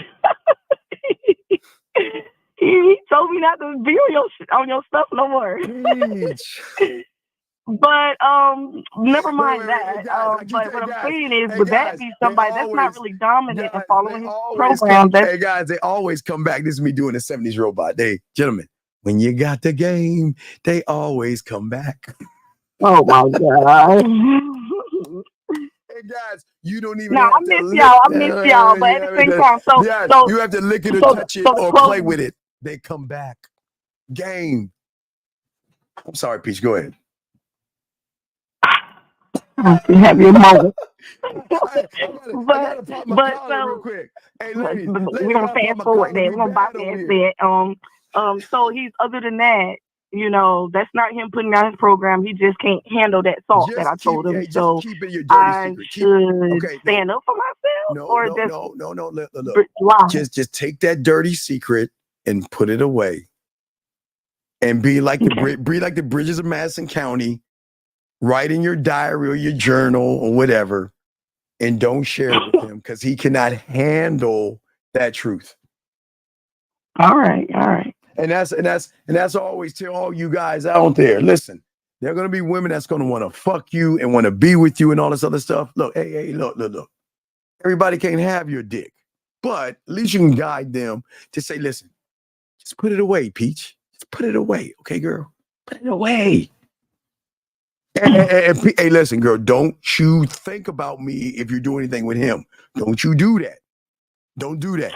No, I got to put it out there. Well, I think about your ideas and your sexcapades and stuff, and I be like, dang, I wish we can have fun in that way. But no, I don't say that to him. No, I'm not that draft. I'm not that dumb. Gentlemen, this is why when you have that mouthpiece, guys, I keep telling you, man, making women play with their pussy. When you guys, gentlemen, when you have game, you can make them play, touch, masturbate.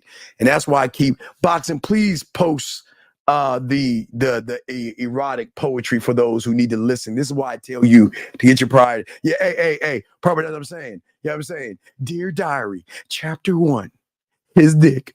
Chapter 2, I want to suck it. Chapter 3, I want it all over my face. Chapter 4, I dreamed about him. In conclusion, I came. Hey, stop, Peach. Stop. Okay, Steve, I'm gonna go for something happy. I'm gonna go, but appreciate you for answering my questions and have a good night. Put your hands down. Stop, Peaches. I'm just trying to talk to you. Stop. You're stop. Peaches. I'm not flicking. I'm just rubbing. There's a difference. Peaches, stop. Look, Peaches. Look. Peaches, I'm gonna go, Steve. We've said enough, and you've answered my question. I appreciate you. Bye, Peaches. Just go. I'm sorry, guys. I apologize, gentlemen. I apologize. I'm not fucking her. I swear to you. I'm not gonna lie on my dick. You know, I'm gonna keep it a buck. I'm not that. Look, I'm just a bad motherfucker. But you can be too. All you guys can be bad and can make women wet mentally when you have the game. And that's why we keep telling y'all, man, you will have women this way, and you will have women wanting to be with you, daydream, masturbate, and play with themselves. Guys, and this is why I keep see a lot of guys think when I show y'all, let me see if I can find just one to give y'all. Oh, wait a second. 610, what's your name and what's your question, sir? Yeah. With the Diddy situation. Okay, stop. Let's try it again. Let's do it again, sir. This is very important. Just take a deep breath. Sean. Okay, how you doing? Yeah, Sean. Okay. How can I help you, Sean? 23. Okay, Sean, what's your question, brother? What's up? Yeah, with the Diddy situation. Yes. Was the fact that he was emotional, was it due to the fact that he didn't have a good foundation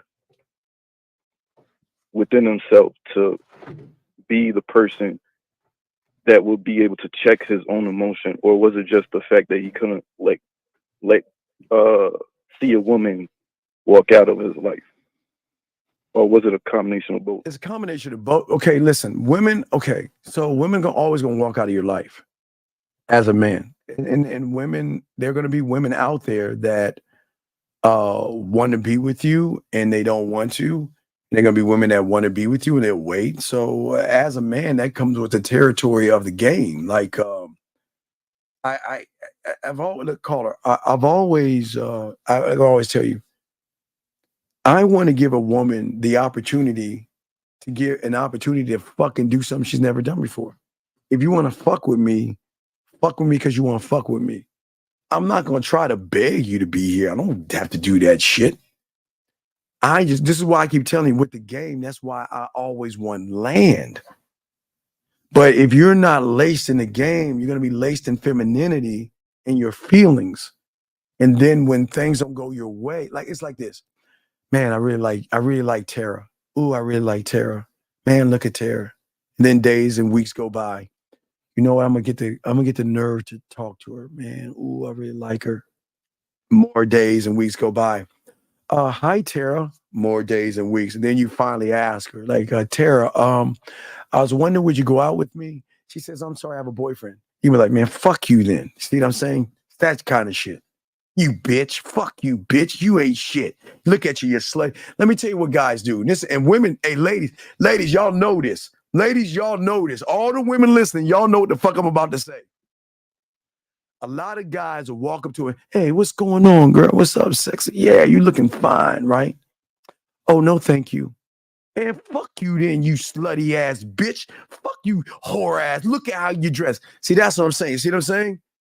You like what she's wearing, and then when she doesn't want to give you any play, all of a sudden she's a whore and a slut. That's femininity and emotional feelings. So what I'm saying is, yeah, go ahead. I'm listening to you, sir. Yeah. So the femininity for a man is almost like a pillow. There is no femininity in the man. The man. Not a man. I mean a male. Yeah, the femininity in the male is that he cannot control his fucking emotions, which makes him emotional. You've got to be able to control. And I'm saying, look.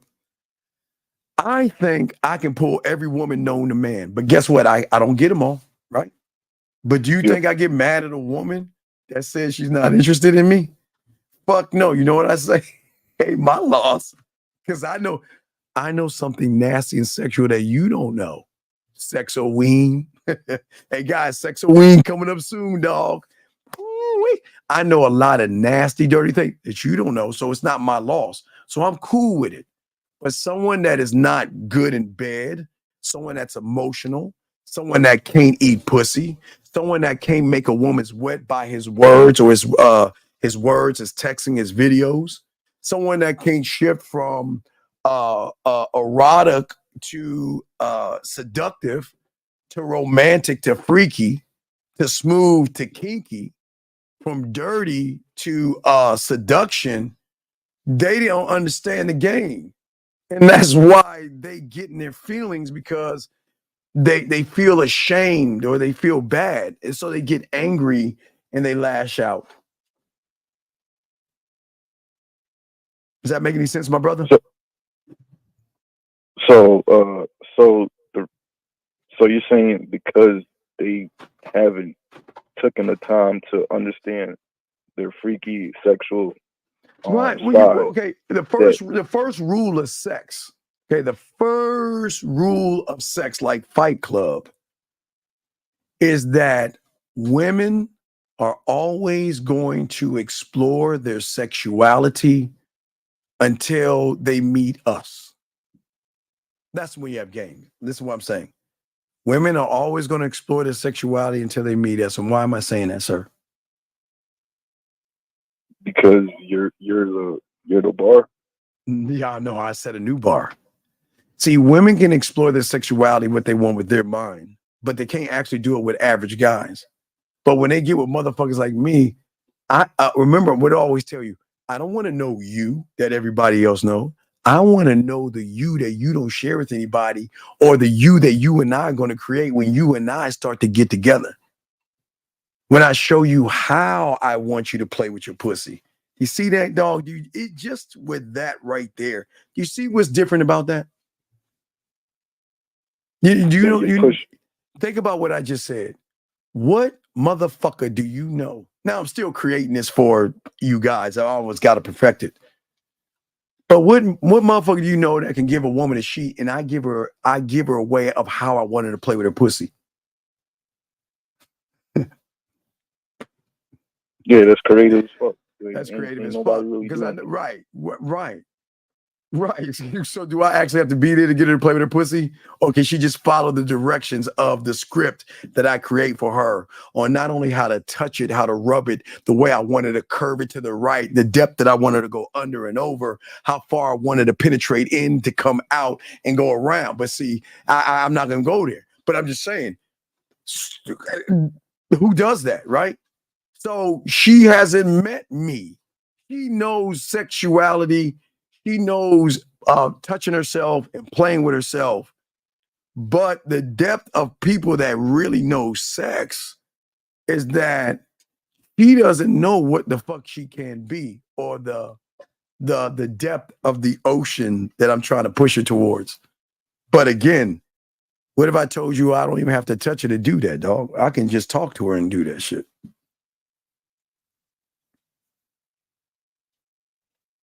See what I'm saying? So you're saying that you're like a mind blowing experience.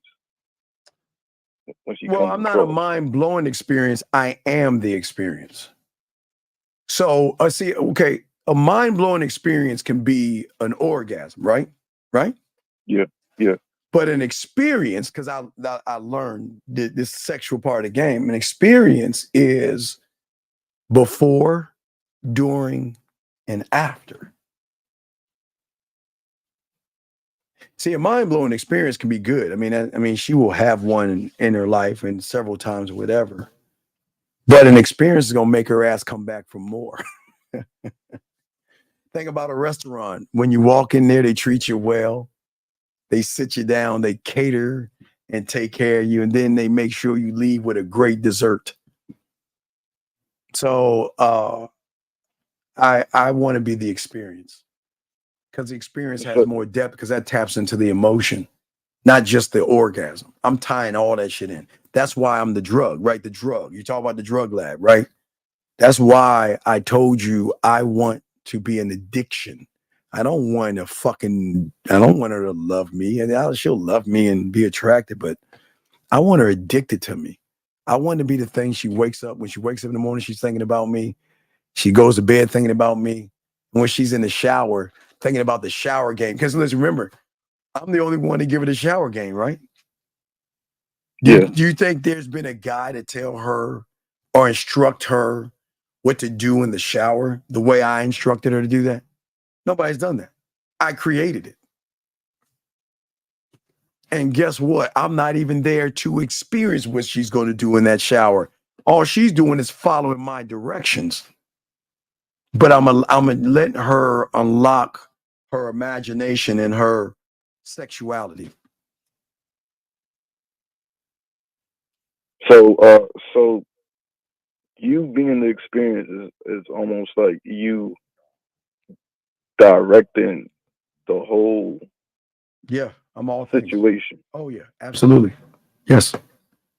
But the direction is saying there are going to be no judgments. I want you to open your mind, and I want you to open up your body, and I want you to connect those things and trust that where I'm about to take you. But be warned, if you go down this thing, there's no coming back. Because the orgasm, an orgasm is good. And a woman can give herself an orgasm all the time, and they love it and they do it all the time. But when you can tie an experience, connect emotion, and take those two things and tie it into an orgasm, that is when you conquer. That's when you become an addiction. That's when you become a habit. And that's the thing that she's going to think 3, 4, 5, 6 times as she's walking towards that elevator before she presses that button. She's going to say, well, then she knows what the next woman is about to experience. She knows. And guess what? Okay. So I'm old. So, okay. You remember eating a bologna sandwich as a kid?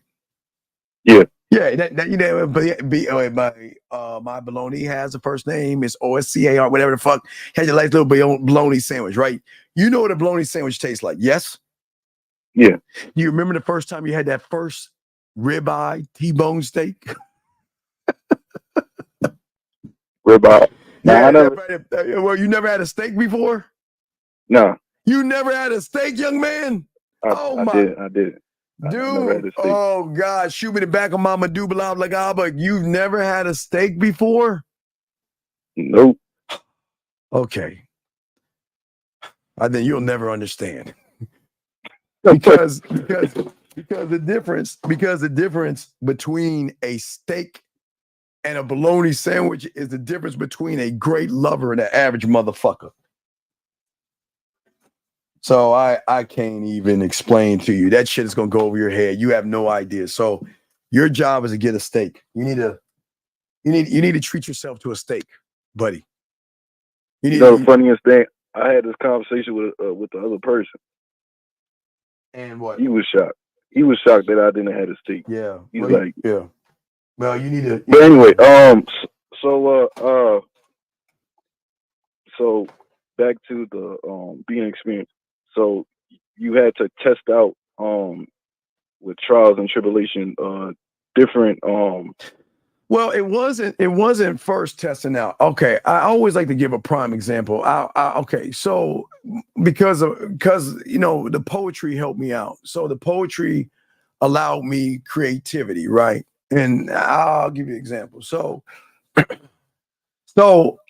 I said to myself, I'm gonna teach you a Halloween game and all that stuff. So I said, what kind of experience? Remember, experience. What is an experience that I can give a woman that I can imprint myself on? So every time that thing happens, no matter if I'm with her or not, she'll always think about me. Okay. So that's the first basis that I'm asking myself. Okay.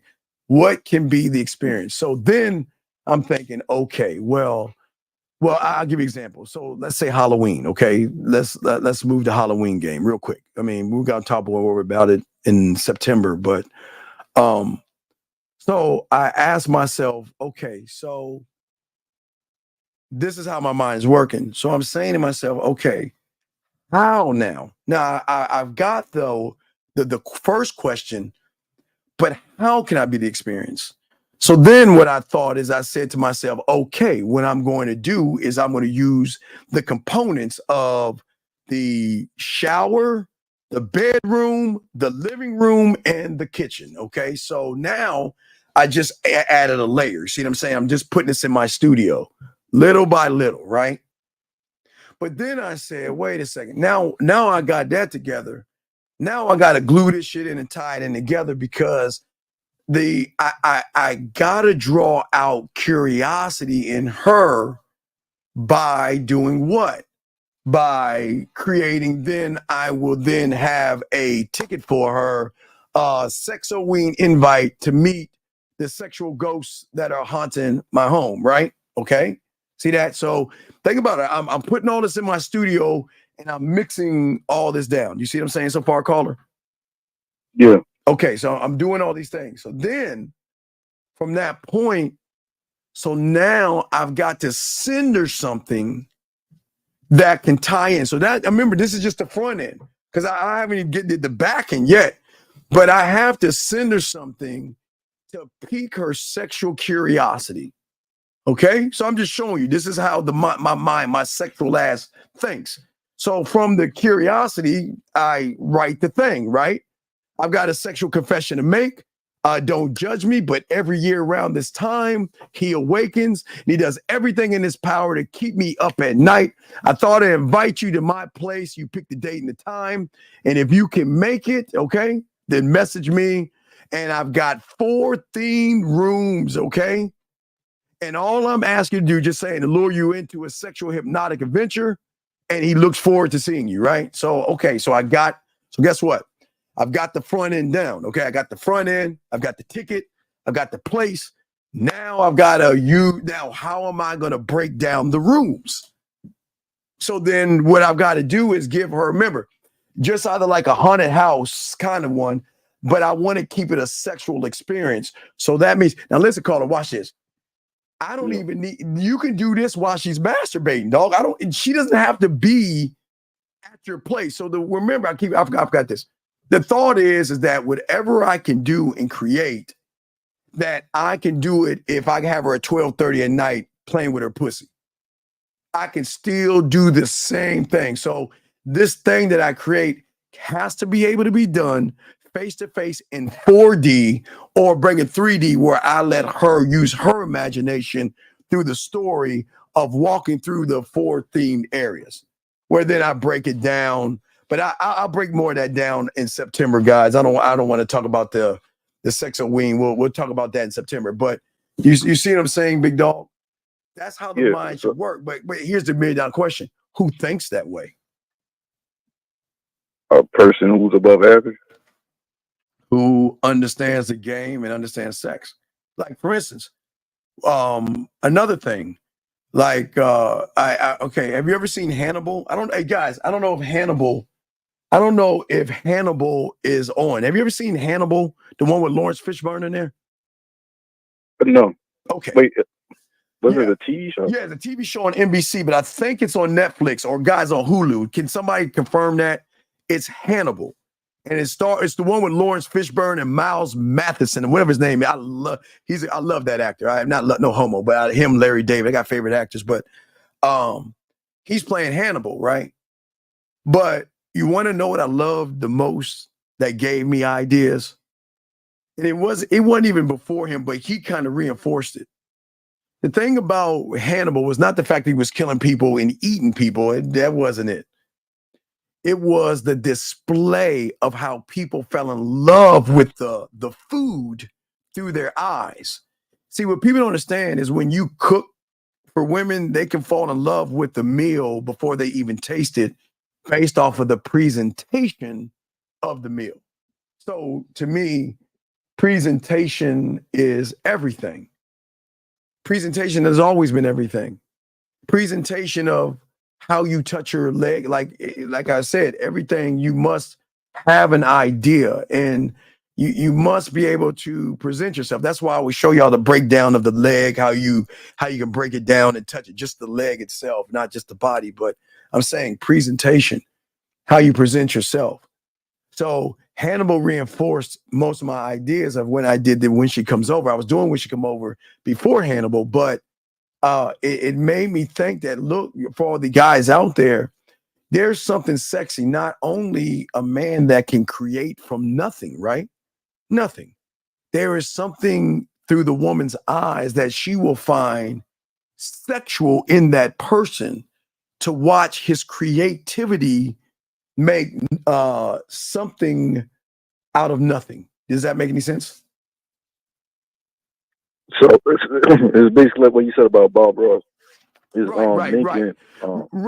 Here's an example. So I always tell, my cheesy ass thing. So, one of my greatest examples, I did it When She Comes Over. I took Grand's muffins, right? The things, I love these things, but what I did was I said to myself, well, how can I use this? Because someone challenged me one time.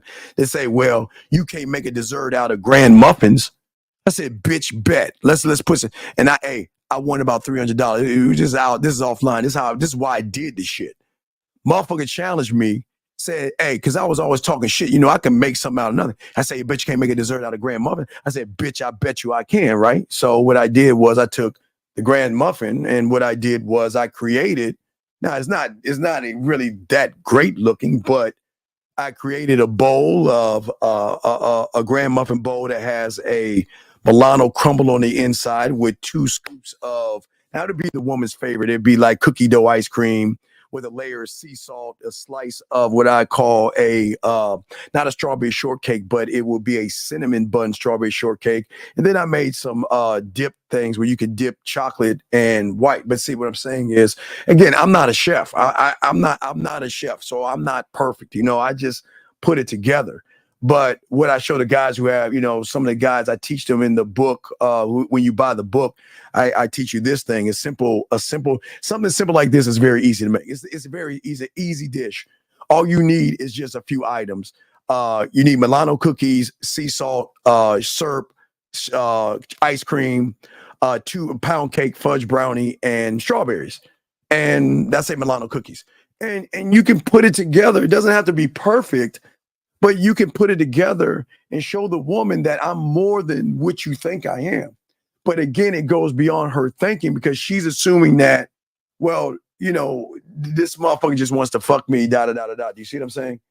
You can always show a woman depth and range by showing her your creativity, your imagination, and your adventure. Because the same because okay, you see that right there. Now watch this. Now I can make that for her on a date, right? Okay, that could be the first thing I make. We go, she cooks or whatever. I make the dessert, whatever. I make this, right? So that could be something that you can make for a woman. But what happens, dog, when he says she likes it, and then I say I want to try it again in a different way, and call it, what different way do you think that is? On her body? There you go. Absolutely. Because then at that point, I can say that, you know what? I want your body to be my plate. And all I want you to do is lay there and let me eat off of you not using a fork, not using a spoon, but using my hands and my tongue. But guess what, caller? Don't you think I can do that while she's masturbating from Mars? Remember, every thought you have to say to yourself, that can I make her orgasm from the thought that I have if she's in front of me or if she's on the moon? You should have that kind of game where you have that kind of a reach on a woman to actually turn her on. And that's what we call sexual confidence. That means I don't have to fuck you to get you to want to be with me. But one has to gain confidence first in himself. That makes sense, sir. So what I see is that first you got the foundation, and then you're able to build off. I had to do the poetry. It started with the poetry. See, I never knew the power of words until my mentor showed me that you can talk a woman out of her pussy. You know what I mean? Without even touching you. He showed me that you don't have to take your clothes off to get them to take their clothes off. But words have power if they're used correctly, because it taps into something, into a woman. Think about the words. Think about when a woman's sad. What does she listen to? Sad songs. Sad music. Sad music, right? You should be crying and say, and I miss you and I will always love you. Singing that, right? Words, right? And when she wants to pop her ass, what does she listen to? Ass popping words. Yeah. If she wants to just have some wine and relax to some smooth words, whatever, if it's some nice lo-fi, whatever, words on top of that. So words can move a woman just like they move you. When you listen to the radio, you hear your song, you like bouncing in your fucking car, depending on the words, because you're singing along to it. It's all poetry. It's all connected. So I forgot what you said. I think you said it's based off the listener and how it connects with the listener, with the words that's being used. And what I'm saying is this. See, the thing is, I'm not trying to fuck, because we're already fucking and she just doesn't know it, but it's here. I'm slowly unclothing her layer by layer mentally by how I make her laugh, make her smile, make her blush, make her think, make her react. Without her mind is not processing that, because her mind is processing, this guy's trying to fuck me. But when she realizes I'm not trying to fuck her, it changes everything up, because I don't have a desired outcome, because I am the outcome. I can draw the desires out in her.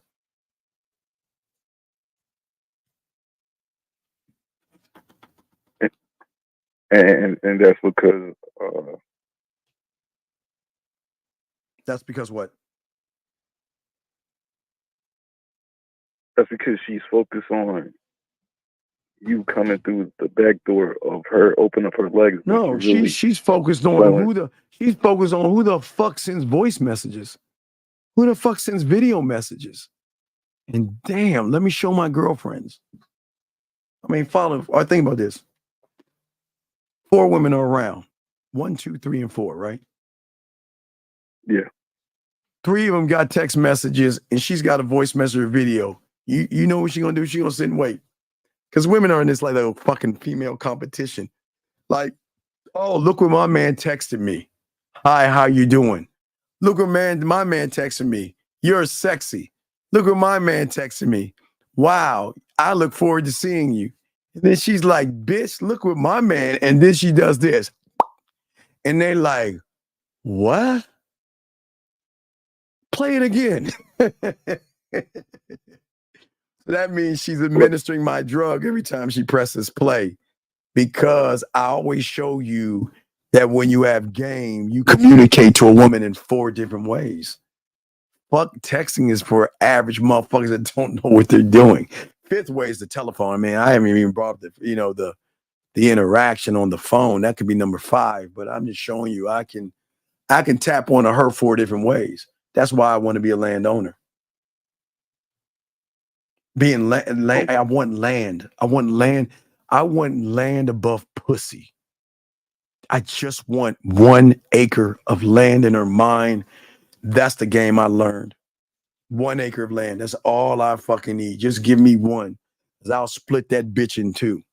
1 acre out, 1/2 of that acre, I'm gonna build a place where she has access to me 25 hours a day, 8 days a week when I'm not even there, right?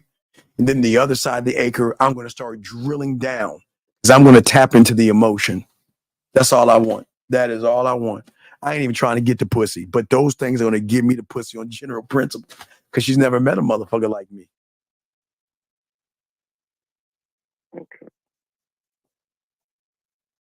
Okay. So all right. I'm gonna call you back if I have any more questions on. All right. Well, good call. All right. Appreciate wait. it. I got one more question. Sure. What's up? Yeah, I just started watching Shogun, and yes, back with the Diddy thing. Yes. When the leader was getting impeached, and the guy came out because he thought he was insulting his leader. Yes. That's like a clear example of what Diddy did to what's her name? Case. Well, Cassidy. the insult above Shogun was putting your hands on a woman.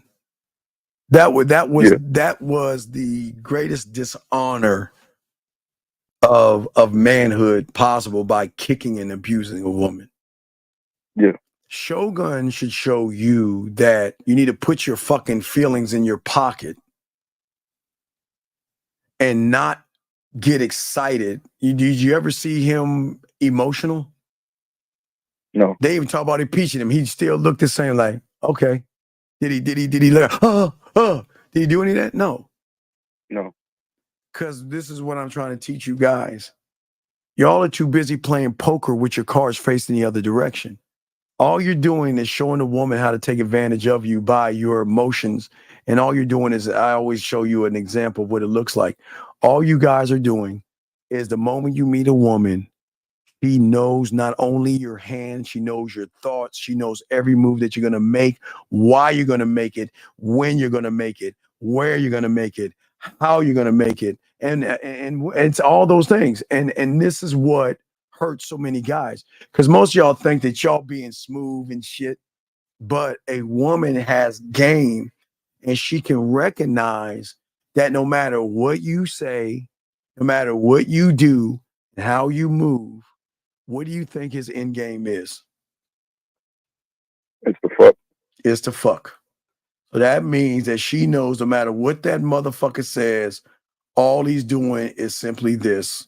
He's simply trying to find a combination code to get between her legs by doing any and everything except being honest with her. He's doing everything but being honest with her. It's the one fucking thing she doesn't expect.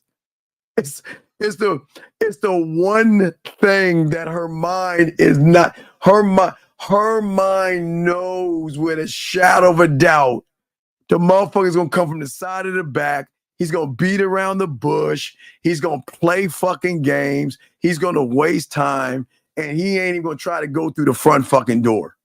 That's all they know. All right. Thank you. All I'm just gonna have to re-listen it back over. All right, re-listen, but good call, young man. Great call, okay? All right. All right, respect to you. Appreciate it. All right, respect to you. Respect to you. Guys, Lonzo, we'll continue.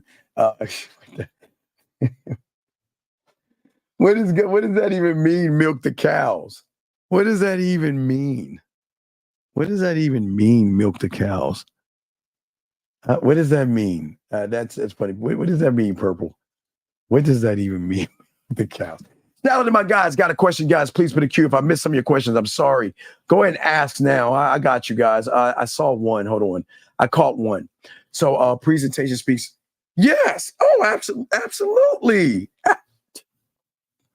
Gentlemen, am I not the only one that teaches you about presentation? It's everything, young man. Everything. What do I keep telling you? I know y'all think I'm crazy. Hold on, let's look at presentation. What are some of the things I tell you to present yourself? Nobody tells you this shit. Every fucking guy should have one of these in his fucking apartment. And I know y'all guys laugh at me. And I know y'all guys think I'm crazy. And I know y'all guys think, why the fuck would I have a lost and found box in my fucking apartment? Because guys, when y'all start fucking and y'all start having women come over, I promise you, one of them motherfuckers, and I say this with love, ladies, are going to leave something in your fucking place. I'm telling you guys, it's going to be a watch, a bracelet, earrings, lipstick, mascara, blush, you name it. They're going to fucking on purposely leave something behind for somebody else. So let me show you what your boy who has game figured out. When I was in fucking living by myself, have my own part. You know what I figured out? Let's go ahead and solve this shit right now. Fuck it. Instead of surprising the one where she's like, oh my God, what is this? I can't believe hey guys, you want to know where I figured that out? Okay, let me give y'all the story. Remember I told you I was trying to fuck that chick in Saturday school and my parents in high school, and when I was in Maryland, I went to Duval High School. Remember I told you that I had the house. I had like 5 women set up. Had the party, have everything set up. My parents are going out of town. I had the car, and it was that day, everything lined up. And the chick that everybody tried to fuck with in Saturday school, she wanted to go back home with me. And instead of going home, I followed my boy, got in an accident, totaled the car, because where I lived, there was no bus line. So what happened? You want to know what happened? What happened was I had one of them come over, and she left some at my place. Someone else found it, and she started crying and all that shit. So that's when I scribed it. I didn't actually have the answer then. That was high school. But years later, when I had my own shit, I went back in my files and I said, wait a second. I'm not going to have this problem again. So what is the best way to fuck a woman's head up? Now watch, 2 birds with 1 stone. Fuck her head up and let her face and let her see. Not surprise her that, like, you don't want her to surprise. See, I don't want you guys like leaving shit around where she finds something. No, why do that? Have your lost and found box. Jenna, write this down. Nobody is teaching you this on the internet, on YouTube. I'm the only one created this shit. See, what you do is you put the lost and found box right where when she walks in, that should probably be one of the first things she sees. And that's going to draw her in. And let me tell you why that's important. Because when y'all are starting to fuck and y'all having women like I know y'all are starting to have, they're going to leave shit behind. So instead of a woman finding that shit, when you find it, put it in the lost and found box. And you let that woman that comes in, walk over to the lost and found box. You want to know what that is? Oh, that's just shit from women who come over here. They're always leaving stuff behind, trying to throw salt my game or something like that. But guess what?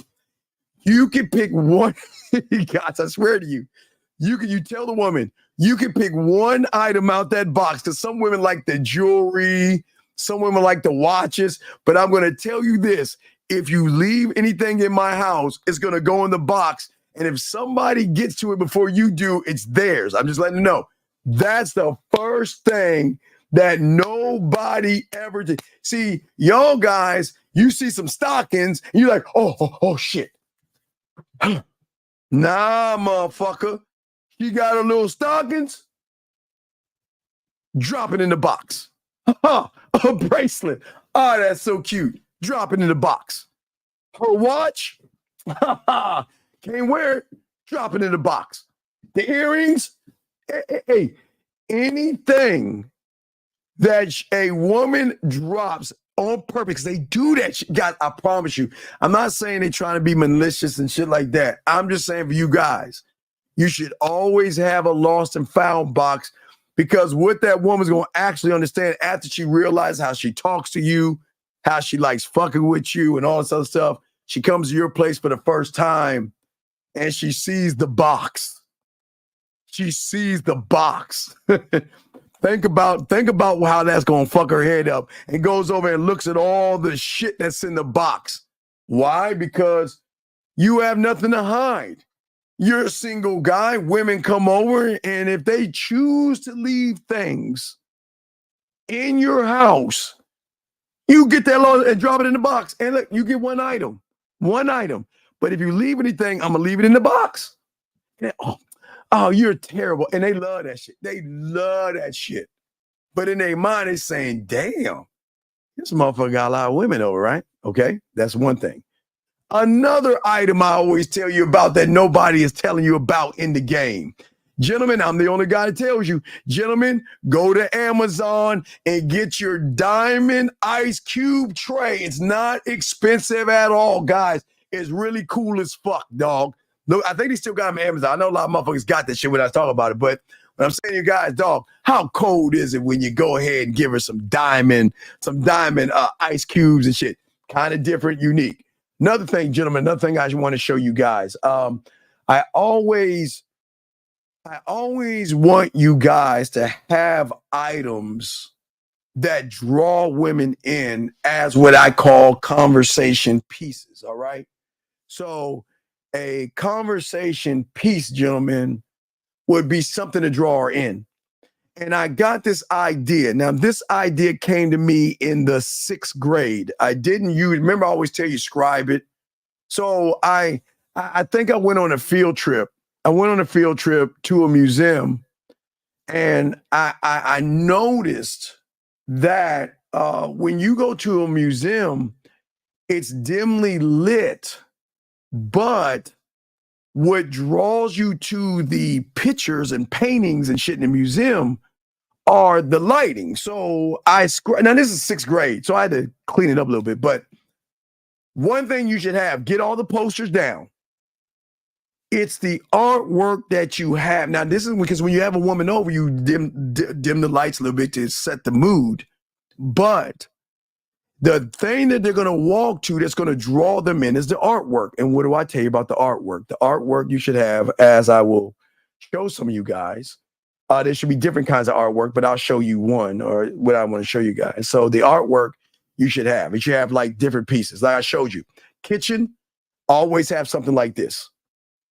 Remember, guys, you want to show that your sexuality, and you want to show that you're that kind of guy, but you want to have that in your kitchen, something like that in your kitchen. But artwork is always trying to find a piece of artwork that you can use as a conversational piece. Let me give you this right here.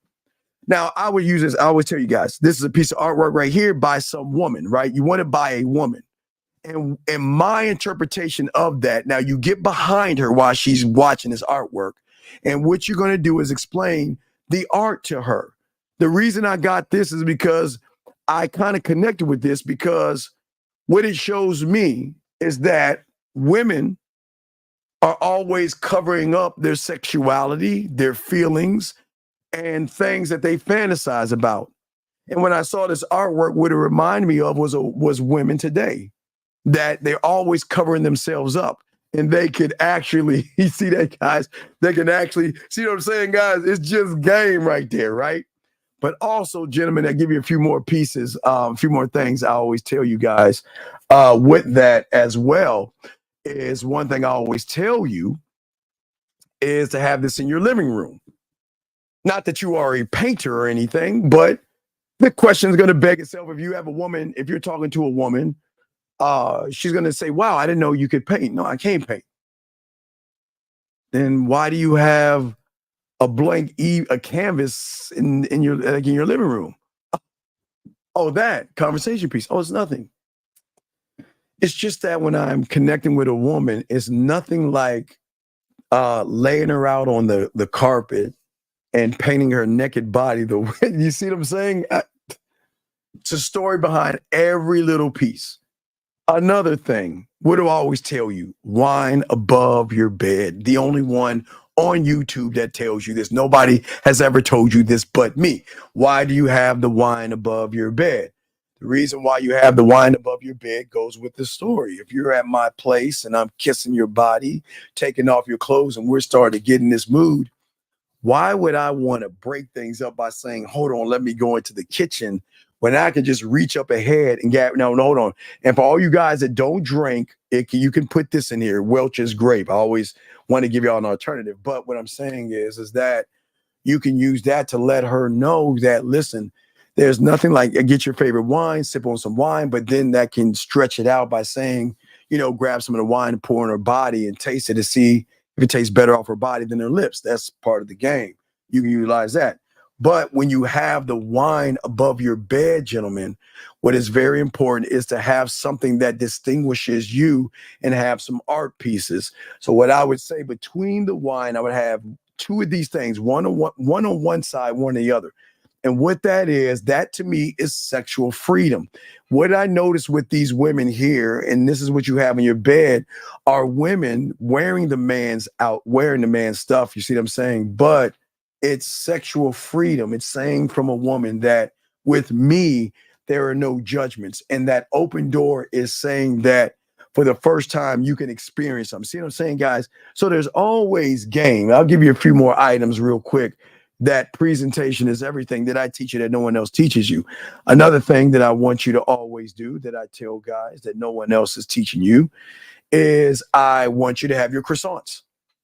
Gentlemen, you have when she comes over, I showed you how to make a French toast croissant with a dollop of yogurt, chopped up fruit, and fresh squeezed orange juice. Now, you don't have to do that for a special woman. Don't do that for any woman, but a woman has never had a French toast croissant. That's something different. But last but not least, a few more things. The bathroom. Bathroom doesn't have to actually have the candles in it. What I always tell you guys, again, you want to go to Walmart, grab female products and put it in a drawer so she can have access, so she can feel fresh, because freshness is very important to a woman. Another thing I always teach you guys to have a refrigerator, small refrigerator in your bedroom. In that refrigerator, you should have water, because the way I teach you how to eat pussy and fuck and shit, she should lose all her nutrients, so give her some water. But also whipped cream, fruit, and syrup should be in there, so you have faster access to it versus going in the kitchen. And last but not least, the shower. Always have the different color shower lights. This is going to work with Sexoween with the red, but also it's real cool when you turn out the lights and have the shower, the lit of the shower brings out more of a sexual ambiance with the music while you're either eating her pussy, washing her, or fucking around with her in the shower. So what I'm showing you guys is not just that presentation that's important in the game, but also you can explain and express these things to her. So presentation is everything in the game, because then it shows why she should fuck with you versus the other guy. Because from the moment you sound check, and that's something that no one teaches you as well, the last presentation, sound check. And what do I mean by sound check? That means when you walk in your door, and I know y'all think I'm fucking crazy, lighting and music are fucking important. So that means, gentlemen, I know this is going to sound crazy, but I've been doing this since I had my own place. When you walk in your apartment, you gotta walk in your apartment in the morning, noon, and night. And you got to look at the 3 levels of what the woman is going to see when she walks into your apartment. Number 1. Number 2, lighting. So what's important is that you want to make sure, now these things you got to do on your back.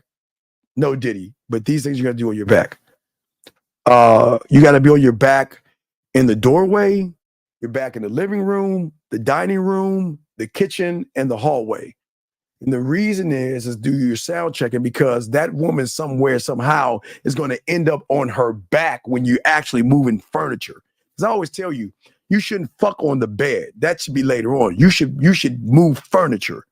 So you should have her on her back, but you want to make sure the music surround sound and the lighting has an ambiance that is going to turn her on even more. You don't want the lights on. When a woman comes over, you don't have all your lights on. Get something to dim the lights to set the mood. And the last thing I want to say, even though it is cold outside, it's cold outside. I always, because I'm the only one who tells you this, gentlemen, do this now because they're going to be cheap now. They're very cheap. But what I want you to do, if you have a fireplace, get some of these motherfucking dog. I'm telling you, it fucks her up. It fucks them up, dog.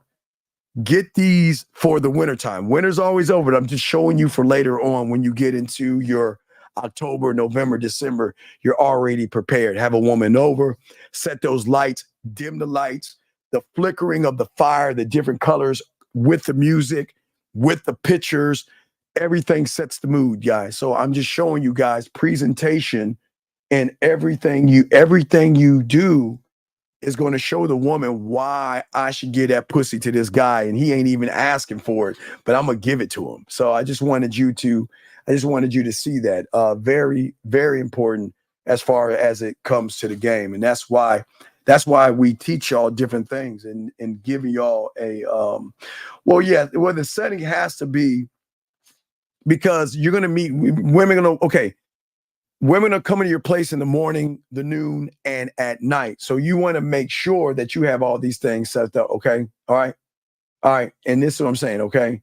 And I just want to make sure y'all, I just want to make sure that y'all understand that when we are showing you all these things, it's showing you that most guys aren't moving this way. So it's just something to think about. And, again, like I say, this isn't for everybody. So this is just showing you. I always try to give y'all an advantage over everybody. And most people aren't even thinking that deep. And a lot of women, here's the thing. A lot of women have never experienced that. Think about what I said. Most women experience when they walk over somebody's house, all the lights are on and shit. Netflix is running. And it's just, here we go again, Netflix and chill. But I'm saying that you want to set the tone by the presentation that you have with your music, your lighting, and to present yourself as in, I'm not saying we're going to be fucking tonight, but I'm going to fuck with your head in a way where you're going to think about fucking tonight by the way you're going to feel with the presentation. And that's why I always want to make sure, what's a good response when a woman wants to leave? You're going to just let her know, listen, you know what? Hey, listen, I got a lot of things to do. But this is what I got a way I'm going to make it up to you. The next time you come over, and the next time, if you already did, next time we eat that pussy, the next time we fuck in the shower, whatever we do, I'm going to make it up to you. What I'm going to do, because you don't have to give her the full body massage yet. What I'm going to do, remember, guys, the coupons, you can give them coupons. I'm going to give you one IOU. It's going to be for a free coupon, a free body massage, or whatever you want to do. But I've got a lot of work to do, but I'll make it up to you later on. That's how you do it. It's a smooth way to do it, to be able to transition, to have her come back over again. You see what I'm saying? That's what you want to do. But you got to let her do that. All right, move around. It's okay. All right. So, but anyway, guys, got questions for you? Please put a Q. We got y'all covered. We chopping up game. We do a little bit more, but I want to get back. But guys, if you have a question, go ahead and ask. But as I was saying, for many of you guys out there, this is why everything in every way that y'all move, okay, you have to be able to focus on not what's in front of you. Everything we just talked about a second ago has nothing to do with women. It's just saying that this is what you get when you decide to fuck with me. When you decide to fuck with me, these are just some of the bonuses that you get. Guys, we haven't got to the 5 play. We haven't talked about master in the bedroom.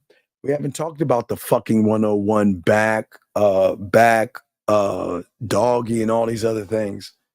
We're not talking about the massage. We're not talking about all those. We haven't even gotten into anything, right? We're just saying that this is the beginning of my sexual amusement park that most guys don't even think about, which gives you a technical advantage over all the average guys. Because I promise you, when she goes to your place, she's going to sit there and say, well, damn, I've never seen a lost and found box. Even when you're live on air, never seen a wine above the bed.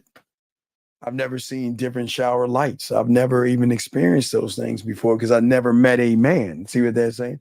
I never met a man. And that's what's going to make her think. See, remember, guys, it's not what we are when we're around them. It's what they think about us when we're done. Because when she experiences you in these ways, this is what the land is about. This is why I want to be a landowner.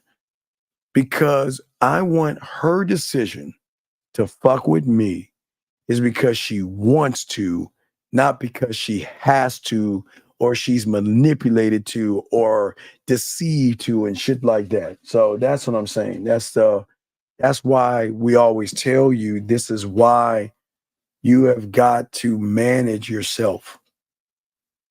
And you have to have clear objectives to know why. I've given you some. These are just what, gentlemen, you can do it your way. I'm just giving you a blueprint on a thought process, thinking beyond your thoughts. Because most of y'all motherfuckers just walk in your house.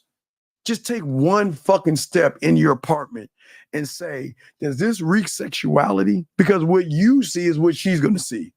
And most of the walls are bare or have posters on them and shit. But they're not creating seduction and they're not alluring. See, gentlemen, when I'm telling you, when you fuck with upper echelon, and yeah, it'll work with bottom of the barrel, but they don't deserve that shit. I'm talking about women that are high-hanging fruit, not low-hanging fruit. They're going to actually get more connected to that. Because they're going to say you're more than the sum of a text message. And then they're going to start thinking from the moment you were talking to them, through all the interactions, she's going to start to take these things and say, this motherfucker's the real deal. Oh, shit. Most women don't think that way because most guys are not the real deal. Because a lot of guys out here don't. Peaches, will you stop being nasty? Most people out here don't have clarity. Peaches, will you stop being nasty, please? Damn it. Most people out here don't have clarity. I try not to read what Peaches is saying. Peaches, Peach, you're gonna have your man mad at me. And please stop. Please stop. Please stop. I'm trying to teach these guys some game. But gentlemen, this is the advantages when you learn game from us. We always want to put you in a position where women are thinking about you, and women love to talk dirty, love to text. They love to send you photos and pictures and things like that. So we want to actually give you guys the advantage. Okay. And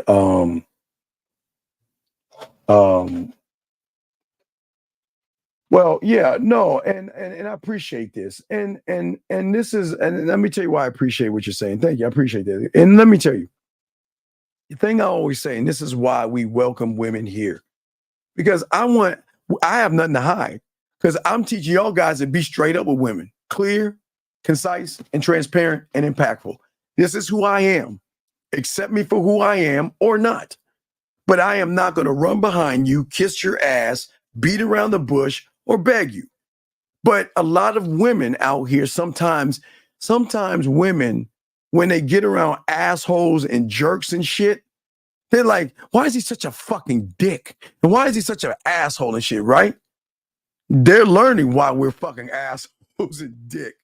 Because motherfuckers who have game make it about themselves and not pussy, which makes them assholes and dick. But it's just showing women that when you get around a real man, I appreciate the kind words. When you get around a real one, he's going to say, this is who I am. I'm not here to waste your time. I'm not going to waste my time. What you see is what you get. What are you going to do? Well, what are you going to do? That's it. Well, what you going to do? Because I'm not going to beg you to be with me. I don't need to beg you to be with me. My problem is I'm trying to find the right ones that I want on my roster. And yes, if you ask, you tell them. If you have a roster, yes, I have other women. What are you going to do? And gentlemen, that's what I told y'all. This is what I told you a few hours ago. Listen,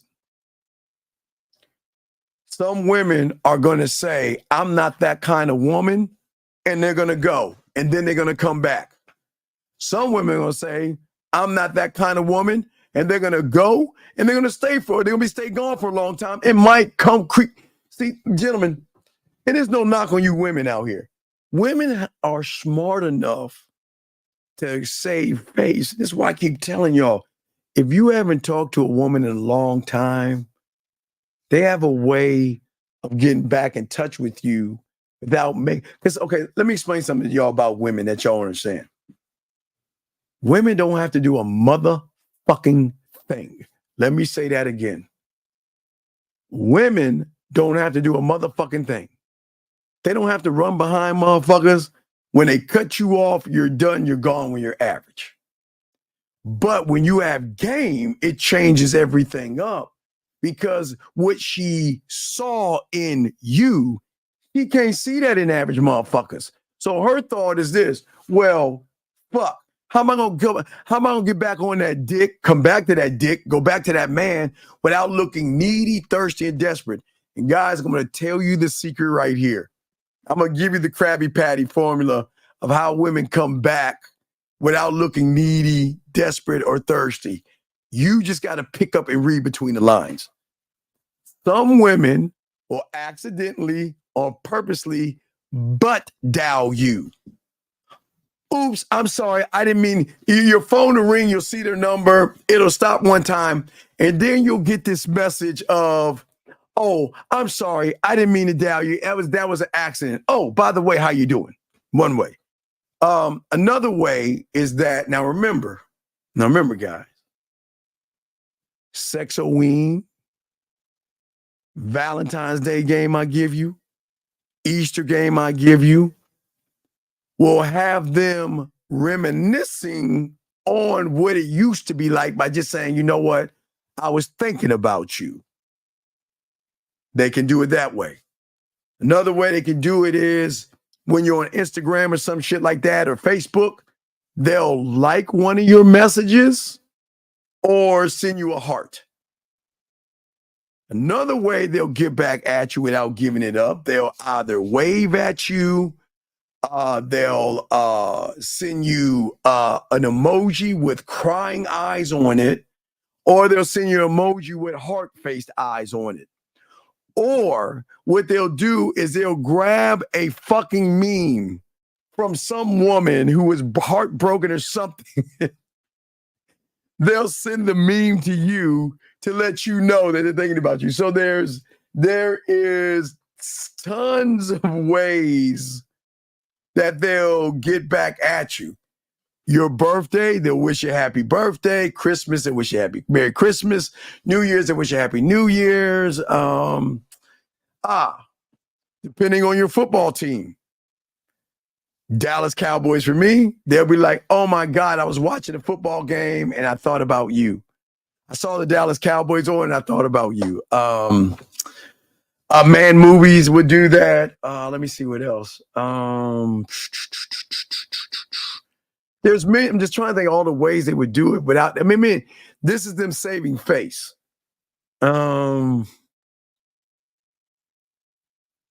Someone would come right out and just send you a paragraph of what they thought about you and thought about us.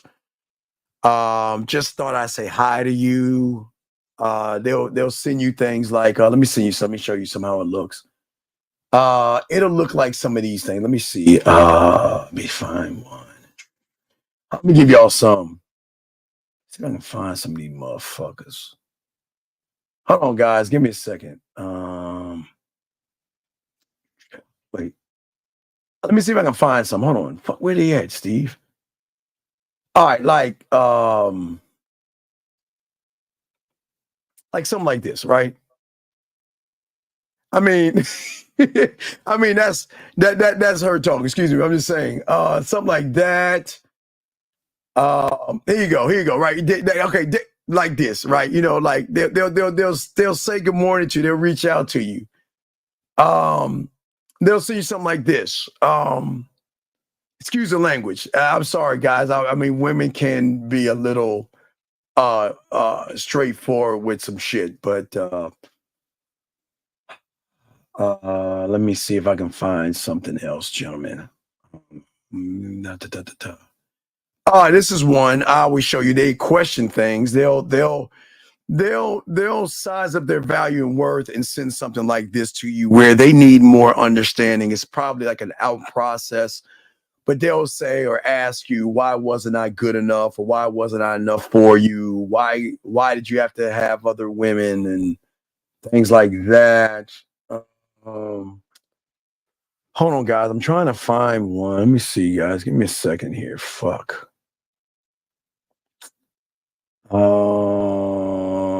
Let me see. Is this one right here? No, yeah, not that one. You don't need that one. Hold on, not that. Hold on. Let me see. I'm trying to. Fuck. Hold on, guys. Let me see. What's this one right here? Yeah. See.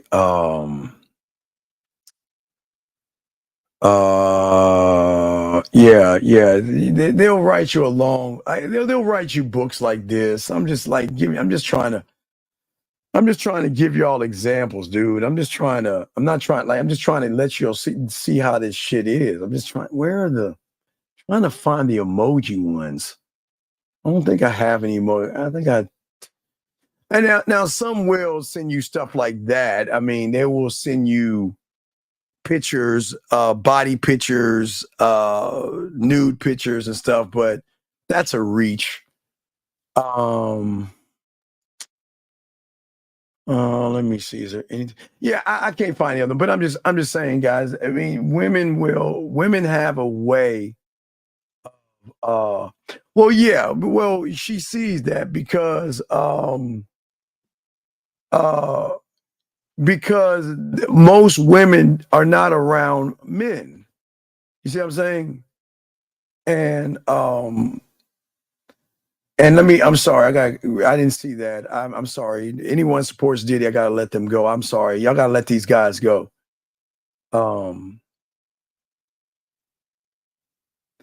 Let me see here. So I'm just saying, for all you guys out there, they're different. Women will always reach out to you in their way. It's just that when they do, gentlemen, write this down.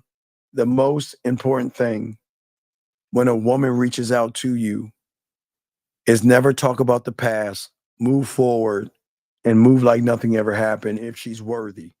Now, she disrespected you or something like that, she's got to go. But outside of that, man, what I'm saying is, Alexander, listen, this is what I'm saying to you, big dog. Listen, I'm trying to explain to you, women don't, okay, gentlemen, you gotta be a certain kind of motherfucker to get this shit. Women don't go do this shit for average motherfuckers. And see, I'm going to explain something to you, Alexander. This is why, and again, I say this, I appreciate what you're saying, but I need you to listen to me.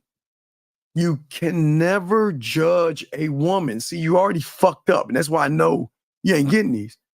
Don't judge a woman off of reaching out to you. It's not thirsty. So, okay, you got to understand, all a woman's life, all her life, she's been dictating and controlling men. So if a woman reaches out to you, then that means you're a different motherfucker, because women will cut a guy off like that and not give a fuck about them. Like that. When a woman cuts off an average guy, she ain't thinking about you anymore. She's moved on. I'm saying you got to be a certain kind of motherfucker to make her miss you, think about you. So don't look at it as thirsty because women don't know it. This is what I'm saying is that women operate differently. Okay. Well, as I'm saying, right. That's what I'm saying. So if a woman, since I'm saying, if a woman sends you an ass picture, a titty picture, or a body picture, you can't say that's thirsty. That's just a way to say, you know what? What do you think about this? I'm thinking about you. I mean, you guys, y'all, listen, gentlemen, don't ever, I'm going to tell you this, listen to me.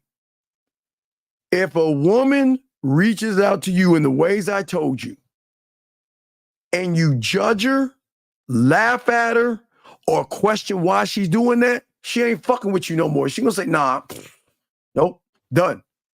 So if you want to call it thirsty and all that other shit, then I ain't gonna fuck with you, dog. I'm telling you, hey, dog. I know you. Look, I'm being dead ass with y'all. I'm keeping it a buck.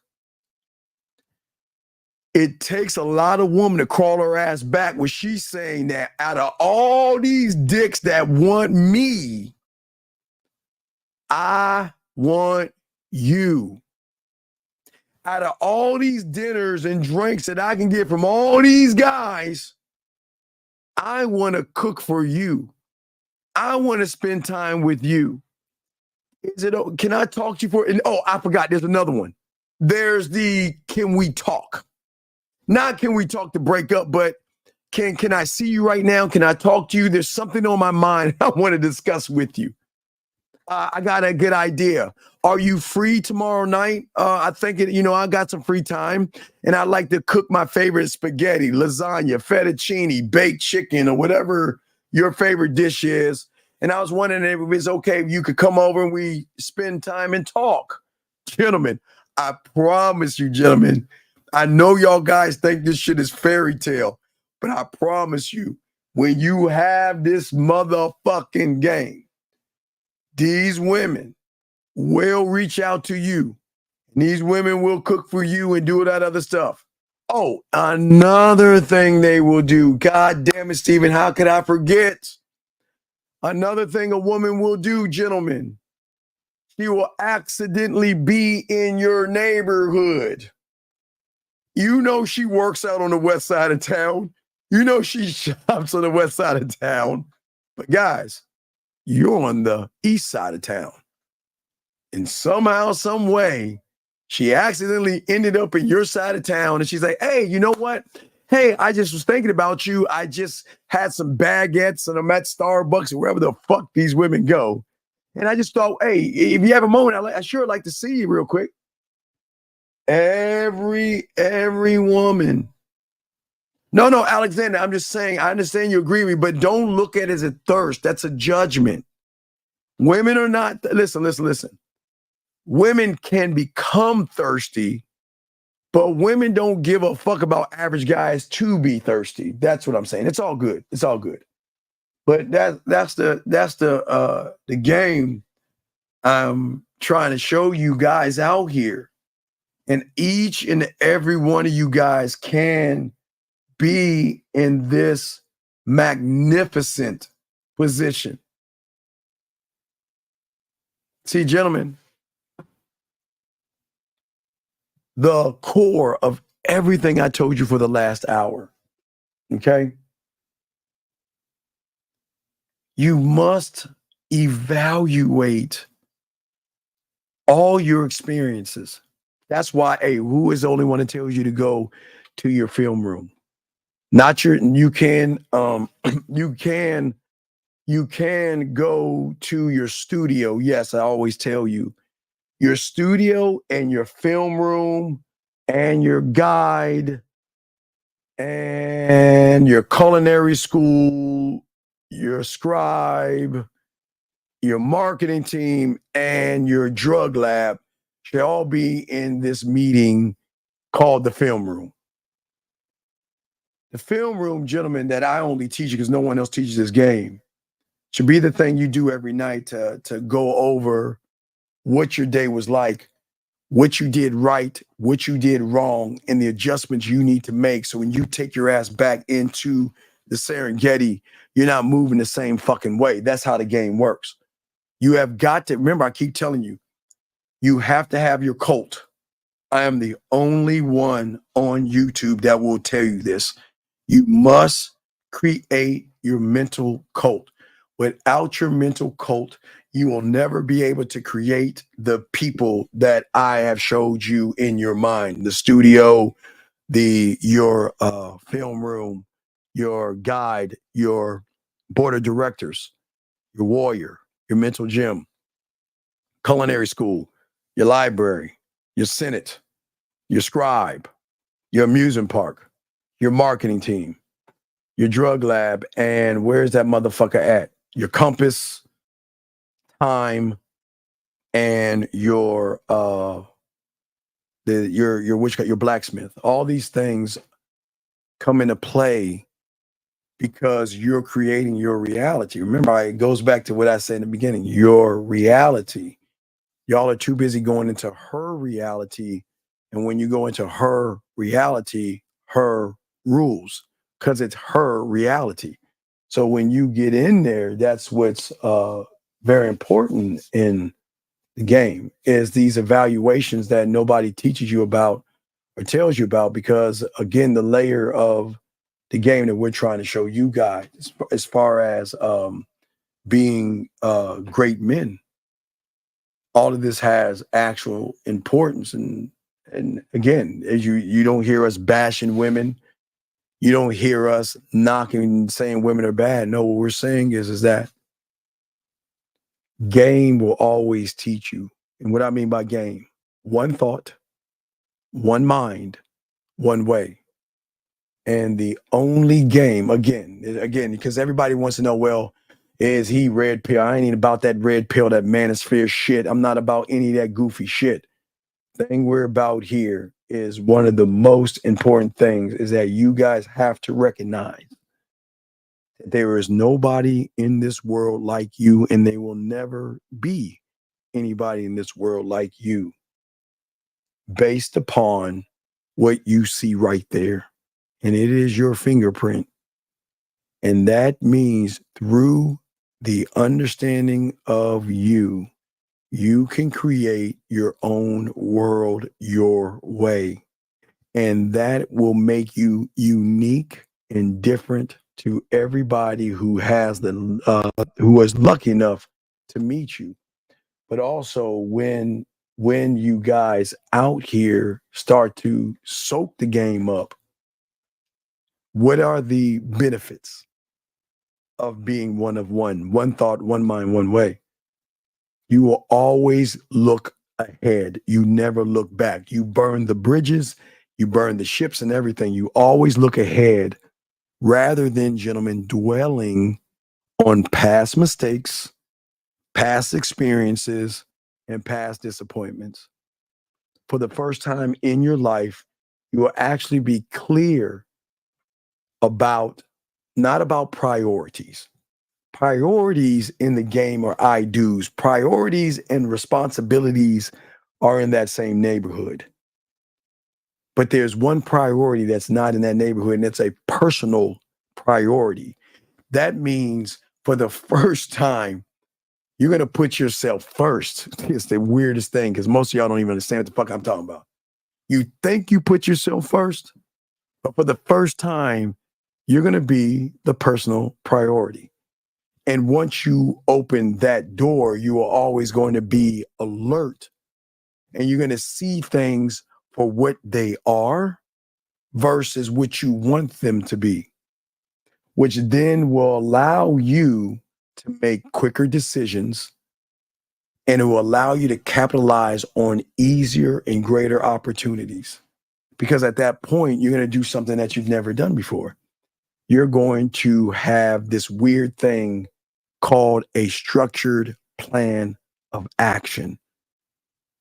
And through these plans of action, through your marketing team, through your blacksmith, through all the things that I showed you, you will become adaptable to the changing conditions and circumstances that are around you. That means the women at the bar will be different from the women on the street, that are different from the women at the party, that are different than the women at the pool party, and everywhere. But you will be able to do the one thing that you have never done, and that is actually adapt. Okay. And what's so important here is that the reality that I'm trying to show you, that you must create this reality. You have the access to create the reality, but you have to make sure at the end of the way that you are paving a way to a new future. And I don't mean a new future of a new job, a new house, or a new car.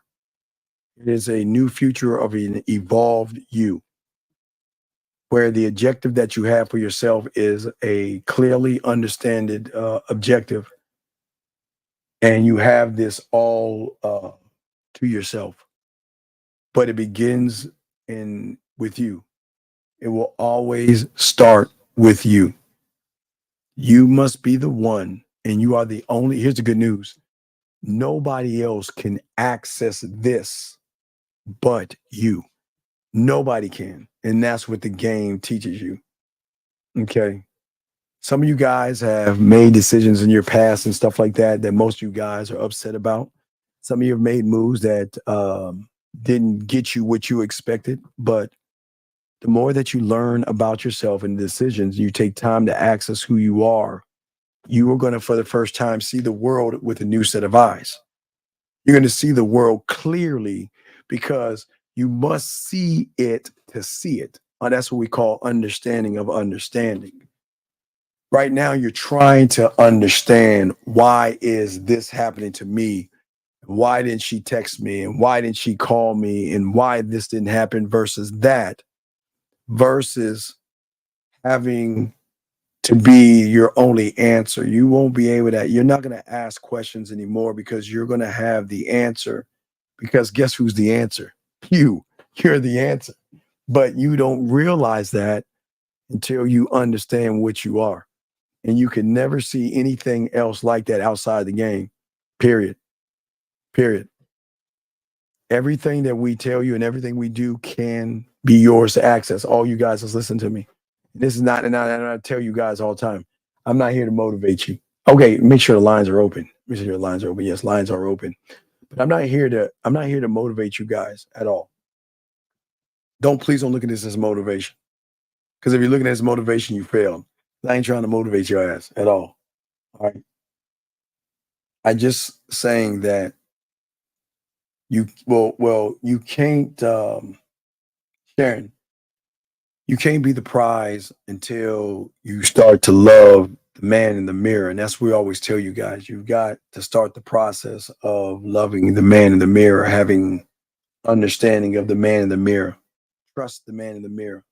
Follow the man in the mirror. Believe in the man in the mirror. Right now, you don't know that person.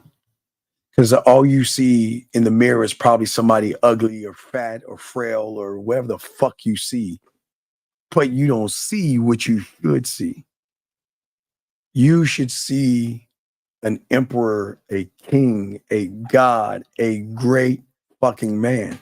But if you can't see it, how can you expect her to see that in you? You just gotta remember that, okay? That's why I tell all you guys out here, you just gotta relax. It is a process. Things take time, but we don't waste time. That's what we don't do. We don't waste the time. But at the end of the day, you just got to ask yourself, what do I want to be? Where do I want to go? Where do I want to take this? Can't do it on your own. I don't even know where the fuck I would be without a mentor. I'm so glad. Boxing. Oh shit. Let me see. Hold on a second. Let me see here. Hold on. Hey, Erica, I know. Erica, when your phone buzzes and it says Steve's live right now, I know you can't help me. I'm just playing. I know you can't help yourself. Just let me see. I got here box. Guys, you got a question? Please put a Q. If you have a question, please put a Q. Dealing with dating relationships, I got you. Let me see here. 1 second. 331. 331. All right, 331. 331. Hold on 1 second. Hold on 1 second, please. Indulge me 1 second. Give me 1 second. 1 second. Give me 1 second.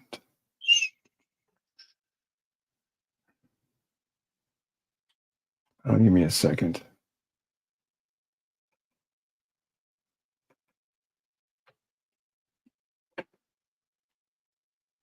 Give me 1 second. All right, good. Okay. All right. Let me yeah, they were great questions. I appreciate it. It was a great question today. Very great questions. Real quick, can the man in the mirror be the enemy too? No, it's not the man in the mirror. It's a thought that you have of the man in the mirror. So it's not the man in the mirror, it's your interpretation. So it's not the man in the mirror. It's the mindset that you have when you're looking in the mirror. So it's a little bit of layers beyond layers and stuff. So let me pop this in. 3. Is this the right one? Let me see. When you can't walk away from somebody that is disrespectful and is not good for you, but you don't have a willingness to walk away, what happens is, for a man, normally when somebody annoys you, when somebody disrespects you, whatever it is, 1 or 2 fights or whatever it is, then you can get physical and you get it out of your system and never speak to that person again. With a woman, you can't touch her. Yeah, you can't. So you have all this rage, all this anger and rage that you can't actually give to her because that's inappropriate. So you give it to yourself. You start to hate yourself. When she's doing things that you know are so wrong, but you don't have a willingness to walk away, you might stay with her, but at the expense of your own self-respect. And you will literally start to hate yourself. You will look at yourself like you're a weaker person, and she can smell that off you. So the disrespect gets worse. The meanness gets worse.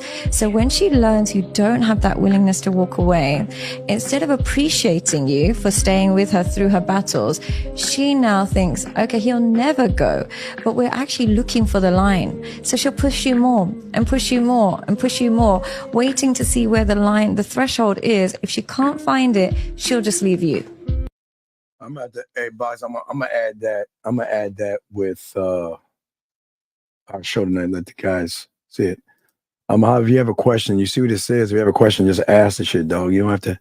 Gentlemen, you don't have to ask permission, motherfucker. Just ask your question, big dog. If you have a question, ask that shit. Ask that shit, okay? All right, that's all we're saying. Just, if you have a question, go ahead and ask. Okay.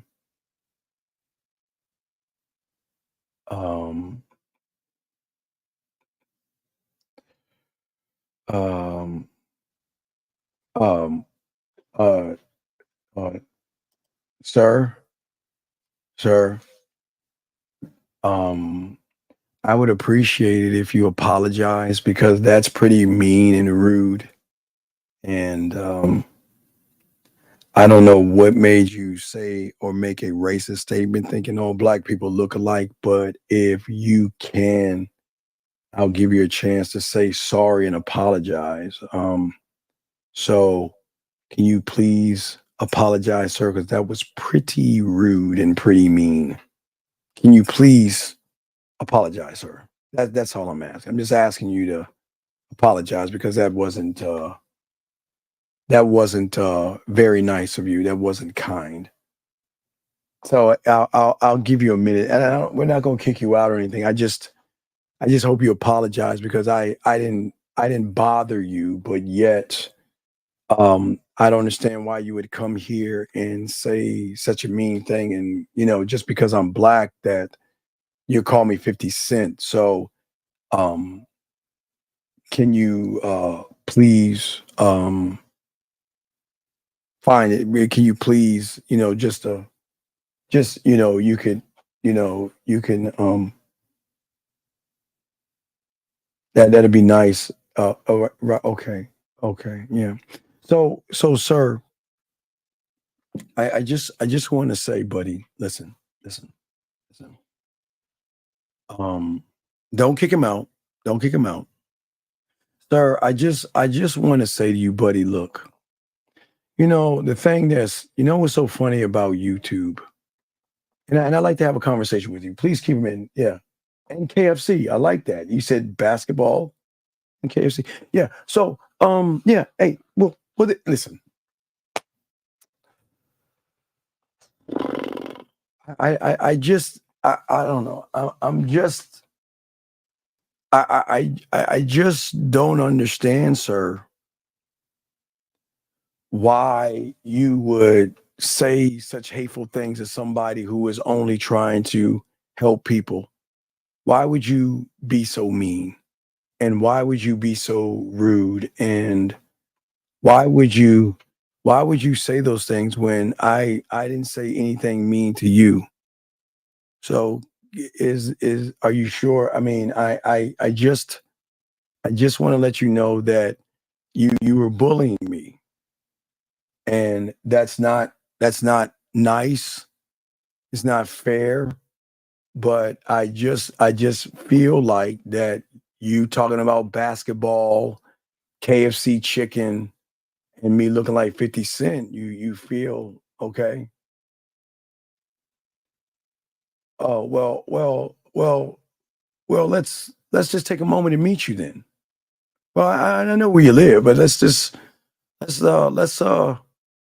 don't we take a moment and meet you? Let's meet you. How about that? Let's go meet you.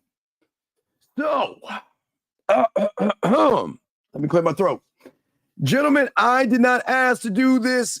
He brought this on himself. I'm sorry, but this is the bitch motherfucker. You want to fuck with me? See, wait a second. Hold on, dog. Hold on.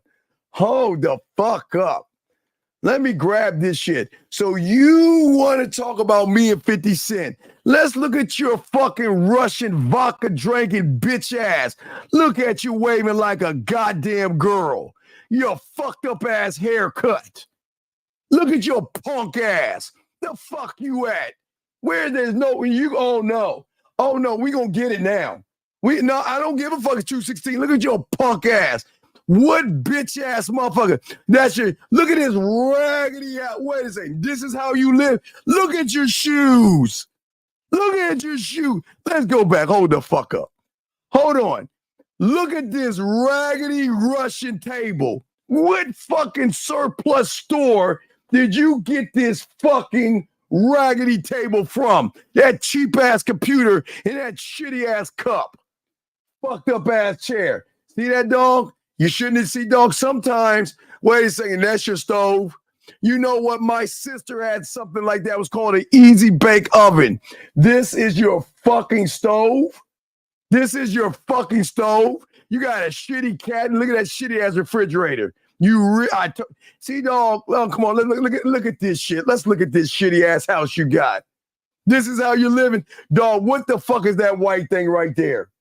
What is that fucking white thing right there? That's supposed to warm you up at night? Look at this shitty house. What's in your refrigerator? Please open the door. Fuck that cat. Open the goddamn door.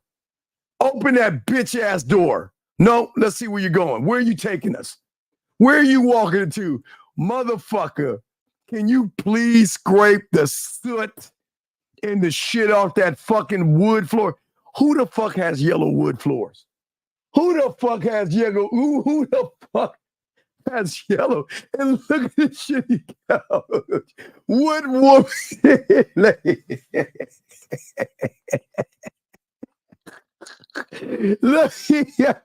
I should leave you on loan of the general principle that you are making that poor cat suffer. This is cat abuse. You are walking in this shitty ass room. Wait a second. Is your washing machine right next to your stove? Did we miss that? Is your washing machine next to your shitty ass stove? That's next to your refrigerator. Let's see. Oh, please don't fuck around. Open that door. Open that fucking refrigerator door. Hold on, we ain't done. Hold on, you went now, look now. Remember, guys, I didn't start this. You cannot ever say, Steve, you're being mean. Steve, you're being rude. Steve, be nice. I'm sorry. Let's get on. Let's keep going. Let's look at this. Let's look at the rest of this shitty ass house. The fuck you got on that porn? I know you got some fucking weird porn in there. Looking at the cat, looking at the porn, looking at the cat, looking at the porn, looking at the cat, back to the porn, back to the cat, looking at the cat. Man, there is something weird that's going on with you and that shitty ass guys, man. Why the fuck are you looking at videos like that? Leave that fucking cat alone. Let him out the door and free that fucking shitty ass cat. Let's see what the fuck. Oh, wait, is this you singing? Hold on. Yo, wait a second. I'm going to download this shit. Hold on. I'm going to download this bitch. Because hey, listen, you want to talk about I'm 50 Cent. You want to say I eat chicken. You want to say, hey, he said the KFC joke and all that shit. Gentlemen, I did not start this. I didn't start this. Y'all got to understand, guys, he bullied me. I was just minding my own business, trying to talk to y'all guys out here, minding my own cake-ass business. But let's see, Nicola Cough or whatever the fuck your name is. Hold on. Let's go ahead and download the song, gentlemen. Hold the fuck up. Dog, I don't know why. Dog, see, y'all can't, hey, look. Don't send me to Steve, you shouldn't have been mean to that guy. He said I look like 50 Cent. He said I eat KFC chicken, and that's a bucket of chicken, I guess, right? Asked about the KFC, and you thought it was all funny, and you want to laugh, and you want to shuck and jive, and you want to joke. Well, we're going to laugh, shuck and jive, and joke. How about that? Let's do that. Why don't we do that? Why don't we do that? Gentlemen, the guy that was talking shit about me, allow me to introduce him to you. Let me stop this. Now, gentlemen, now listen, gentlemen, remember. Hey guys, remember. I didn't start this. Y'all, please understand. I did not start this. He started it with me. Oh, you look like 50 Cent. You drink KFC. You eat KFC chicken. You play basketball. All right. So what I'm saying, see, here's the thing about those who have game. Try to bully me. You want to fucking find out? Come on. Let's go ahead and find out. Hey, let's take a moment and listen to this motherfucker sing. See this bullshit. Let me find this bitch ass motherfucker singing. Hold on, I got this shit. Hold on, here we go. Here we go, guys. Here we go. And it gets the Baibuska, I Russian, and I try to sing. I look for Gorbachev. I sing, Rocky, I must break you, Rocky. I must break you, Rocky. Listen to this bitch ass motherfucker. Давай, поехали.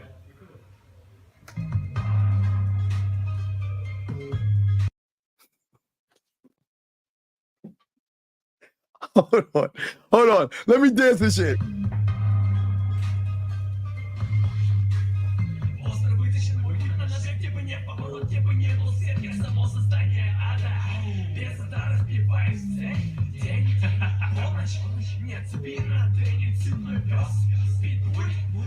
Diese Worte, diese Autotori, Gatos, Hidari, Are we serious? Are we serious? You in the booth doing this?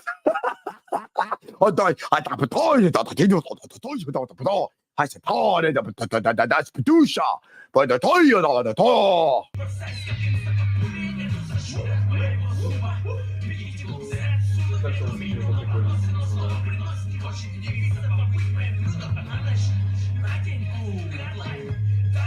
Hi, Hodubada, Dasi Dosta, Das Pedania, Avaka. I want the Vaka and I want the potato. I did the board, Rocky.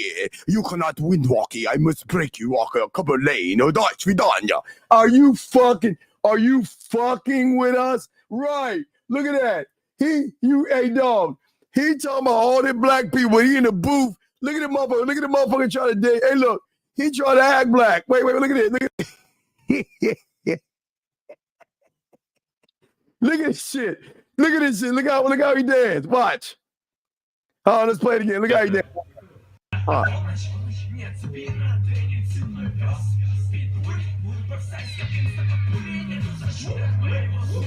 Oh, shit. He like, oh, got the rhythm. I do it like the black guy. Can I get a bucket of chicken so I can do it like this? How did they do it? Wait, can you pull up the black person? No, not that black person. Okay, the black man does this and then does that and puts his chest in and then comes out. Okay, I see. I got it now. I need some grape soda. I see now. I feel that I got this rhythm. I got the rhythm down. I went whoop. I got the rhythm down. Here we go, motherfucker. You want to talk shit? We're going to talk shit. Here we go. I got the...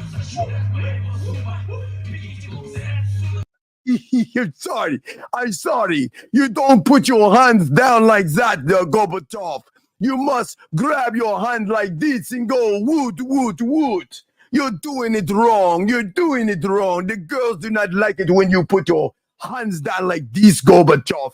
You must grab them like this and go, oh, whoop. That's what you do. You got to go whoop. Let's go back and see this bitch ass motherfucker talking all this shit. Here we go.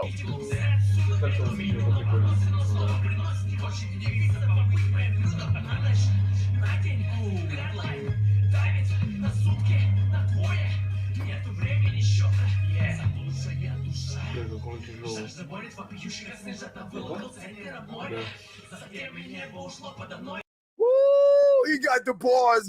You got the Russian bars there, Gorbachev. You stayed in Russian bars perfectly. Wood. It's very good. You sound so black. Oh my God, you the next Eminem. You Russian Eminem. That's what you are. We must bring you to the Kremlin. You Russian Eminem. That's what you are. You Russian Eminem. Let's get it. Let's hear the rap, sir. Let's keep going.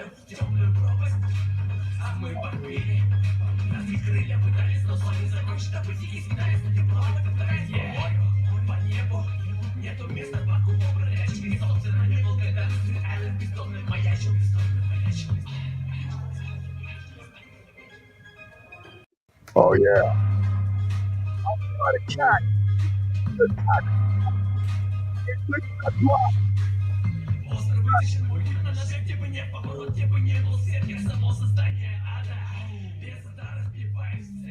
I mean,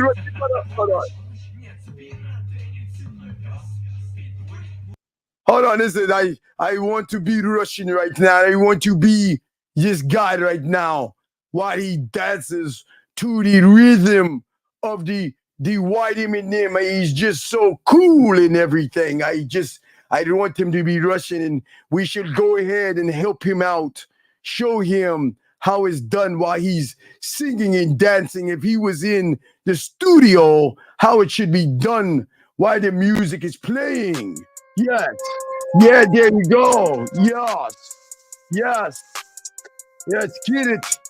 Yes. Here you go. I'm a Russian.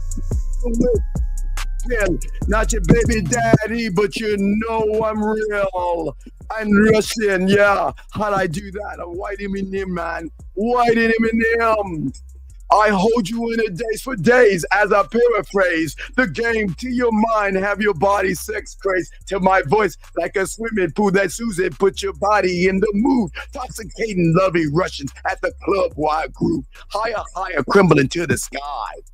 Wiggle that ass, rub those smooth thighs, hypnotized by Bajushka in my eyes.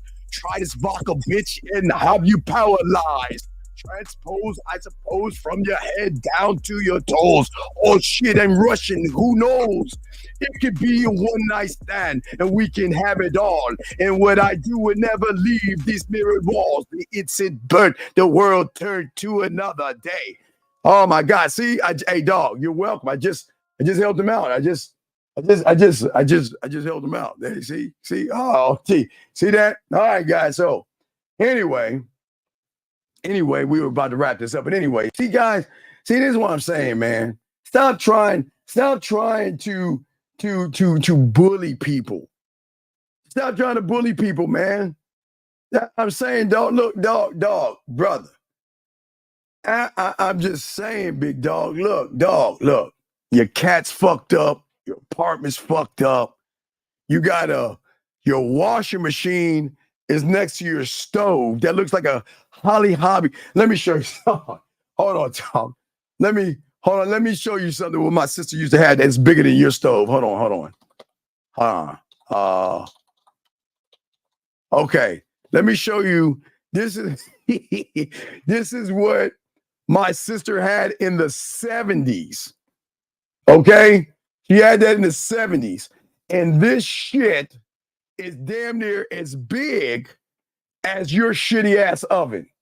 And this was in the 70s.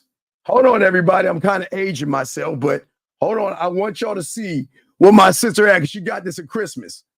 My sister got this compared to your stove, okay? She had a Holly Hobby easy bake oven. And even in that shit, she can make pies and cakes.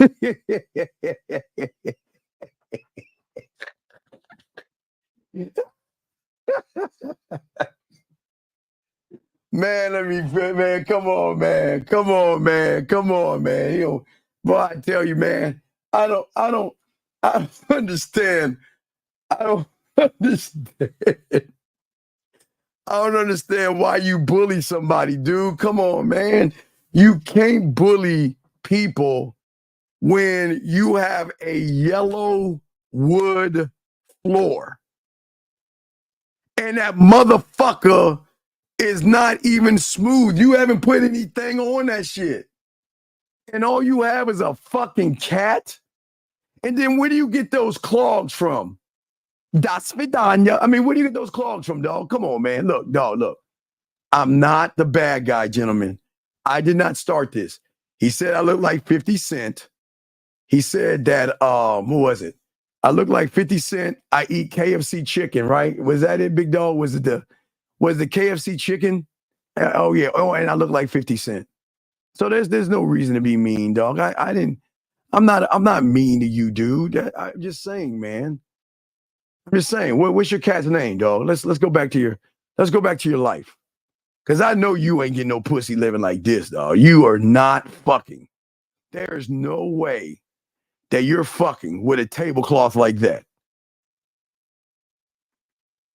Hold on. What? Magnum. What? Wait, is that a condom? Wait, what? Where'd you steal that shit? You know they don't have that shit in Russia, you thief. Where did you steal that shit from, young man? Oh my God. Is he gonna show us cat? Let me see. Dog, hold on. Let's see what else the fuck he got. Let's see what else you got, dog. Hold on, dog. I got you, dog. I'm on your side now. You know what I mean? This motherfucker living a good time. Good times. Wait, there you walking. Nothing is keeping your head above water. Making a way when you can. Temporarily. Good time. Good time. Scratching and surviving. Good time. Good time. Hey, we lucky we got him. Oh, no. Good time.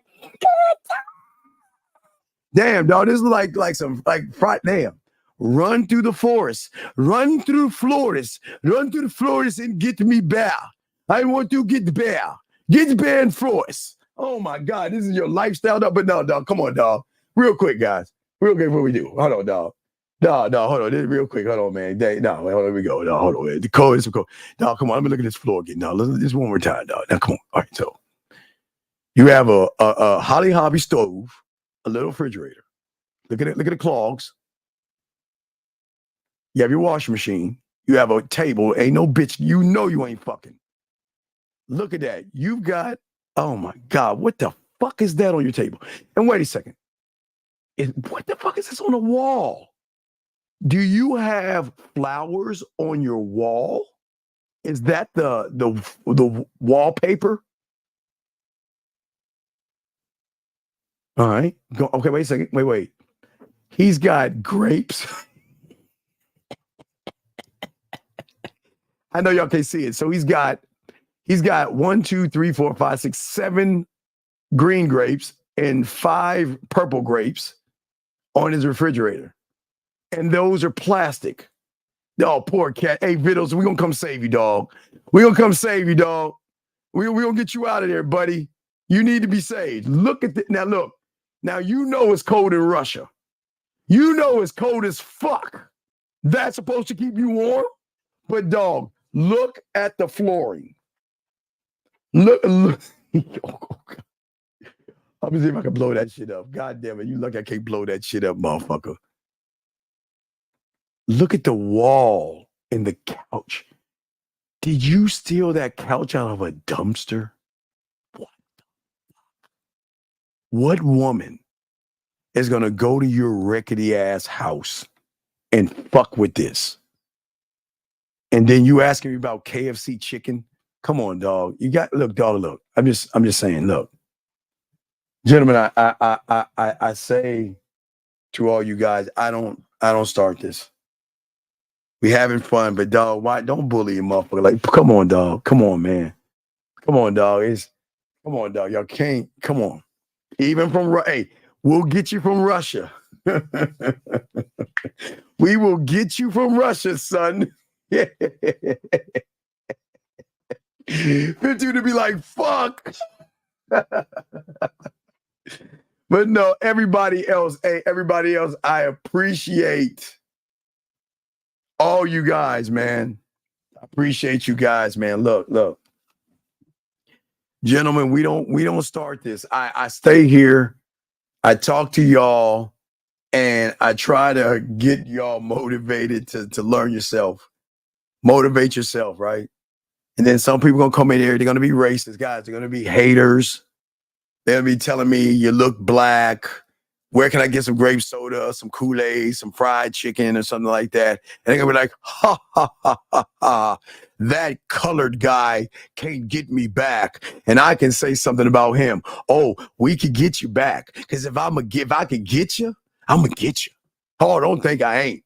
Don't think I ain't. So, gentlemen, I tell all y'all guys, if y'all fuck with us, make sure you don't have nothing on your YouTube or your Instagram and all that shit. Because you will get some get back. That's all I'm saying. I'm just saying, we don't start this shit, okay? We don't start this shit. But hey, gentlemen, I appreciate all you guys out there, man. Gentlemen, make sure y'all watch Real Game No Theory at 12 Eastern Standard Time. We're going to be chopping up game, man.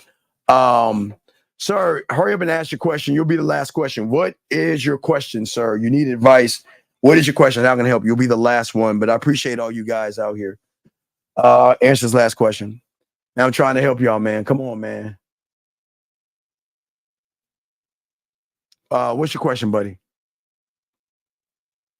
What's your question, buddy?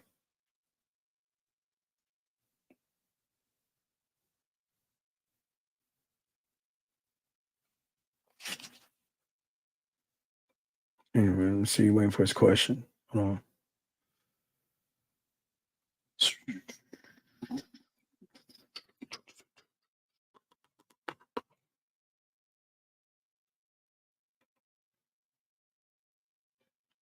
Sir, hold on. Time out. Sir, excuse me. Sir, who are you talking about, sir? Wait, sir. Sir, why would you say? Are you talking to me? Cutting edge.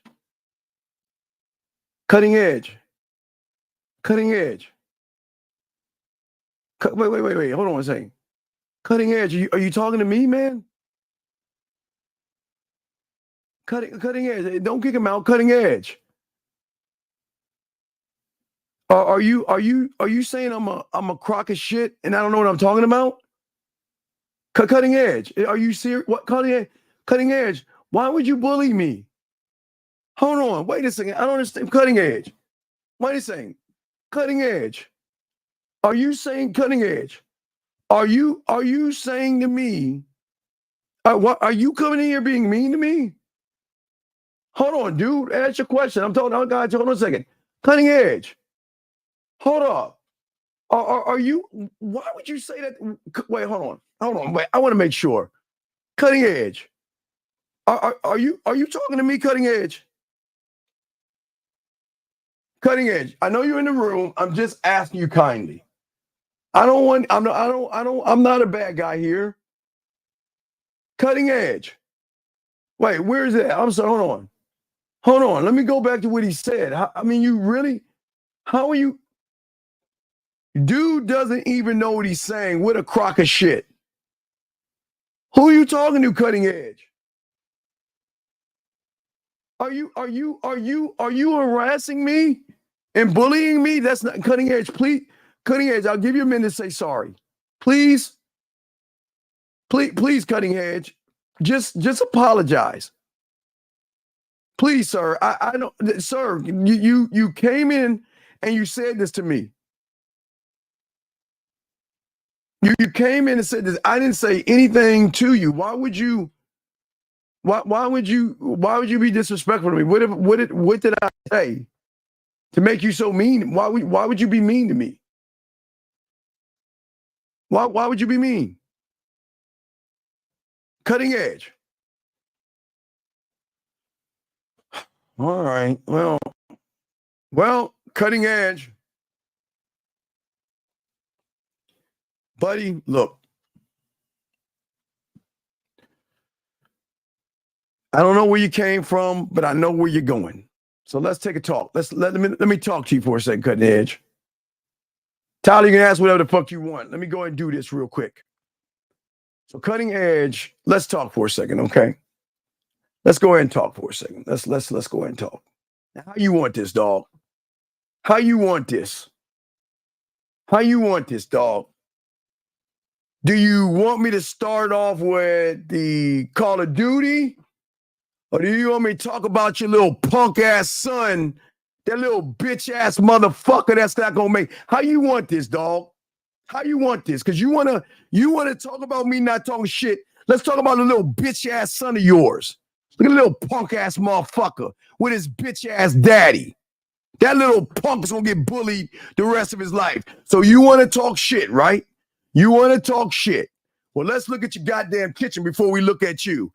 How unsanitary is it to put a fucking bird in your goddamn whack-ass kitchen, motherfucker? But you want to talk shit. Hold the fuck up. Hold the fuck up, 832. I ain't done. Hold on, but let's see who you are, Cutting Edge. You want to give us a shaming review of who you are? You want to talk shit about us, and this is you. You want to talk shit about me. Gentlemen, I didn't start this shit. I did not start this shit. But then you want to talk shit? You want to talk shit to me? You want to come into my store? You want to come in where I'm at? You want to talk shit about me? And this raggedy ass, wait, look at this living room you in. You guys punching himself. That's what y'all weird ass motherfuckers doing. You talking about I'm full of shit, motherfucker? You want to talk about I'm full of shit? Motherfucker, what I'm saying to you, you better shut your goddamn ass and watch out who the fuck you talking to. Because, hey, look at this shit. Goofy ass with some colored eyes and a goddamn crown. Motherfucker, you better watch who the fuck you talk to next time. And I'm going to save you. I'm going to let you go. But motherfucker, don't you ever come in this bitch talking that shit. Fuck you think you are. How you going to come in here talking? Y'all see this right here, right? I want y'all to see this. I gave him a chance. Did I not give him a chance? Did I not give him a chance? Yeah, Cutting Edge. You're a punk ass son. I call him that bitch because he looked like his punk ass daddy. Now what, motherfucker? You want to talk shit? What's up now? Shit.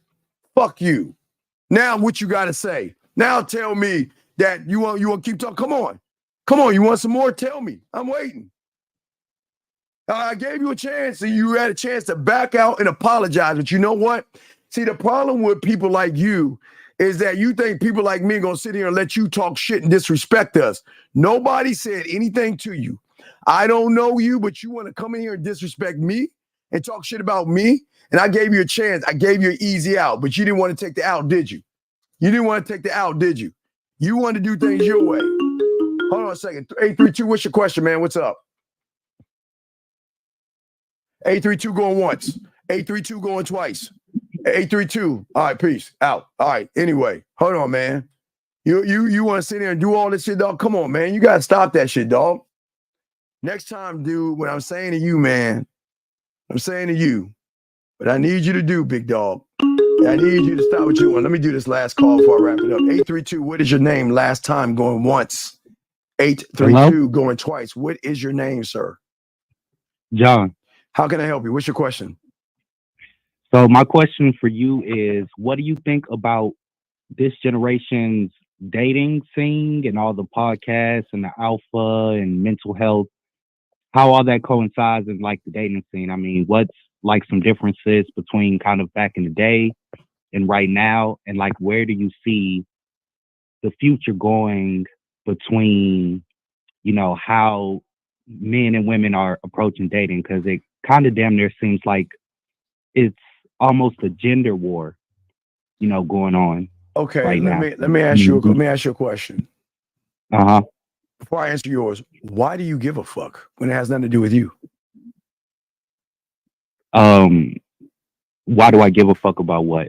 Dating scene? Everything you ask. Because you're talking about everybody else but you. So why do you care? I mean, it's just in general. It's just the society we live in, like where it's going, and then as far as like. No, it's the society you live in. How old are you, sir? I'm 27. Okay. So why would a 27-year-old male ask me that question when you have more problems other than that question you're asking? I think the question you should ask is, I'm not good and I feel awkward around women. I don't know how to talk to women. I don't know how to text women. I don't even know how to approach a woman. How can you help me? What does your question have to do with the fact that you need more help than me answering that question, sir? Oh, I have no clue. I don't need help. Oh, wait, okay, wait. If you don't need help, then why are you asking this question? It's just a general question. Okay. You're 27 years old. What is that question going to do with it? What does that even matter? What is that? What is the answer going to do for you, sir? I mean, not too much. I just wanted to get your opinion on it. Okay, but why does my opinion matter when it doesn't matter with that question? I would say just as far as bouncing ideas off of people that just No, that's not an idea. That's not an idea. That's more like a complaint. That's not an idea. That's a victimized person crying like a little girl about shit he can't have. That's not a bounced idea. That's a victim mentality.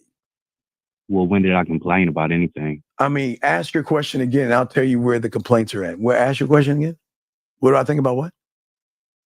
What do you think about the dating scene right now?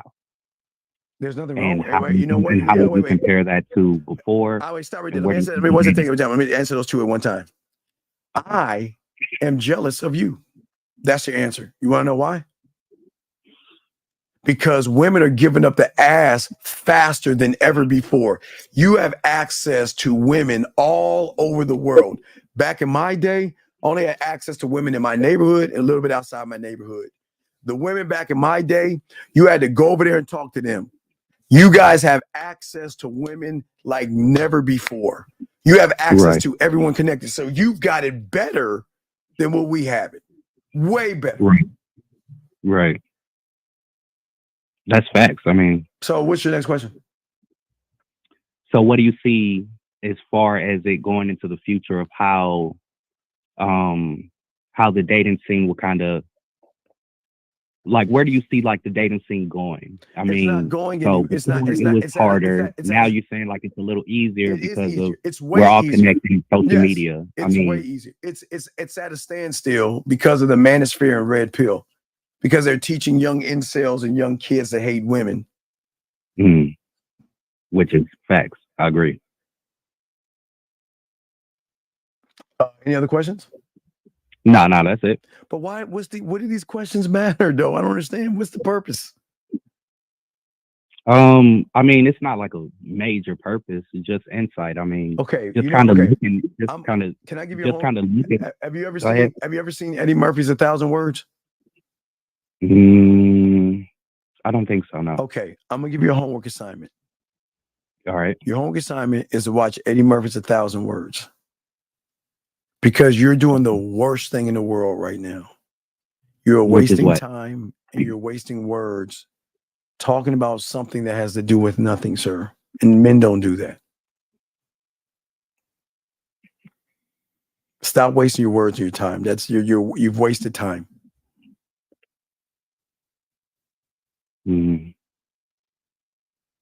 Okay. Okay.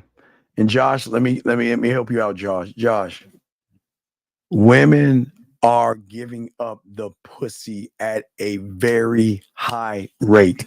You guys should have an average of 5 women right now on bare minimum, just off a general principle. You should have 5 women. Okay. So if you feel that it's not easier, then that shows you've always been, and I say this with love, a loser. Sorry, I women didn't don't. say it was Not easier. you, caller. I'm saying the guy in the thing. The guy says it's hard, and that's not okay. Okay. Yeah, it's not. It's definitely not. I mean, but I just. And I think wait, hold on, Tyler, as far as like the new women coming, not to cut you off. As far as the new women, as far as the new women coming, it sounds like it's not like a lot of substance to them. No, Really. okay. A lot of women shouldn't have substance. How can a woman have substance when all she is dating, hanging out with, and talking to are males with no substance? So how can she have substance when all she knows are people who don't have substance? That's just going to depend on her environment and who she's talking to. I mean, that's not necessarily every man out there that's. Well, no, I said male. Excuse me, I didn't mean men. Sorry, man. I mean in no disrespect to the few men out there. I mean males. I'm sorry, not men. Males. Mm-hmm. But hold on a second, Tyler. I know the game. I am not a biblical aficionado. You can ask your question, but that's not in my wheelhouse. So you can't ask, but hopefully somebody who is biblically educated can help you on that, sir. But you can ask your religious question if you want. But I'm listening, sir. Go ahead. Yeah. I mean, as far as no, but you're right. I mean, a lot of men, especially too, because I feel like a lot of men that's growing up doesn't have substance, and I feel like a lot of this new generation that we're in doesn't have a lot of substance. It's all empty. I mean, as far as even the people that's like painted in Hollywood or, up there or, social media is giving anyone a platform with no substance to kind of like spread like. But Hollywood is not real. It's actors. They're acting. Which is fact. But I mean, growing up, you don't know that until you get to a certain age. Right. That can, at a certain age, you used to believe in Santa Claus too, right? Until you grew up, right? That's a little different. No, what's the difference? You thought Hollywood was real. You thought people could fly. You believed in dragons and fucking unicorns or whatever the fuck you believed in until you grew up and realized it's not real. Just like Santa Claus. Well, it's kind of okay. So you have a point, but when I say that, it's kind of like you see more behind the scenes with people. So even like on social media, like people will portray stuff that's not even their real life. And then you'll go end up believing in that and kind of following it. No. That's a choice you make without checking the thing. So I'll give you an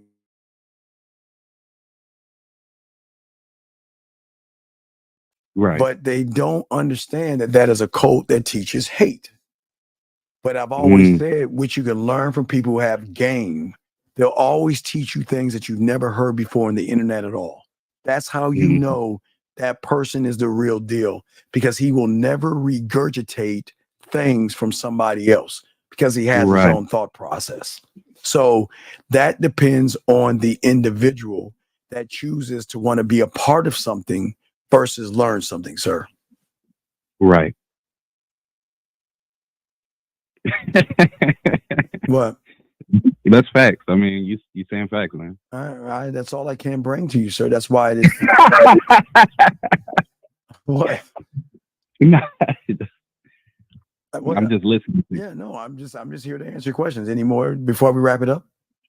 My last question would be, what does it mean when people say game is to be sold and not told? Like, can you? Okay. It's this easy. Okay, so I give people things to do for free. last hour and a half, I gave them several things to do. I tell them all the time to go to Walmart, Hobby Lobby, Target, Amazon. I say, if you want to be a student of the game, and I give this for free, the starting process is going to the store and get a 100-piece puzzle set and begin the process. Okay, I'm giving you free information. Halloween game, free information. Everything I do, I give you free information. And you're not even doing the free shit. So why would I give you the shit that has even greater value if you can't do the basics? Right.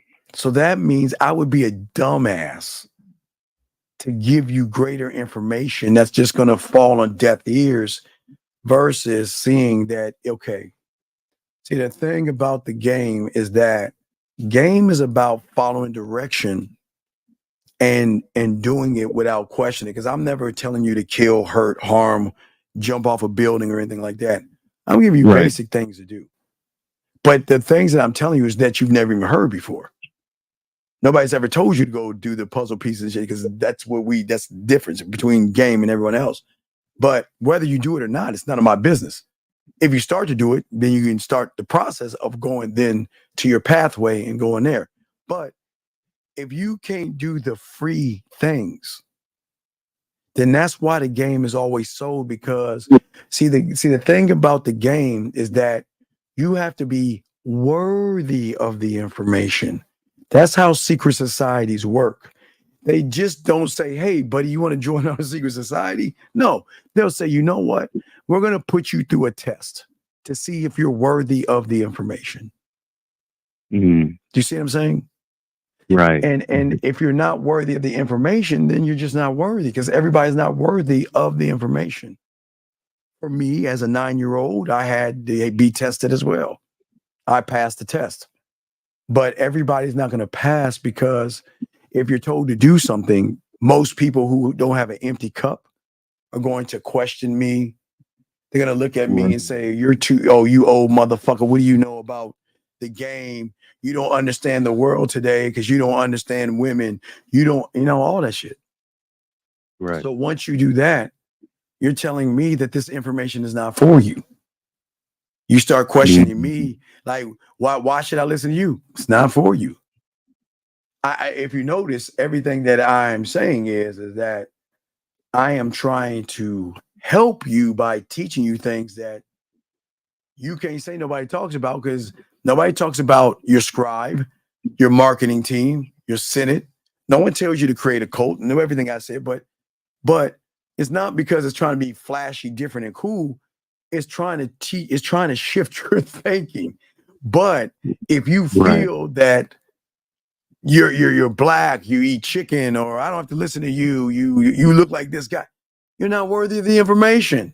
And if I can get you, I'm gonna get you. If not, I'll just escort you out the building, because I don't want somebody negative to disrupt young men who want to learn themselves, who never had a father or an uncle or somebody to say that I'm trying to show you and teach you something without trying to get something back from you. Whether what you do, you can listen or not. I don't, and I say this with love, I don't give a fuck. It's not for me to care. It's for me to give you, put it all on the table, and then you choose what you want to pick up. Pick nothing up.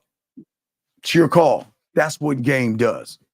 So it will never be, it will always be sold. The told is seeing if you're worthy of the information by how you're moving. So if you come here looking at me thinking I want you to be like me, then you're in the wrong place, because I don't teach you to be like me. Okay. So what I'm saying is that you can go to the testimonials. That's what I always do in the beginning of the show. I always show you what the women are saying. The testimonials are there. But then other people say, well, Steve, that's bullshit. Where are the receipts? And I tell you, okay, didn't I show Sneeko? All these guys that follow Sneeko and shit. Why don't you listen to Sneeko say, damn, you're a pimp or whatever, after I pulled his makeup artist live on the air unscripted? Or You can go to all the testimonials, listen to lives I've changed, or you can see me go on the dating chat line and pull all the women. So I don't have to prove myself to anybody. You just gotta either empty your cup or fuck off. That's it. I'm not here to change your mind. I'm not here to force you. I'm not here to beg you. But one thing you learn about the game, I can run my mouth for 4 or 5 hours and not stop and not miss a beat and continue to go because the game is in you and not on you. But in order to get this, one has to be a student of it. Right. Okay. Facts. Yep. So it's just again, I know young kids today, they have an arrogance and they think they know the world, and I get that, and I don't knock them. And sometimes I'll keep them around if I feel that they actually want to learn, they crying out for help. But nah, man, my mentor was worse than me. Do it one time and you're never gonna get in at all. So that's all it is, man. Right. So yeah, it's always sold, man. But the selling is not you're putting your money down. Is that okay? I'm gonna buy in and I'm gonna empty my cup and I'm gonna be open to somebody shifting my mindset, changing my reality, and having me see the world in a whole different way in which I never thought I could see the world before. Right. Okay. But it's not for everybody. Remember, people hate what they don't understand. People will do and try to deliberately. There's a lot of hatred towards things they don't understand because people have coping mechanisms. So I'm having a hard time with women, but this motherfucker saying women are simple. Fuck him. He doesn't know me. See that right there? He doesn't know me. You don't know me. See, this is what they say real quick. But I tell them, because I always tell them why you hate yourself, and you'll hear that tomorrow or today's show. You hate yourself.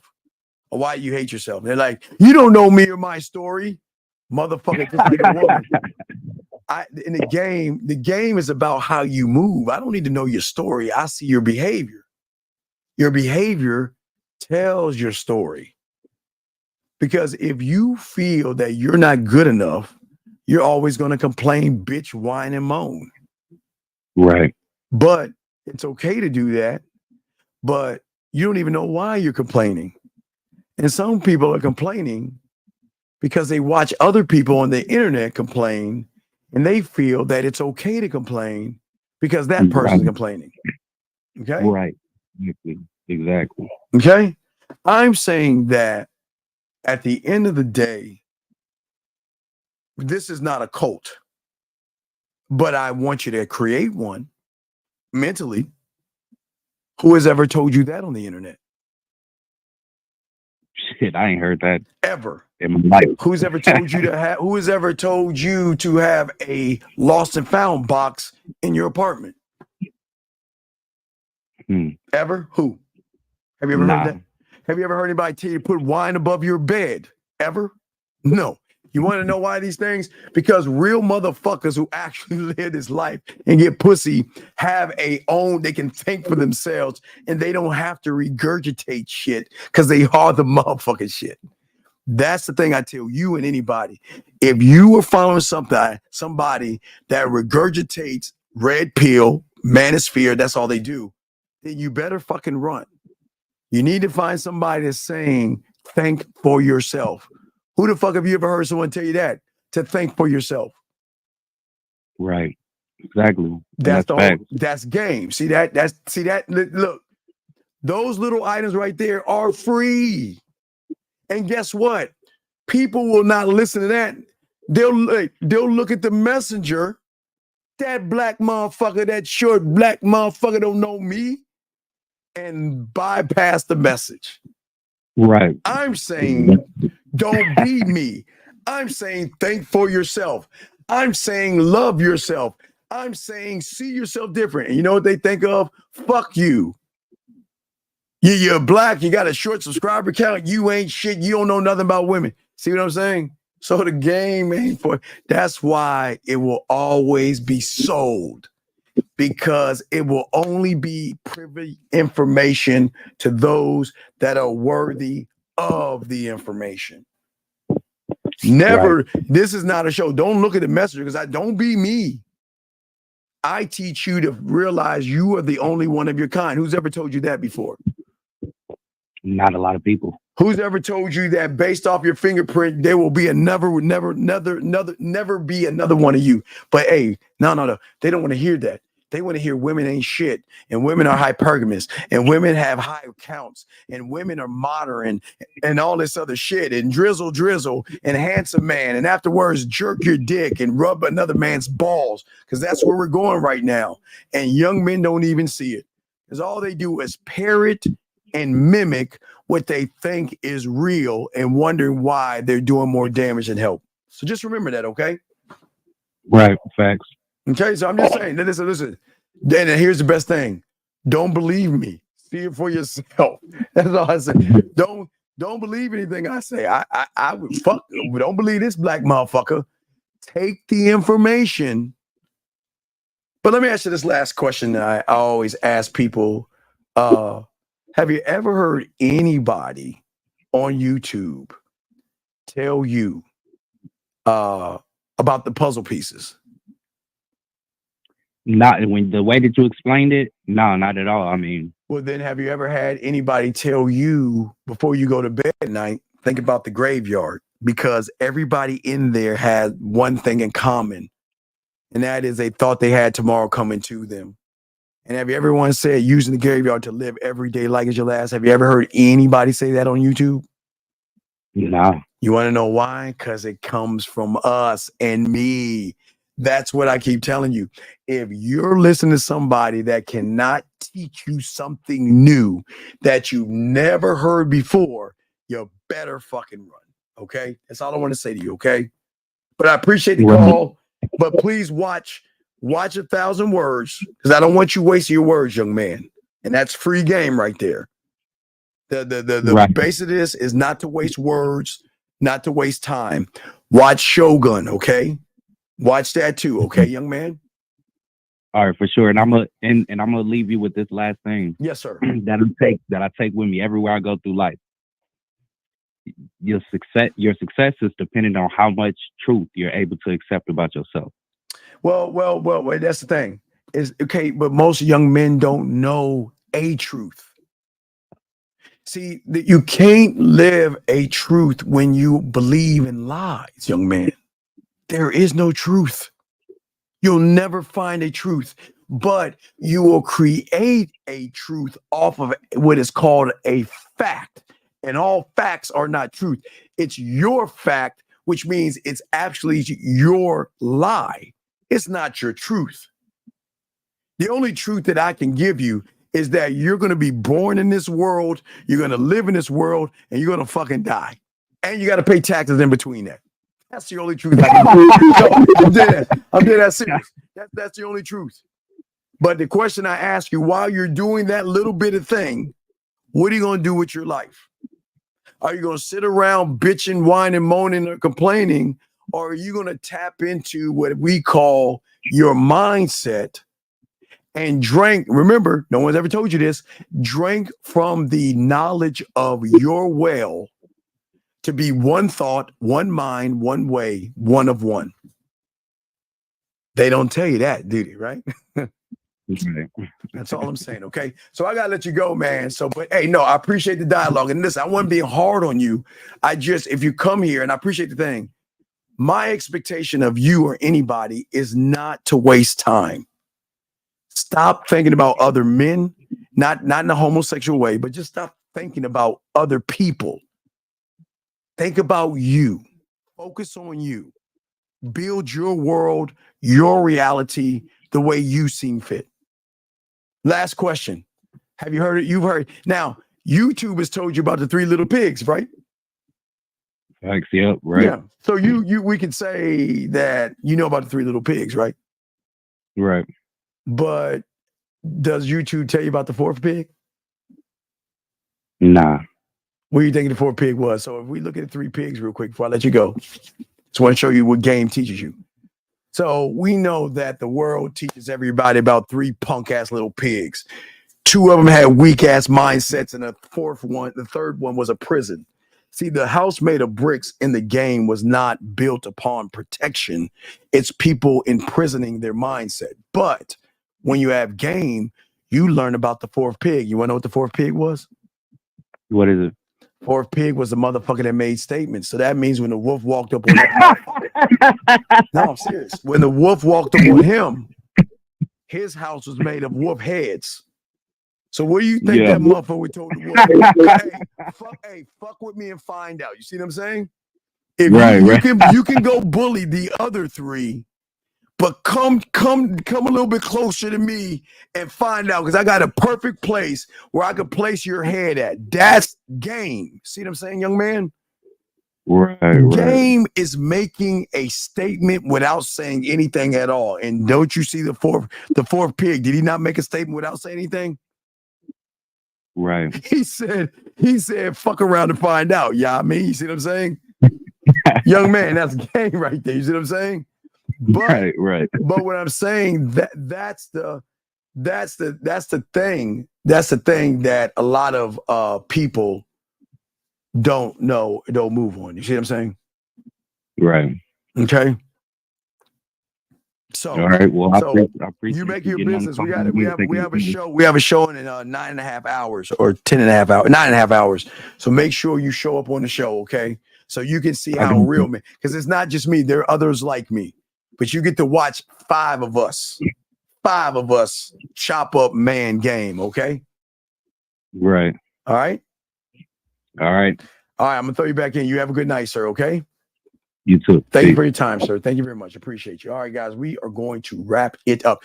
Gentlemen, I appreciate all you guys. As the dean, guys, if you need to give me, like I say, guys, if you are ready, which means you ain't, but take your time, soak up all the information. We got hours and hours of information to let you know if you want to become a student, which you don't have to be, but if you are ready to, just go ahead and send us an email right here. Your pathway, themanmindset@gmail.com, themanmindset@gmail.com, themanmindset@gmail.com. Like I always say, we begin this with Dougie Fresh. We'll end it with these men. Guys, I appreciate you all. Appreciate yourself, guys. We'll see you Real Game No Theory in 9.5 hours, man. As I always say, guys, fuck with your boy, man. We out. What up, though? It's your boy, Paige Kennedy. You already know what it is. And you're listening to themanmindset.com. Dating help for men with your host, Steve the Dean Williams. What's up? This is T.O. And you're listening to themanmindset.com dating help for men with your host, Steve the Dean Williams. This is the Shark Damon John, and you're listening to themanmindset.com.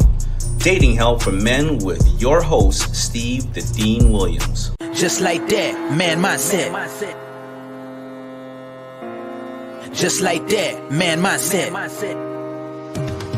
Have a good night, the show is over. Take notes and use what the dean has told you. Now with dating, your game is colder. No hesitation when you approach her. Gotta level up, gotta keep on rising. Till you the best, got the touch like Midas. Now you got style, you got all the women flocking. So many options, now you got it popping.